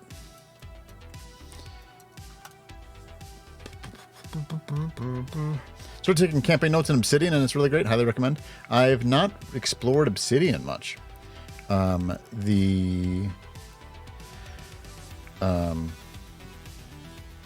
feel like I've used it a little bit, or like explored it in terms of like if I wanted to use Obsidian or Worldbuild, and I ended up using Worldbuild. I think. What was that? I feel like I looked at it.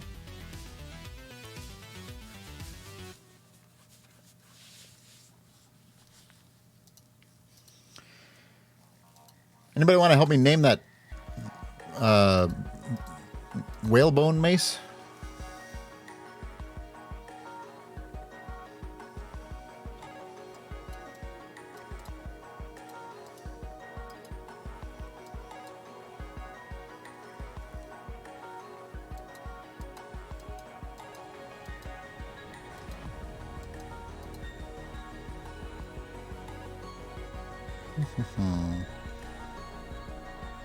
It's really great at building links, which I find really useful as a player documenting things quickly and remembering facts from previous sessions. Okay. I feel like I looked at it. Maybe I have to look at it again.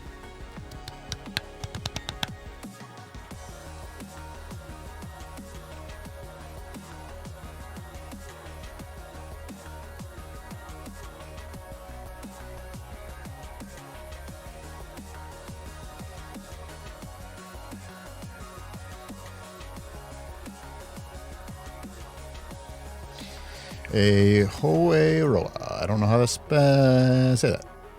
Hoeroa? Something like that?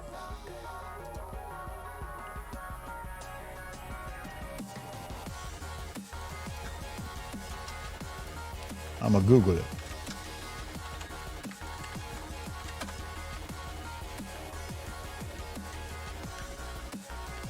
From the Maori. Naturally.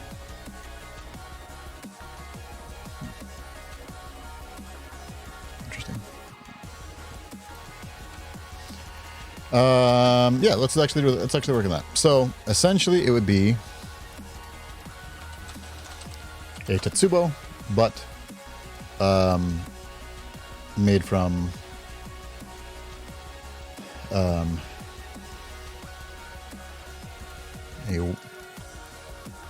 whalebone instead of from metal or wood.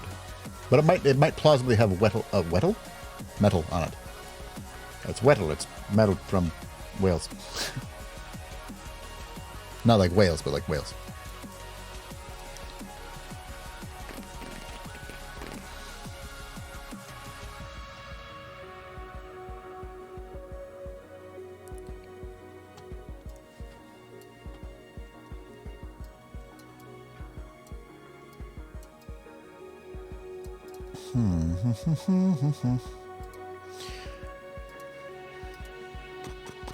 Whales, not whales. No, whales, not whales. I could name it something Welsh, which would be funny. Because it's a whale. What's the Welsh word for whale? Morphle? Morphle is the Welsh word for whale? Is that what I'm getting?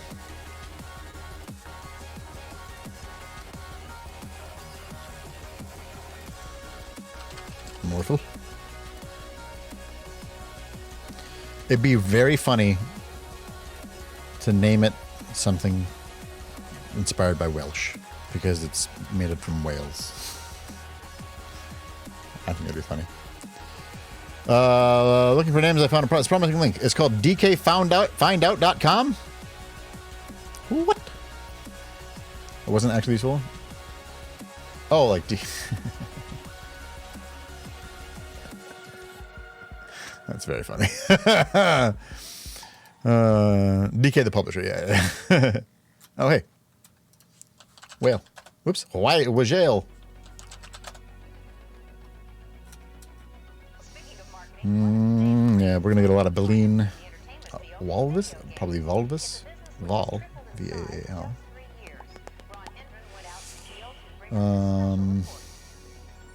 Volur. Volur. I don't mind that.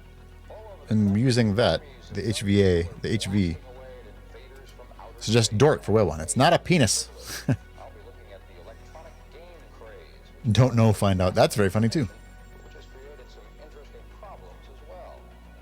Yeah, it's lots of Latin influence of the Pauline. Morphle.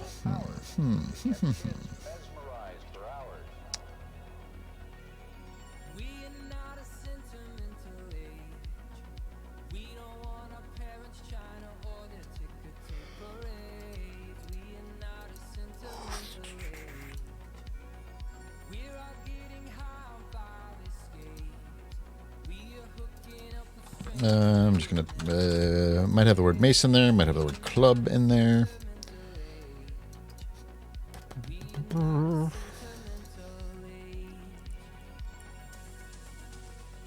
Whale's tooth and Dante Morphle. It's a little long.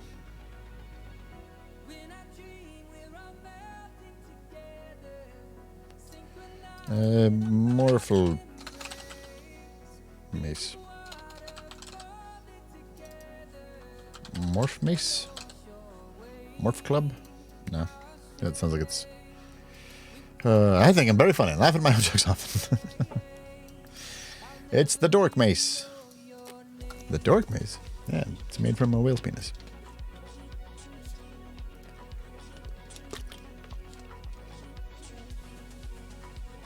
Designed to subdue and embarrass your enemies.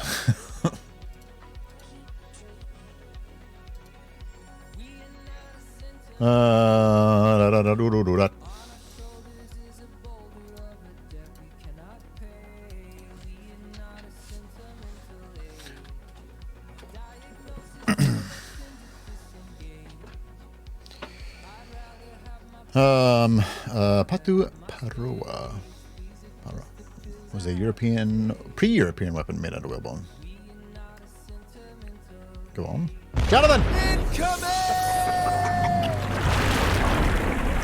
Oh, we looked at that a little bit, yeah.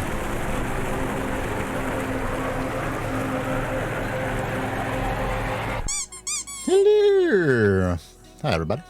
How'd the D&D go?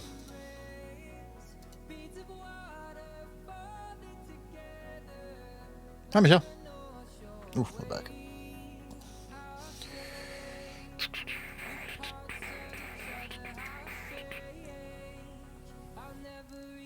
Spent 2 hours doing little, not a lot in an hour. Whale jaw, again Morphle. Morphle, again more. I am naming a weapon. Oh, was it Worldbuilding? It was slow at first when we were looking at the culture. Anything I need from you? Nope, you're good. It was slow at first. Not even at first. It took There's a lot of talking, and I was getting very distracted. But I think that I showed off ChatGPT and not as much as I wanted to, but probably effectively.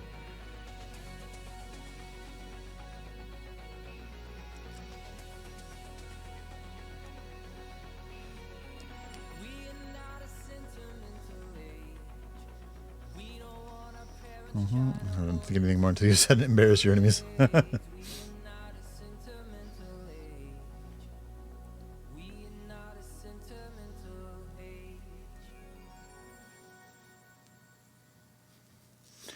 So I have it. This weapon is like a Tetsubo, only made from whalebone instead of wood and metal. Although would be fine with it having spiked metals or spiked or metal studs added to it. The Baleen Basher. Thanks, ChatGPT. Oh man, it's so bad at naming things. What do you think the over/under is of Toast now streaming from here on out? Just like sitting here and talking about D&D for like an hour and a half. If you guys just finished. I'll put it at 10:53.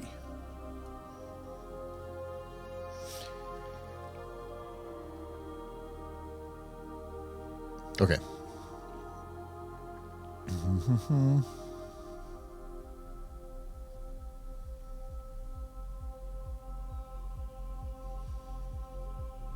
He's talking about real life things? You did just finish the session? Yeah, no, I figured you guys just finished the session, but he loves to talk for a while afterwards.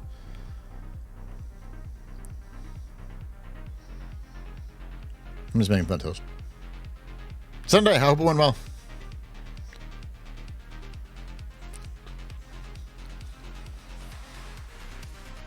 Trying to think of what I can name this fucking thing.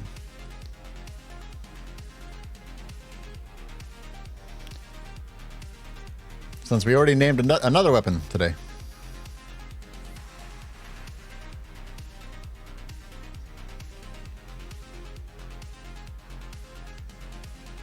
What kind of weapon? It's essentially a Tetsubo made from whalebone rather than from iron. I'm cool with it having potentially iron or metal studs or even spikes, but the whole thing otherwise is made from whalebone. Also, like you could also, depending on the whale, use teeth as those spikes as well. Like if it's an orca, you can imagine using just like almost like it's a carved orca jawbone.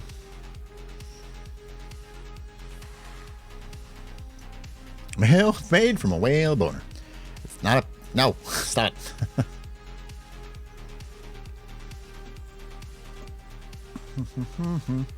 So how far has it gone? We got pretty far on the Bondanians. We named the Bondanian weapon Matsubo. I'm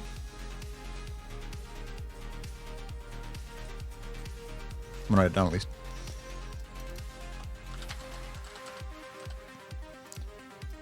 It doesn't need to still be Japanesey, but that's not bad.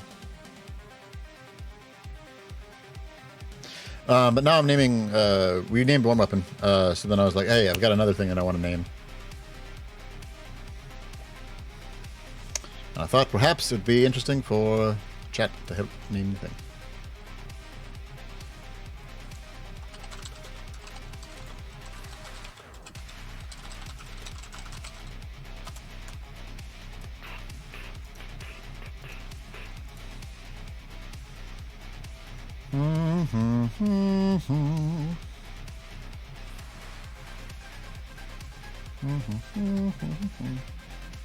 Oh, Toast! Made a liar out of me.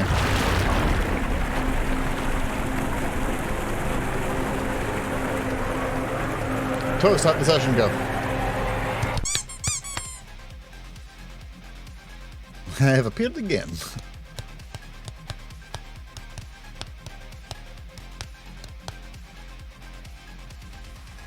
There were reveals. I love a good reveal.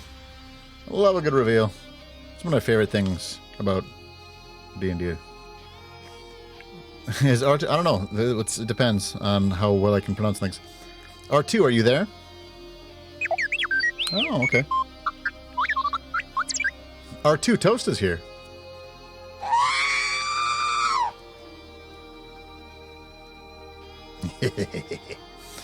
Never gets old, never gets old.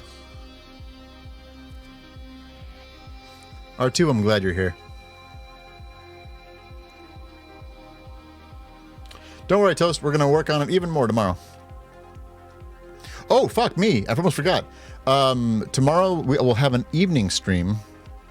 And then I will not have a stream on Thursday. Sorry for the ever-changing schedule.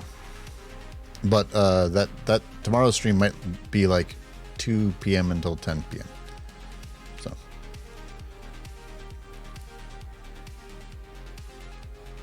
I forgot to say something. I knew that yesterday and should have posted it, but I didn't because I forgot. Yeah, so I want to still do some productivity. Working on the stream. And then switch to games. I don't know what game yet. I'm sure that's a surprise to everyone. Okay.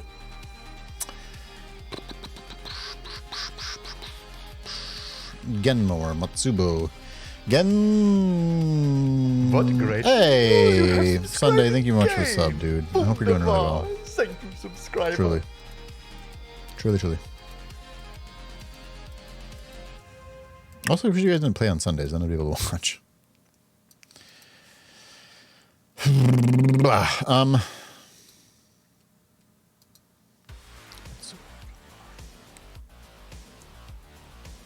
I guess. What if we just, even though it's not like really pronounced in the Japanese, what if I take the UBO part of it?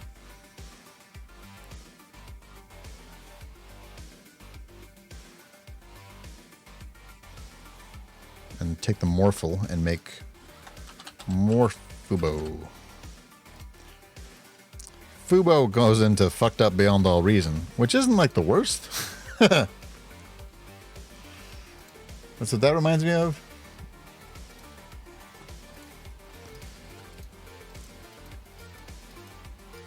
Sort of hard to find a day that worked for everyone. Sunday was kind of the only option. Scheduling is hard. No, and Sunday is frequently the day that works. I'm not. You play whenever you want to play. I'm complaining that that's what my schedule is, not that that's what your schedule is. To be clear.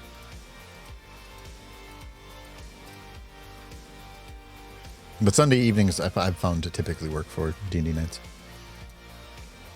Yeah, Tetsuba just means iron staff, right?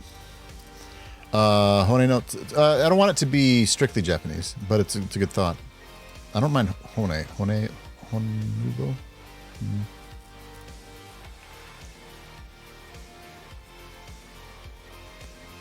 Morphubo? I don't really mind Morphubo. I think I like the Ubo. So sort of take inspiration from it. Also, I wish that I was an artist because I'd love to be able to. Fubar is across many different fields. Swift is like, no, we use that one too.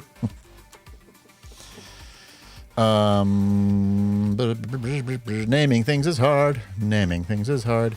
I don't know why I put so much fucking weight on it, but naming things is hard.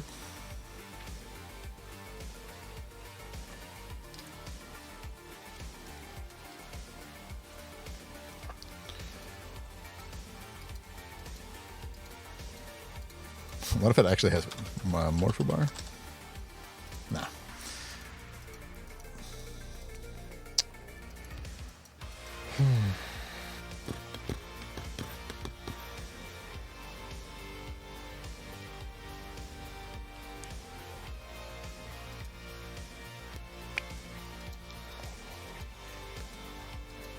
It could literally just be Honebo.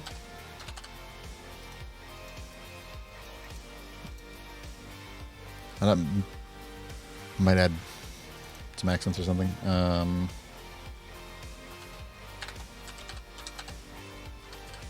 Honubo. I don't mind that. Honubo? Oh, I'm not going to put it behind my head. Honubo. Matsubo. Honebo. Put Mafubo on there too. I don't mean to have the bow in there, but everything that comes out sounds better when it has bow in there still.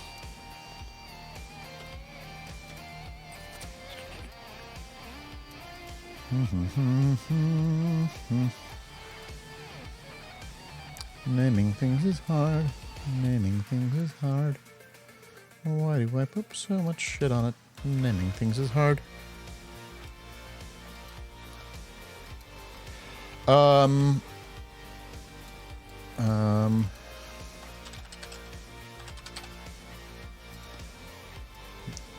They're from Hyor. What about the Hyorubo? Hyorubo? Nah, it's hard to say.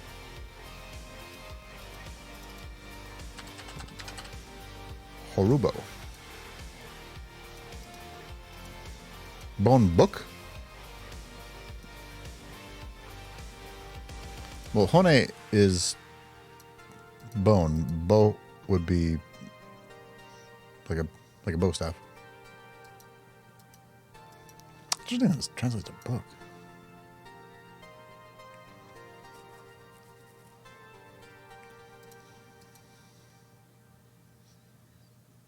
I'm into Horubo. Because then we're approaching the name.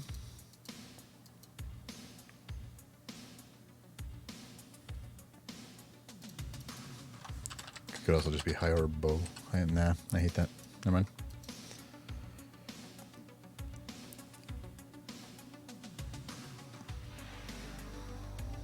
I like Horubo. Horubo. Morfubo. Matsubo. Hanubo. Just nonsense words. I like Horubo. Shipping it. Horubo. I don't have to worry about it anymore. Alright, great. Come here.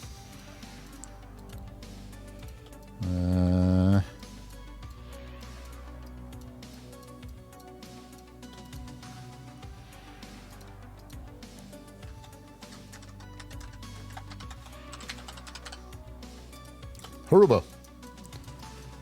Translates to turtle? I'm going to count that as a happy coincidence, but not change the R to an N. Excellent. Yeah. Horubo. Horu. Yeah. Okay, cool. And then we can change that in the world anvil too. What in the hell? Sometimes I wish that this was wireless. Okay.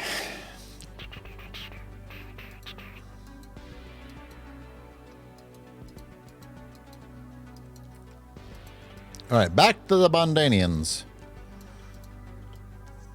Bondanians have the Bodeka. Both of those are very Japanesey sounding.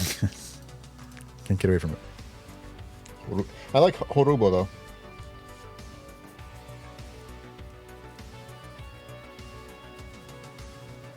Yep.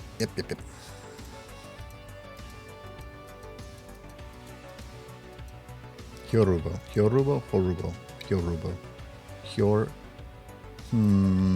What if it's like an aspirated?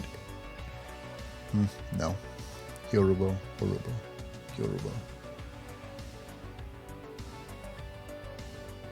Instead of high, or it'd be Hyor. Yorubo? Horubo? Yeah.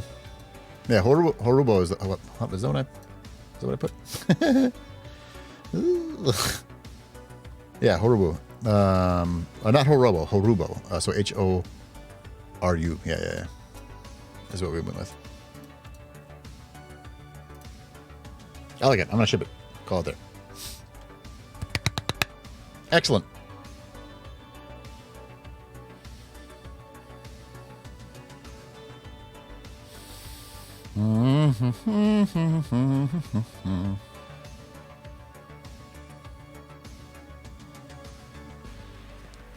So I might want them to have sort of their own sort of favored deity. And I feel like I might to influence some of that. Maybe they'd be like of what the hell? I don't have hair that long. Stuck in my mouth, my microphone.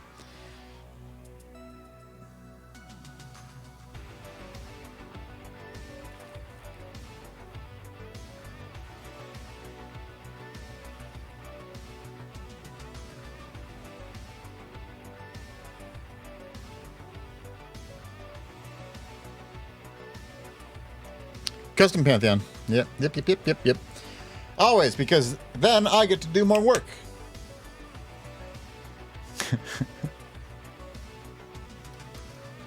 It's a thing. I like it.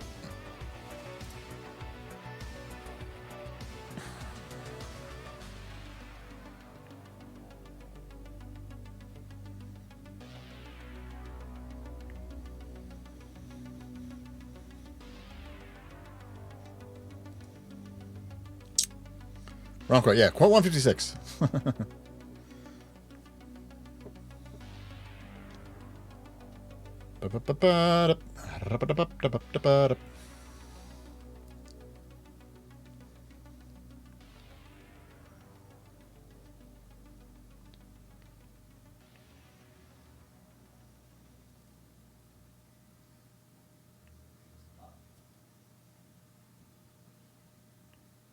Okay, so let's go in. Let's go. We talked about sort of the facial tattoos to marking achievements. I'm trying to decide if I want that to be just for the women, marking sort of having it be kind of a almost an honorific thing.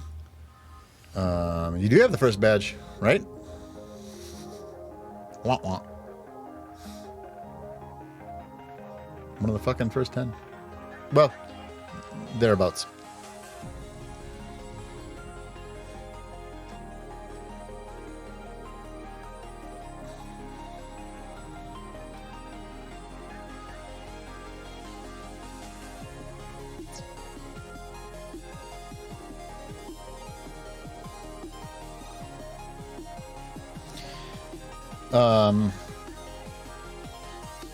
So what are your thoughts? So okay, so how this came about was Kimbit was talking about these peoples who sort of adorn their faces with tattoos to signify things like pregnancy or marriage, I think. Was it what she said? I don't remember. So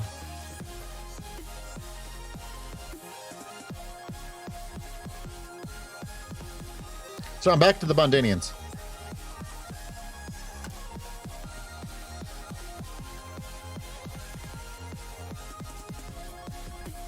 Are sort of samurai-esque people. It's kind of a loose esque, but samurai-esque.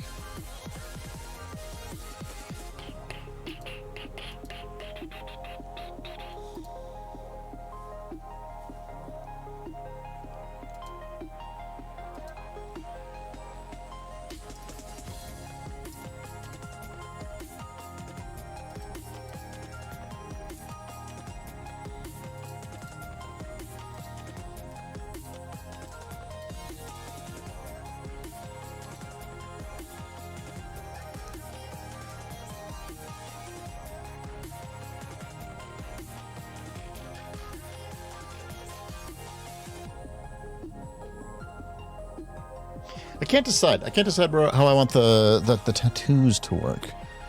I like the idea behind them, having it being part of the matriarch of society.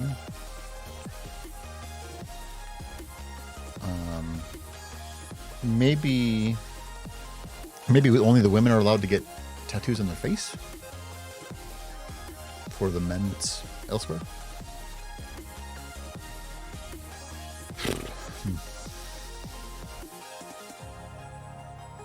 Yeah, first period, marriage, childbirth, so forth. I'm not mistaken. I believe the face tattoos are only for women in that culture. Yeah. Men get tattoos elsewhere. Okay. When they achieve certain levels within government, yeah. Maybe like with instead of being it sort of towards traditional gender roles, where it's like they finally became a woman. Nah, where it'd be more like, exactly like you said, achieving like levels within their culture, not necessarily government. No worries, Michelle. Have a good night. Yeah, we might start doing these more as we do more and more in D&D. Hopefully it's interesting. I don't know. I always get super self-conscious about doing anything out of the ordinary at all. Huh.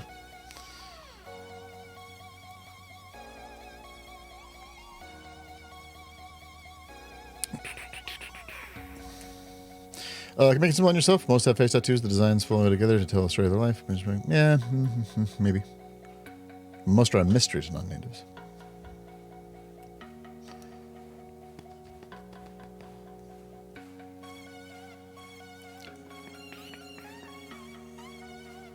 What if... Okay.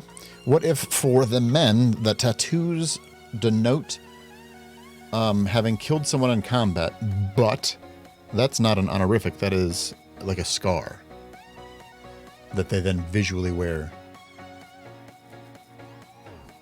as almost a way to repent for having had to take a life.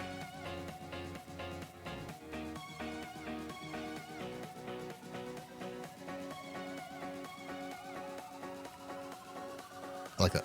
Okay. Both men and women wear tattoos. For women, they wear tattoos. Tattoos.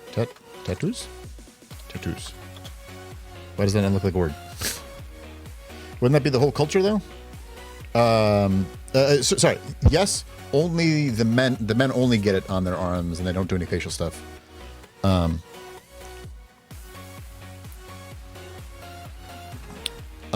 But yeah. See, so they both fight. Yes, you're right, Kimbit. Yes.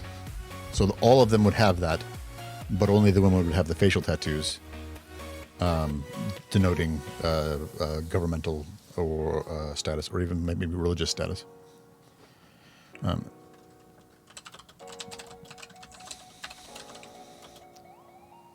they only.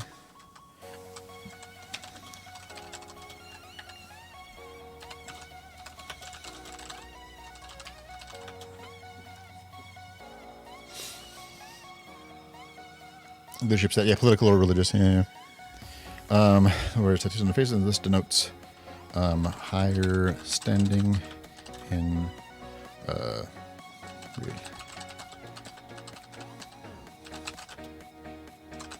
aspects.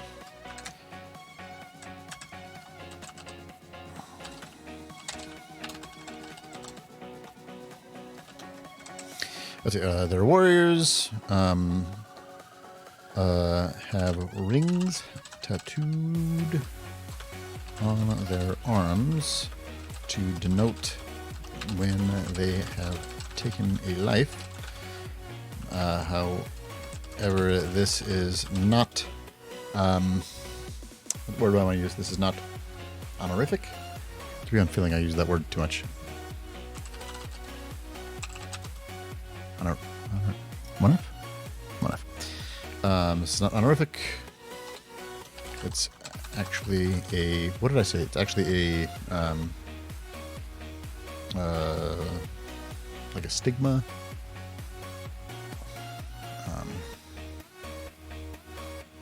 Mark of stigma and shame. So if you come across like a Bondanian person that has like a bunch of rings on their like forearm or something, you're like, bleh.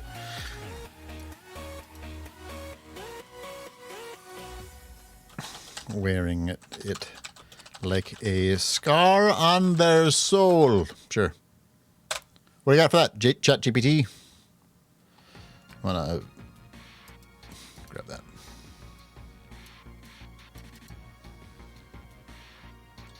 I'm also gonna grab this.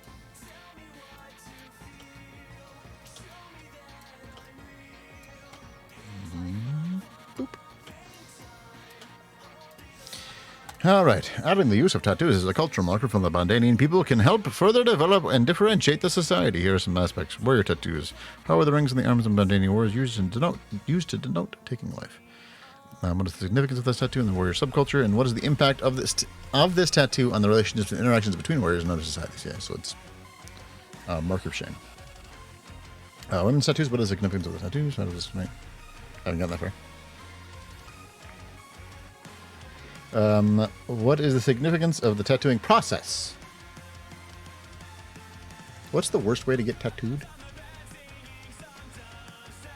Anybody know much about tattoos? There's like the hammer and pointy sticky. I don't know what it's called. The hammer and the pointy sticky.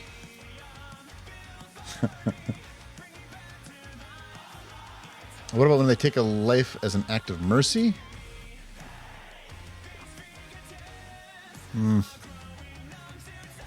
I know that's one way, but like, is that like a particularly bad way? I feel like that would be like the most like time-consuming. Point needle? Is that what I just described?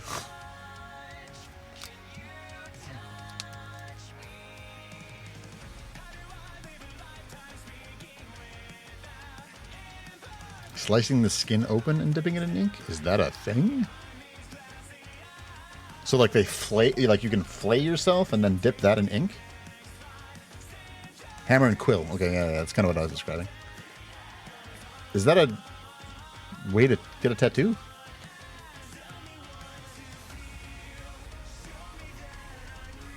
Because that would fucking do it. Especially if it's denoting like having taken a life. Like if you like...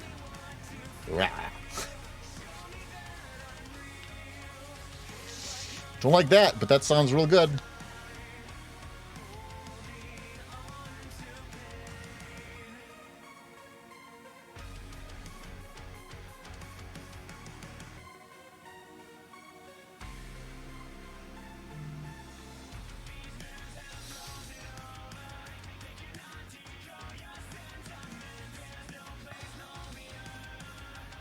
At what point does a scar instead become a tattoo? It's kind of the same thing. It's just on purpose.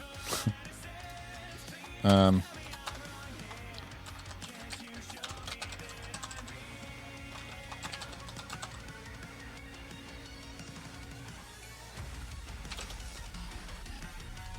actually really like that idea. I think that's very interesting, and also like, it's a type of scarification. Some common scarification techniques include ink rubbing. Tattoo ink or similar agent is rubbed into a fresh cut to add color or extra visibility to the scar.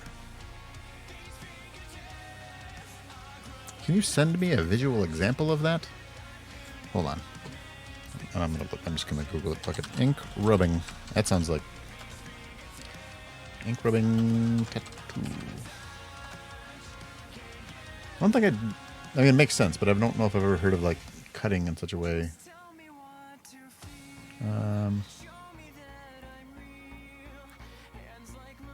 Gross.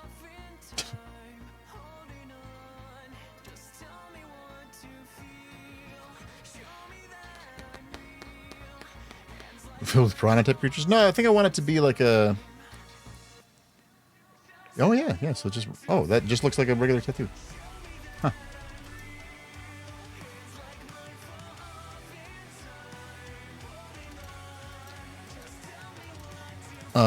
Bamboo tattoos. Talk to me about that. Commit.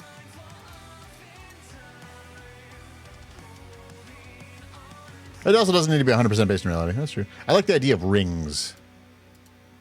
I don't have a good reason why, but I like the idea of rings to denote that. And like not like necessarily particularly thin ones.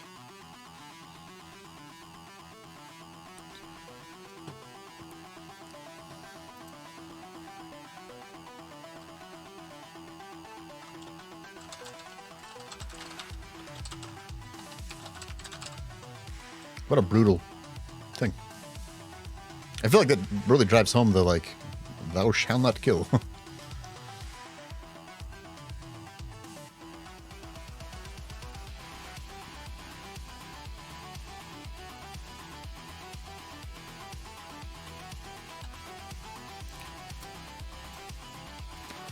Bamboo. What's a bamboo tattoo? I don't know what that means. I'm gonna put it right next to my fucking ink rubbing. Bamboo tattoos.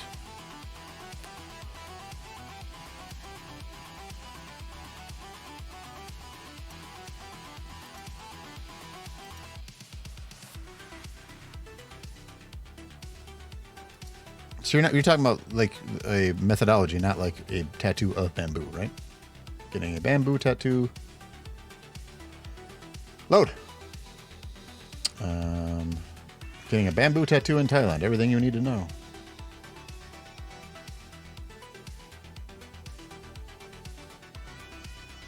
Basically using a bamboo instead of tattoo machine.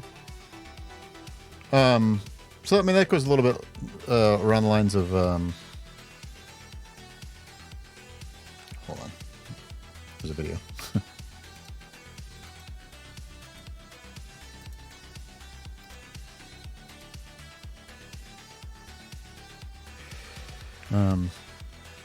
Tabori is a group of needles attached with. Okay, so I mean that sort of goes along the lines of the hammer and needle or whatever.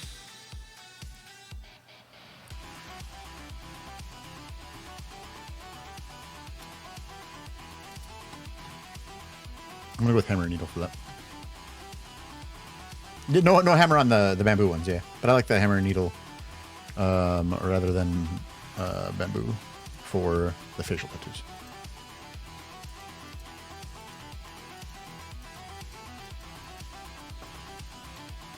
I was just thinking that the person who gives tattoos is highly honored since you have to master it and the tattoos hold meaning in the culture. Okay. All right.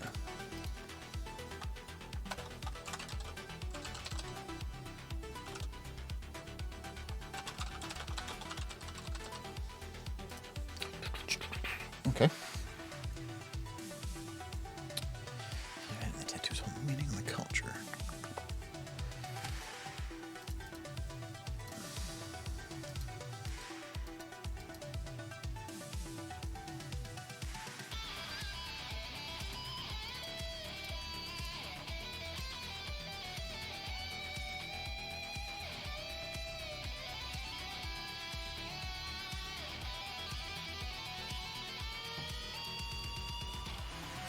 The tabori is not as painful as a tattoo gun.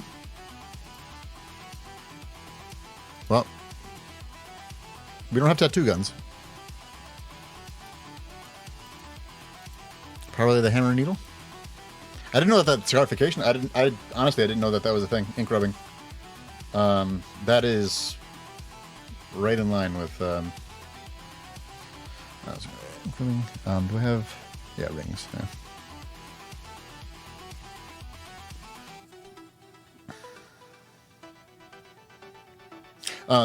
Rings. So rings around not on their arms. It's put around their arms, so it's not like the fucking Olympics.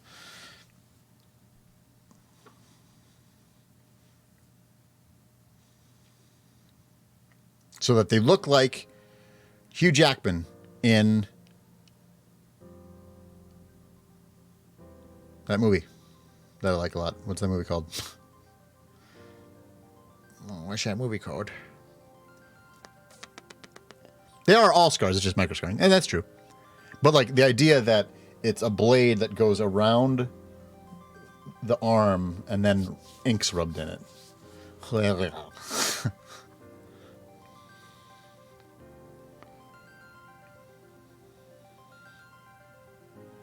For adding colors to boot, I'm gonna say like just black.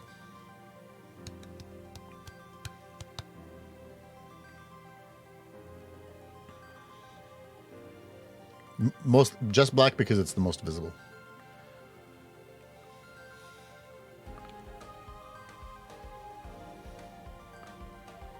at least on later skin.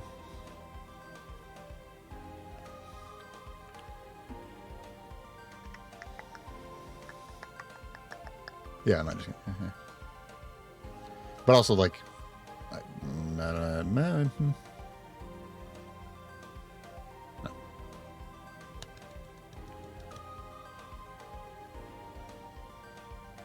Yeah, I like that. I like that a bunch.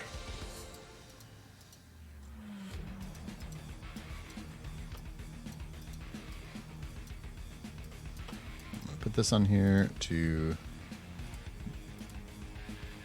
be a DK. Work on this later marker. Okay. I think that we've got a pretty good base for the Bondanians. Into it. Into it. They definitely feel unique to me. Is there anything... Hold on. This is one of my favorites. Is there anything that I haven't thought to add for the Bondanians?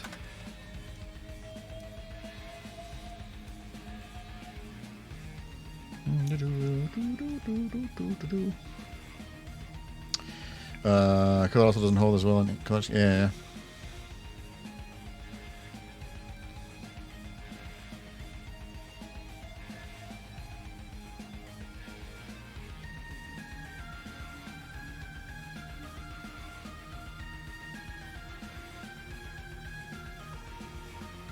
Economy and trade. I don't really talk about that much. Also, how they... I might have to play around with them more.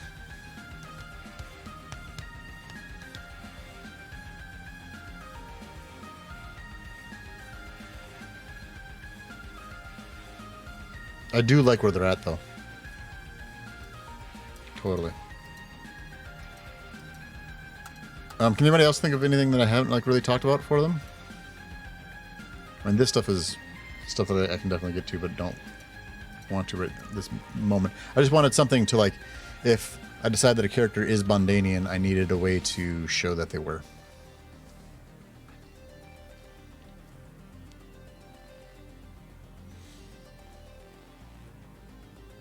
And the trademark sword, as well as facial tattoos, would both work.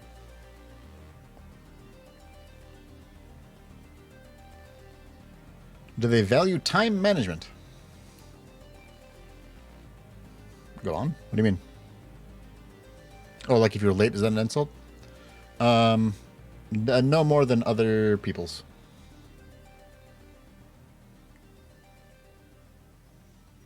I don't think they'd be laid back, but they'd be about average in that respect. That's sort of how I feel about them. I do think... DQ would not make them happy then? Yep. Okay. That's really interesting that you have that perception of me. Because IRL, I am the person who is 15 to 30 minutes early for everything. But for stream, I often am late. You're right. Huh. Don't like that. When it comes to the starting the stream button, very frequently I'm here and just haven't hit the button yet. Not today because I had to. Yeah. Yeah, I did sort of regular. I will say that in that regard, I feel like the high ore could be much more relaxed. I'm gonna add that to him. Do not value punctuality.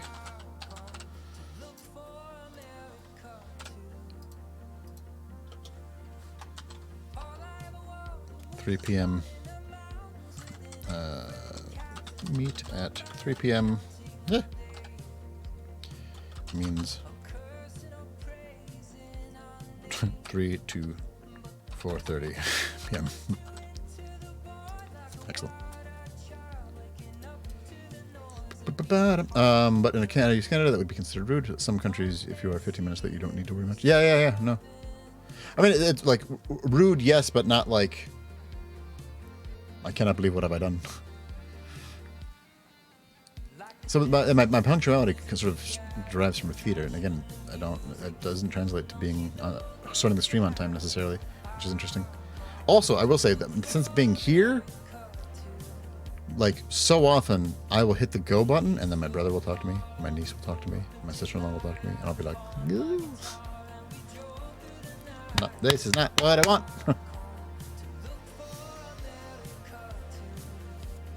All right. Okay.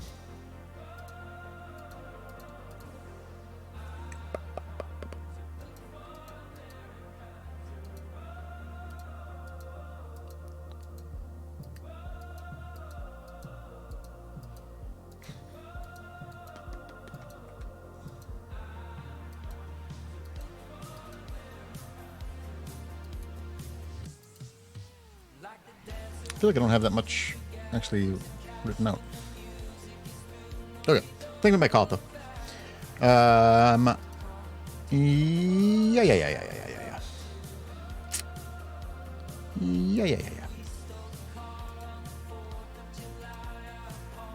All right, definitely a good start to this, and thank you everybody who brought forth ideas or did anything. What about touch? Do they accept touch, like hugs and handshakes and the like? And again, I want to count them as around about average. There is a culture actually that is like no touchy. That's the Vons Knights. They are hyper fastidiously clean. They don't like to touch. They don't like to shake hands even. Okay. Neat. Not touchy. All right. With that, my friends, thank you guys very, very much for hanging out. Appreciate it a ton. Hopefully this was interesting. Again, I get insecure whenever we do anything different. Hopefully it was interesting to see ChatGPT in work, even though we didn't really use it as much. I talk to chat more often than not. But hopefully it was interesting to see the responses that ChatGPT gives. Yeesh.